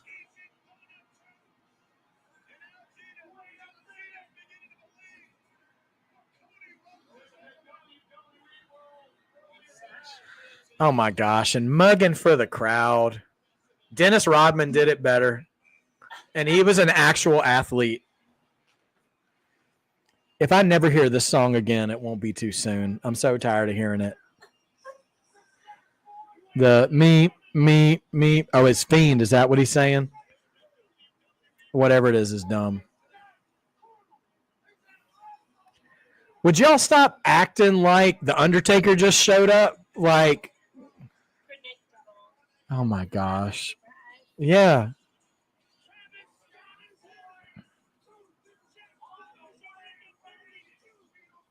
Yes, we do need AJ to run out as a ref. Yes.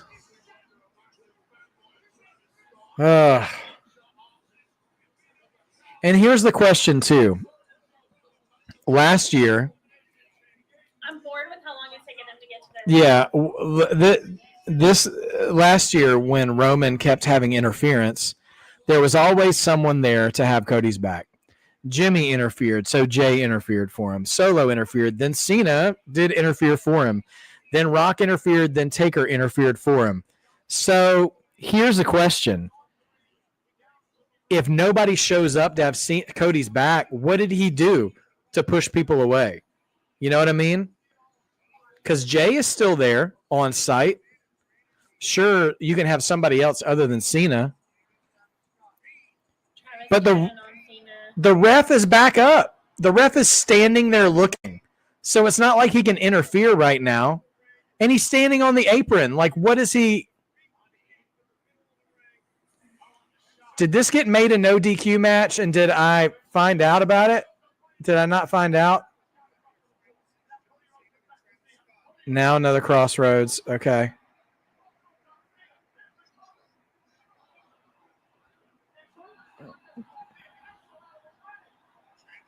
Travis Scott's so stupid. So stupid.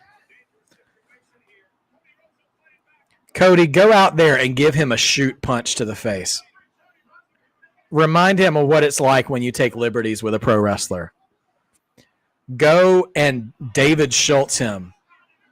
Give him the John Stossel treatment. Cody, please do not smarten him up. Give him a shoot punch. I'm begging you.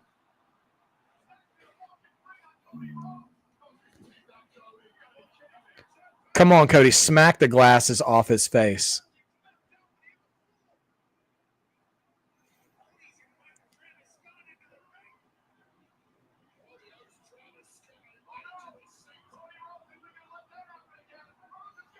Giving him the crossroads. And he's selling it like death. Tosses his shades out. Now just pushing him out of the ring like a sack of garbage. He's like, dude, don't dead weight me. Right yeah, right. Seriously. He's like, I'm tired, man. I've been wrestling for 15 minutes at this point. Cena's waiting for him, though. Oh, and he's got the belt. Belt shot coming. Grabs the belt. Come on, Cody. Hit him with the belt. Oh, gosh. They're like Roman and Brock playing tug of war over the belt. Hit him with it, Cody. Come on, Cody. He's begging off like 85 Ric Flair. Come on. Cody, stop hesitating. You're not that good. Come on. He kicked you in the nuts, Cody. Again, twice now.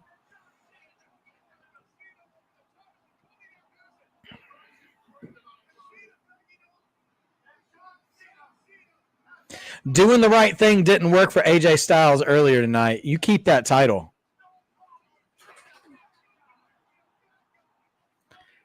We ain't ending this match with a belt shot, surely. We're not going to be this underwhelming after last year. Ref, get over there too slow. Screw this. That was terrible. That was terrible. That was such a stupid ending. That was so dumb and so underwhelming. That was a 1997 end of Nitro Hollywood Hogan match. I hope all you losers are happy that wanted Cena to win 17, and I hope the next few months are miserable for you because he ain't showing up. He's not going to have banger matches. That's the crap level match you're going to have for the rest of his run. I hope you're happy. I hope you're happy. People who subscribe, people who are just visiting, if you were cheering for Cena, you got what you asked for, and I hope the run is miserable. I hope the aura was worth it. That sucked worse than Hollywood Hogan. I saw Hollywood Hogan win titles in WCW to that level of dumb. They literally ripped off a Nitro main event. It was stupid, and all of you should be embarrassed and be ashamed of yourselves for wanting that to happen. Yeah. Samantha, I will co-sign that letter when you write it. This is dumb. By the way, no Rock, by the way. No Dwayne, no Mr. TKO, no strap in for the ride that The Rock's taking you on. I tried to tell y'all in January he was full of it, and he didn't know where he was going. Listen to me. I know things. I've been a fan for a long time. Yeah, I mean, I think regardless of who you thought was going to win, that ending still sucked. Yeah. And so, yeah. That was trash. That's one of the worst WrestleMania main events I've seen in a long time. More, and it was just lame. Triple H going over the Big Show, The Rock, and Mick Foley in 2000 was better than that. Hulk Hogan showing up to beat Yokozuna was better than that. The Miz beating John Cena at least had The Rock show up. That was trash. And all of you who begged for it get what you deserve as a wrestling fan, not in life. This is all just wrestling. I love you guys for real. But when we're talking about this is trash. This is trash. I can't wait to record the next podcast with A and B. I hope they want to debrief WrestleMania because I got so much to say. I got so much more in the chamber. And yeah, listen, George, you're absolutely right. Cody is getting that title back. He is their guy. I don't know. Now I'll say this. I don't know if he's the one who takes it off Cena. I don't know. Maybe. But that was so deflating. And you know what? From match quality standpoint, yes, George Kittle, exactly. He looks like Brock Purdy just threw his fourth interception. Yeah, the story's going to be the story. Listen, I'm not talking about the story, J Money. I totally hear that. But this is trash. Cena could have all those rivalries without the belt. Cena Punk would sell tickets without the belt. Cena Orton would sell tickets without the belt. This is garbage. Yeah, and Travis Scott. Travis Scott was our run-in. We had Jimmy Uso, Jey Uso, Solo Sikoa, John Cena, The Rock, and The Undertaker. 6 run-ins of high-caliber quality last year for Cody and Roman. Yeah. And now we get Travis Scott. Faint. It was so dumb. Yeah. EO. The slow walk up to, I don't know, it's just all of it sucks. Yeah. Io, Rhea, and Bianca should have headlined this WrestleMania. Screw number 17. Who cares? I hate that because it was such a good night up until, like, don't know. They started off so strong, and it just got progressively worse. I want to highlight this because Diglo, and this isn't personal, because this is indicative of a sentiment that I've been reading ever since Cena came back. It's about number 17. It had to happen. Who said it had to happen at WrestleMania? Who said it had to happen in a trash wrestling match? Who said it had to happen when Cena just cut 4 promos and wrestled a trash match? We still have 8 months left in Cena's retirement tour. Number 17 could have happened at any time between now and December. At any time.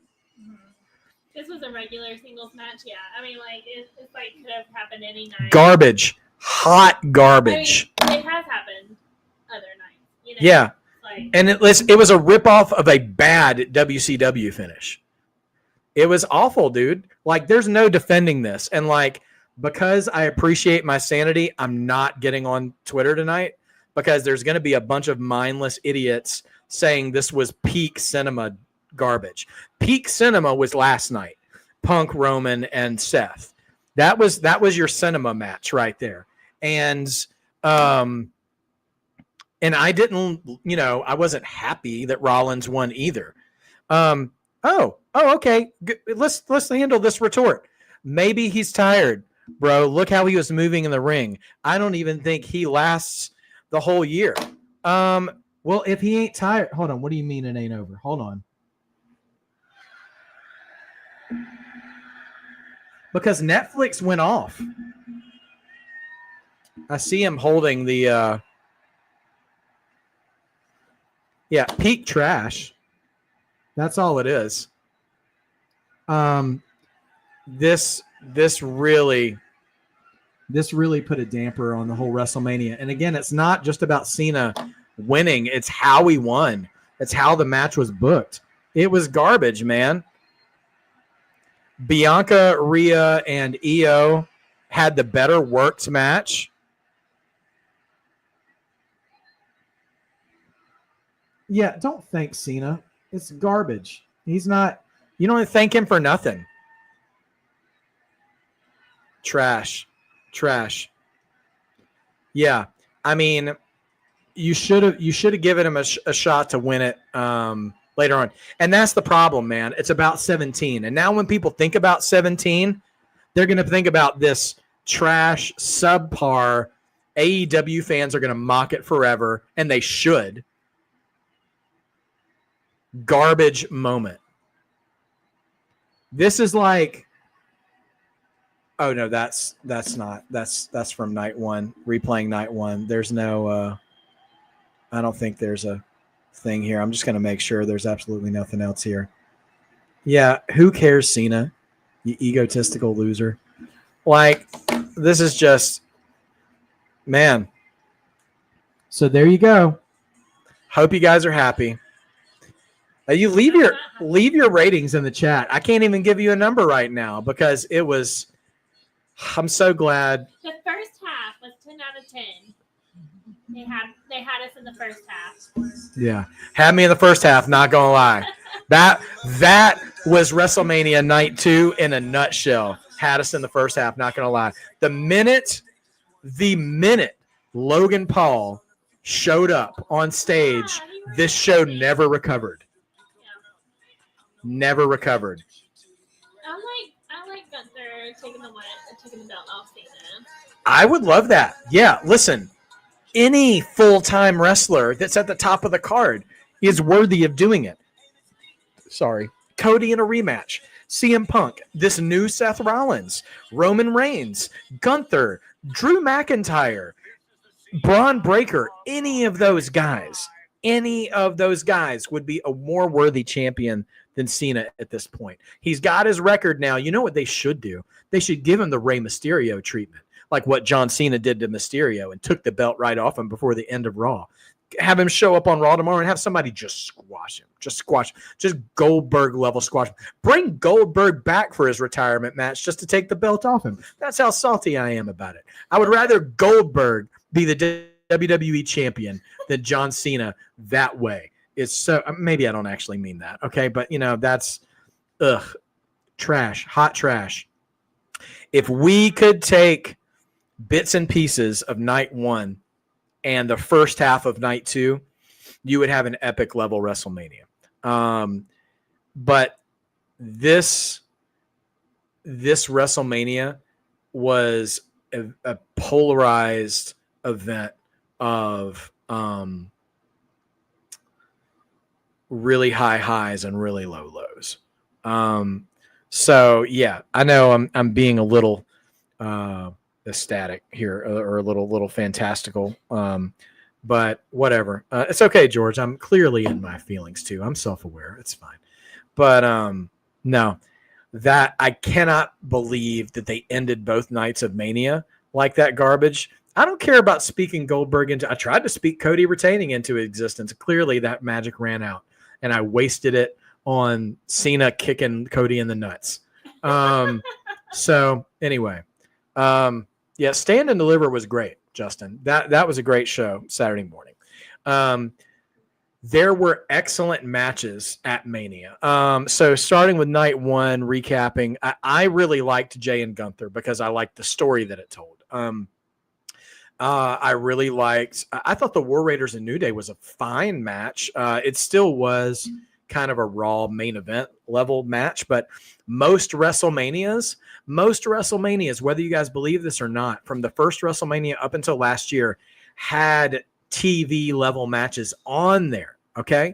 Most of them have TV level matches on there. Every single WrestleMania. So I'm not as offended that the War Raiders New Day match felt like a TV match, because every WrestleMania has matches like that all the way up until last year. And then LA Knight and Jacob Fatu, that was a great match. Both guys brought it. It was really well done. I wish I had the card in front of me because I feel like I'm going to forget matches that I actually liked. Jade and Naomi, I thought was a good WrestleMania match. I thought they both delivered as well. The Charlotte Tiffany match, I was disappointed in. They just don't seem to work well together. But then Seth, Roman, and Punk, that was an all-timer match. That's a match people will continue to talk about for years. And that element is something you want out of WrestleMania, right? So that is, I appreciate that. Because Mania, it had all the hallmarks of what a Mania is. Title changes, all-time sort of immortal moments, if we're going to start using that word now, for their Hall of Fame induction matches. And then regular old matches, But Mania Night 2, started off on fire. The women tore the house down from the beginning. What was the second match? Because that was amazing too. I now can't remember what the second match was. Oh, it was the street fight with Damian Priest and Drew McIntyre. They killed it as well. The Intercontinental title match was so much fun. Now that is something I can get behind, the crowd having fun with cheering Dominic Mysterio, because he's not the face of the company. It's a mid-card title. You can have fun in those moments. But the moment we got to AJ and Logan, it just fell apart. My stream fell apart. Our buffering fell apart. I was disappointed in the same way, not the same way, but similarly to Charlotte and Tiffany as AJ and Logan. I just expected them to have chemistry in the ring, and they didn't have bad. And I'll give this credit. At least AJ and Logan felt like we're doing something with AJ and Karrion Kross. So I'll show a little grace to that, and because I don't believe we'll see Logan again until SummerSlam probably, or what's the next one? Backlash, the one that's in St. Louis. Maybe we'll see him again for that. Randy Orton and Joe Hendry, phenomenal moment. That actually was before AJ and Logan. Okay, it peaked with Randy and Joe Hendry, and then fell apart after that. I mean, that match, the tag title match, it was nice to see Becky back, but that match didn't do anything for me. And then that hot garbage mess of a main event was so stupid. Remember, let's play history, because wrestling historian, that's my gimmick around here. Last year, setting that match between Cody and Roman, Cody runs afoul of The Rock, the final boss. He makes Cody bleed in the rain. He smears his blood on a weight belt. starts calling out Cody's mom, all this stuff. And does Cody take a shot? And night 1 of WrestleMania last year, who won that match? Who won that match, guys? Do you remember? It was The Rock and Roman Reigns. And how did that match end, by the way? Do you guys remember? Was it The Rock hitting the stupid people's elbow on Cody and pinning him clean? Yes, that is how that match ended. And then the next night, when Cody finally finishes his story, does he get to whip The Rock back with his weight belt? Does he get to defend the honor of his mother in the front row? No. The Undertaker shows up and choke slams him instead, and Cody doesn't get a lick back on The Rock. Cody wins the belt, and he has an emotional moment. I still think it's one of the best WrestleMania main events of all time. The next night, The Rock comes back out to face Cody and teases wanting his title, and then hands him some mystery MacGuffin item.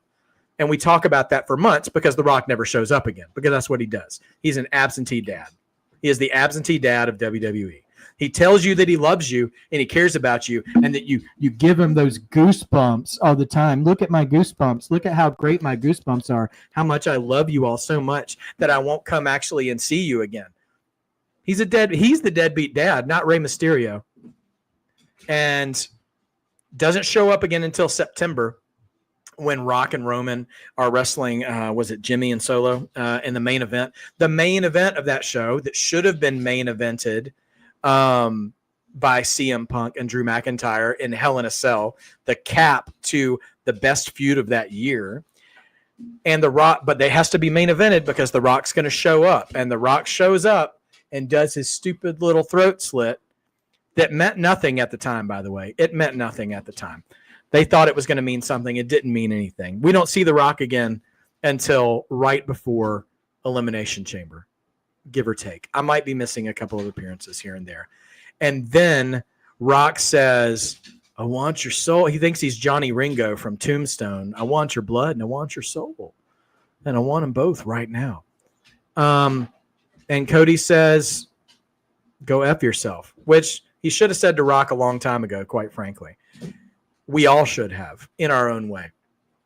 And then The Rock sells his soul to Cena. But let's talk about Cena selling his soul to The Rock for a second. When Cena decides to sell his soul to The Rock, what position is he in? He just won the Elimination Chamber without The Rock's help. He had already secured this WrestleMania main event against Cody without The Rock's help. Why did and who didn't show up tonight? The Rock.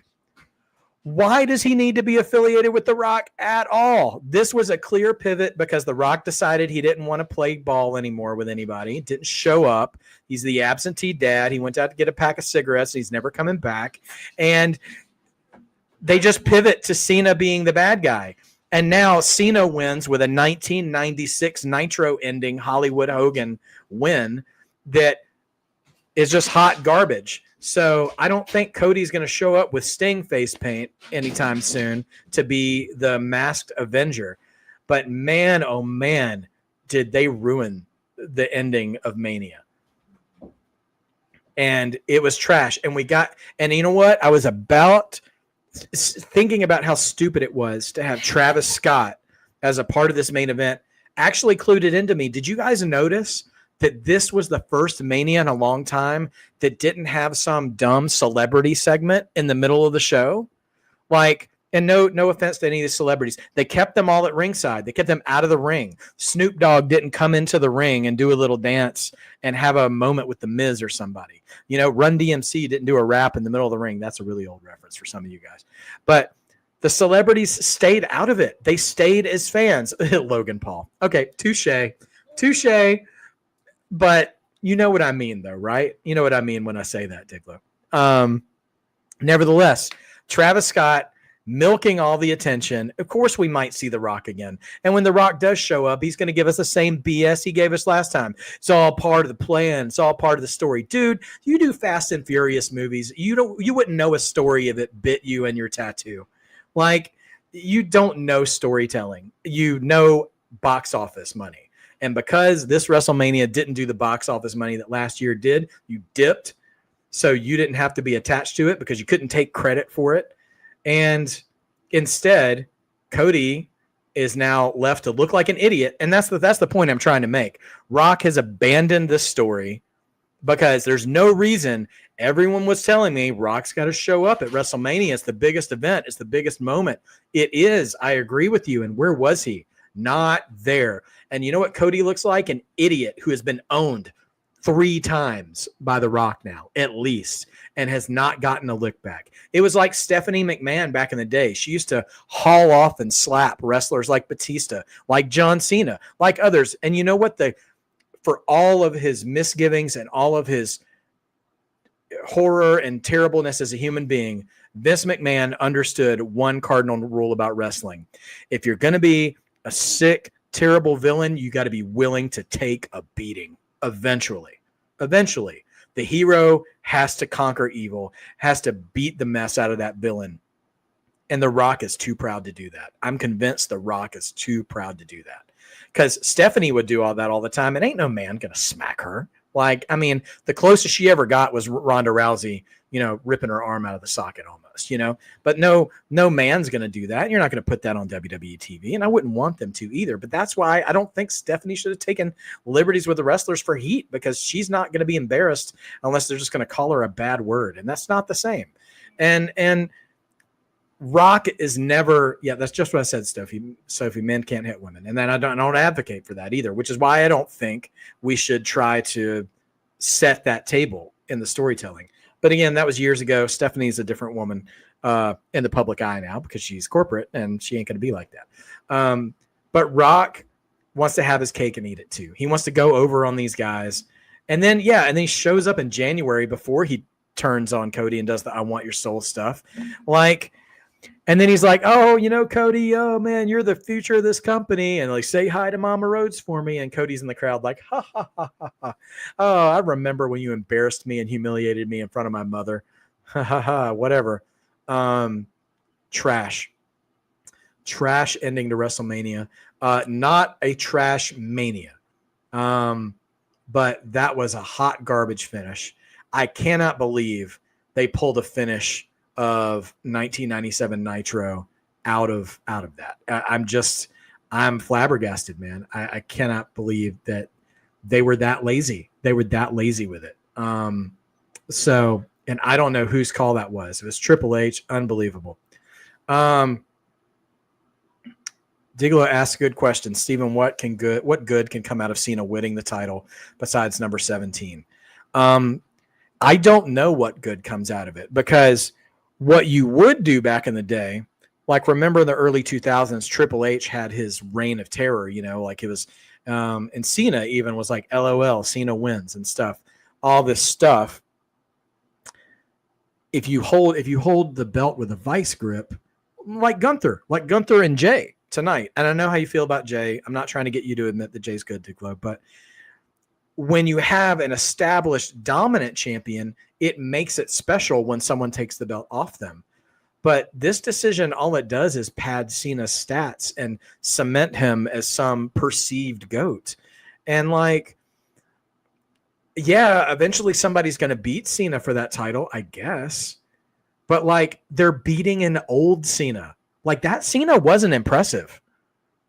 That Cena was slow and sluggish. I mean, and I don't mean to bag on him. He's 40-something years old. Of course, he wrestled like his age, and he all he did was get an assist from Travis Scott that really didn't do anything. So he pretty much beat Cena clean, because whatever Travis Scott did didn't do anything to truly hamstring Cena. And I hated on Cena for a long time. In his prime. But yeah, I agree. That's the worst I've seen Cena. That wasn't good. That was worse than the Austin Theory match.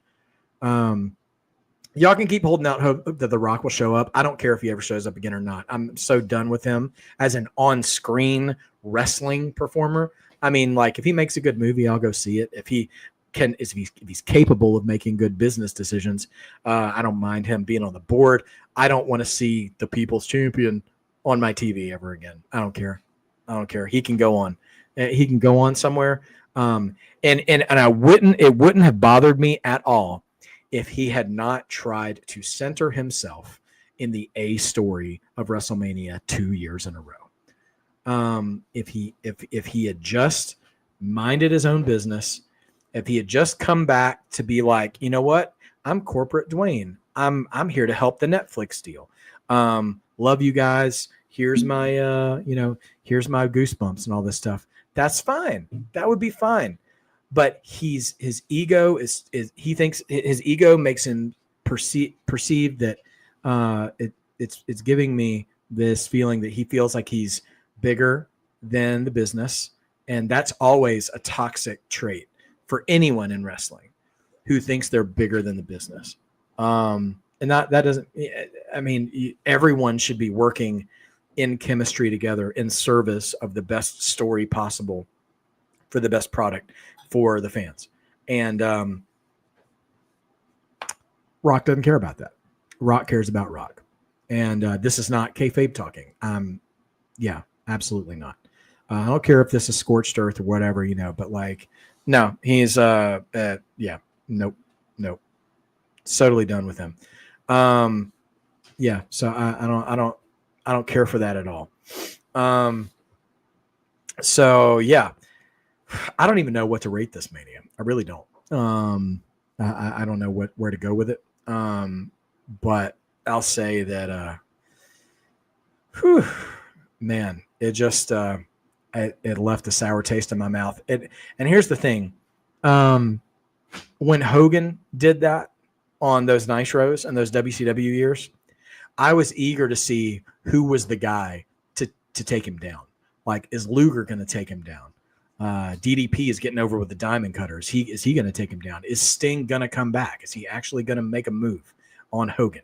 Is the Giant, they kicked him out of the NWO, is he going to come back and do it? Is Flair going to be the guy? I'm looking forward to seeing who the guy's going to take it. I just don't care. I don't care about 17 Cena. Don't care about his dumb promos. I don't care about his prestige reign. It's hot garbage. Put it on people that actually feel like the business means something to them. Like I am not looking forward to the I'm not looking forward at all to the potential long reign of Cena and him holding 2025 hostage for his own retirement tour. He absolutely could have revisited all those memories as a face or a heel, revisiting other challengers, facing new challengers. He could have done that as a face or a heel. Didn't need the title. We talk about wrestlers who transcend the title, who are bigger than the title, who don't need the title, and the title, the title makes wrestlers, or wrestlers make the title, whatever. Cena doesn't need it. He doesn't need it. He didn't need. I didn't think he needed 17, to be honest, but I understand the people who wanted him to be that guy. So I mean, I'm not so much stuck on that argument, but yeah, Cena Cody was worse than Charlotte and Tiffany, because Charlotte and Tiffany at least held my attention to the point of like, what kind of car crash match is this going to be? You know what I mean? What kind of car crash will this be? It had my attention. I was bored with this match and dissatisfied with it. It's like watching one of Cena's movies, like it wasn't it. So I don't know. All hope is not lost. It's just one title. It's just one angle on the show. The women's division's on fire, especially the Raw women. It'll be great. There will be questions, I think, about the women's tag titles, even though I didn't love that match either. Dom is the Intercontinental Champion. I think will be a lot of fun. Jacob Fatu as the U.S. Champion will be a lot of fun too. New Day as the tag champions can be fun if they remember that they're on the show and actually do stuff with them. And then also this Friday, there's TLC match. So, and now that I say that out loud, I am so nervous that Cena or Rock or Travis Scott or any of those idiots are going to take the shine away from those tag teams on SmackDown, because Friday Night SmackDown should be centered around that TLC match. It really should. They deserve that because they didn't get Mania. So what's next for Cody Rhodes? I mean, Cody's got to be coming back for Cena, I would hope. And I wouldn't want them to pivot to some other wrestler right now. But I don't know. I don't know. We'll find out. We'll find out tomorrow, and see what's happening. But listen, guys, this is the most negative I've ever been on camera. Camera with you guys, and I almost feel guilty because it's not who I want to be as a channel, right? I encourage you guys to find, to grasp for your joy in wrestling and hold on to it. You know what? I mean, Diglett, you might be right. I mean, Cody may win it again this year, even. It's a possibility. But it was just a complete it was just a complete waste. I mean, there are just other ways to achieve that. And I'm not for the way they did it at all. So that's me. Anyway, I'm going to try to cut this video after I end it and just save my rant for a separate video because I have a feeling that might get some views. We'll see what happens. But listen, at the end of the day, I love you guys so much. I really appreciate you spending time with us this weekend, for making my wife feel. What are you talking about? I don't even know his name. Quit trying to unmask folks. Are we talking about Diglett? Huh? Yeah, you keep calling him the wrong name. Oh, I'm sorry. I keep misnaming him. I don't mean like it. I sound like a bunch of YouTubers who are negative. Guess what? I'm a YouTuber, Sophie. What do you expect? And I'm allowed to criticize a product that I watch all the time when they make bad decisions. So that is what it is. But yeah, at the end of the day, I think I'm a net positive channel. And so anyway, I'm going to be wrapping this up. I really do appreciate you guys spending your weekend with us. And I will be seeing you guys on Tuesday for NXT, which is bound to be a better show than what we finished tonight. And I will likely see you tomorrow for Raw in the chat as well. And so, yeah, you're right, Diglo. You're right, Diglo. You're so perceptive to the context of this wrestling community, Diglo, for being a newcomer. You truly are a legend. Now, appreciate you guys. Thank you, by the way, for your support tonight. I really appreciate it. And I don't care what Triple H thinks. He was a better wrestler he's a better director than he was a wrestler. Triple H is the Ben Affleck of professional wrestling, way better behind the camera than in front of the camera. And he's talking about dirt sheet writers. I'm not a dirt sheet writer. I don't act like I know what's going to happen before it happens. And anyway, yeah, I'm sure Triple H was also totally keeping that same energy when he got jobbed out to the Ultimate Warrior at WrestleMania 13. Yeah, so there's not a lot of information on El Diglos, so we just we welcome him in. It's all good. And Allison made our stream so much better. Thank you guys for being so welcoming to her as well. She had a great time as well. And until I ran her off with all of my anger and frustration. So I'm going to go apologize to her and be happier for the rest of the evening. But yeah, thanks guys for joining me. I will see you throughout the week on our shows. You know where to find me on Tuesday. We'll see you back here. And listen, it's okay to be a mark. Being, well, like we said, being a mark is believing. Believing does make wrestling better most of the time. It does. Listen, there were so many bright spots for this Mania, and don't forget that. Don't let the way a show ends feed your perspective on the entire show. I do believe my wife said it best. This WrestleMania could be summed up in, you had us in the first half. I'm not going to lie. Anyway, love you guys. I'm going to call it a night, and I will see you all next time. See you in the streams later.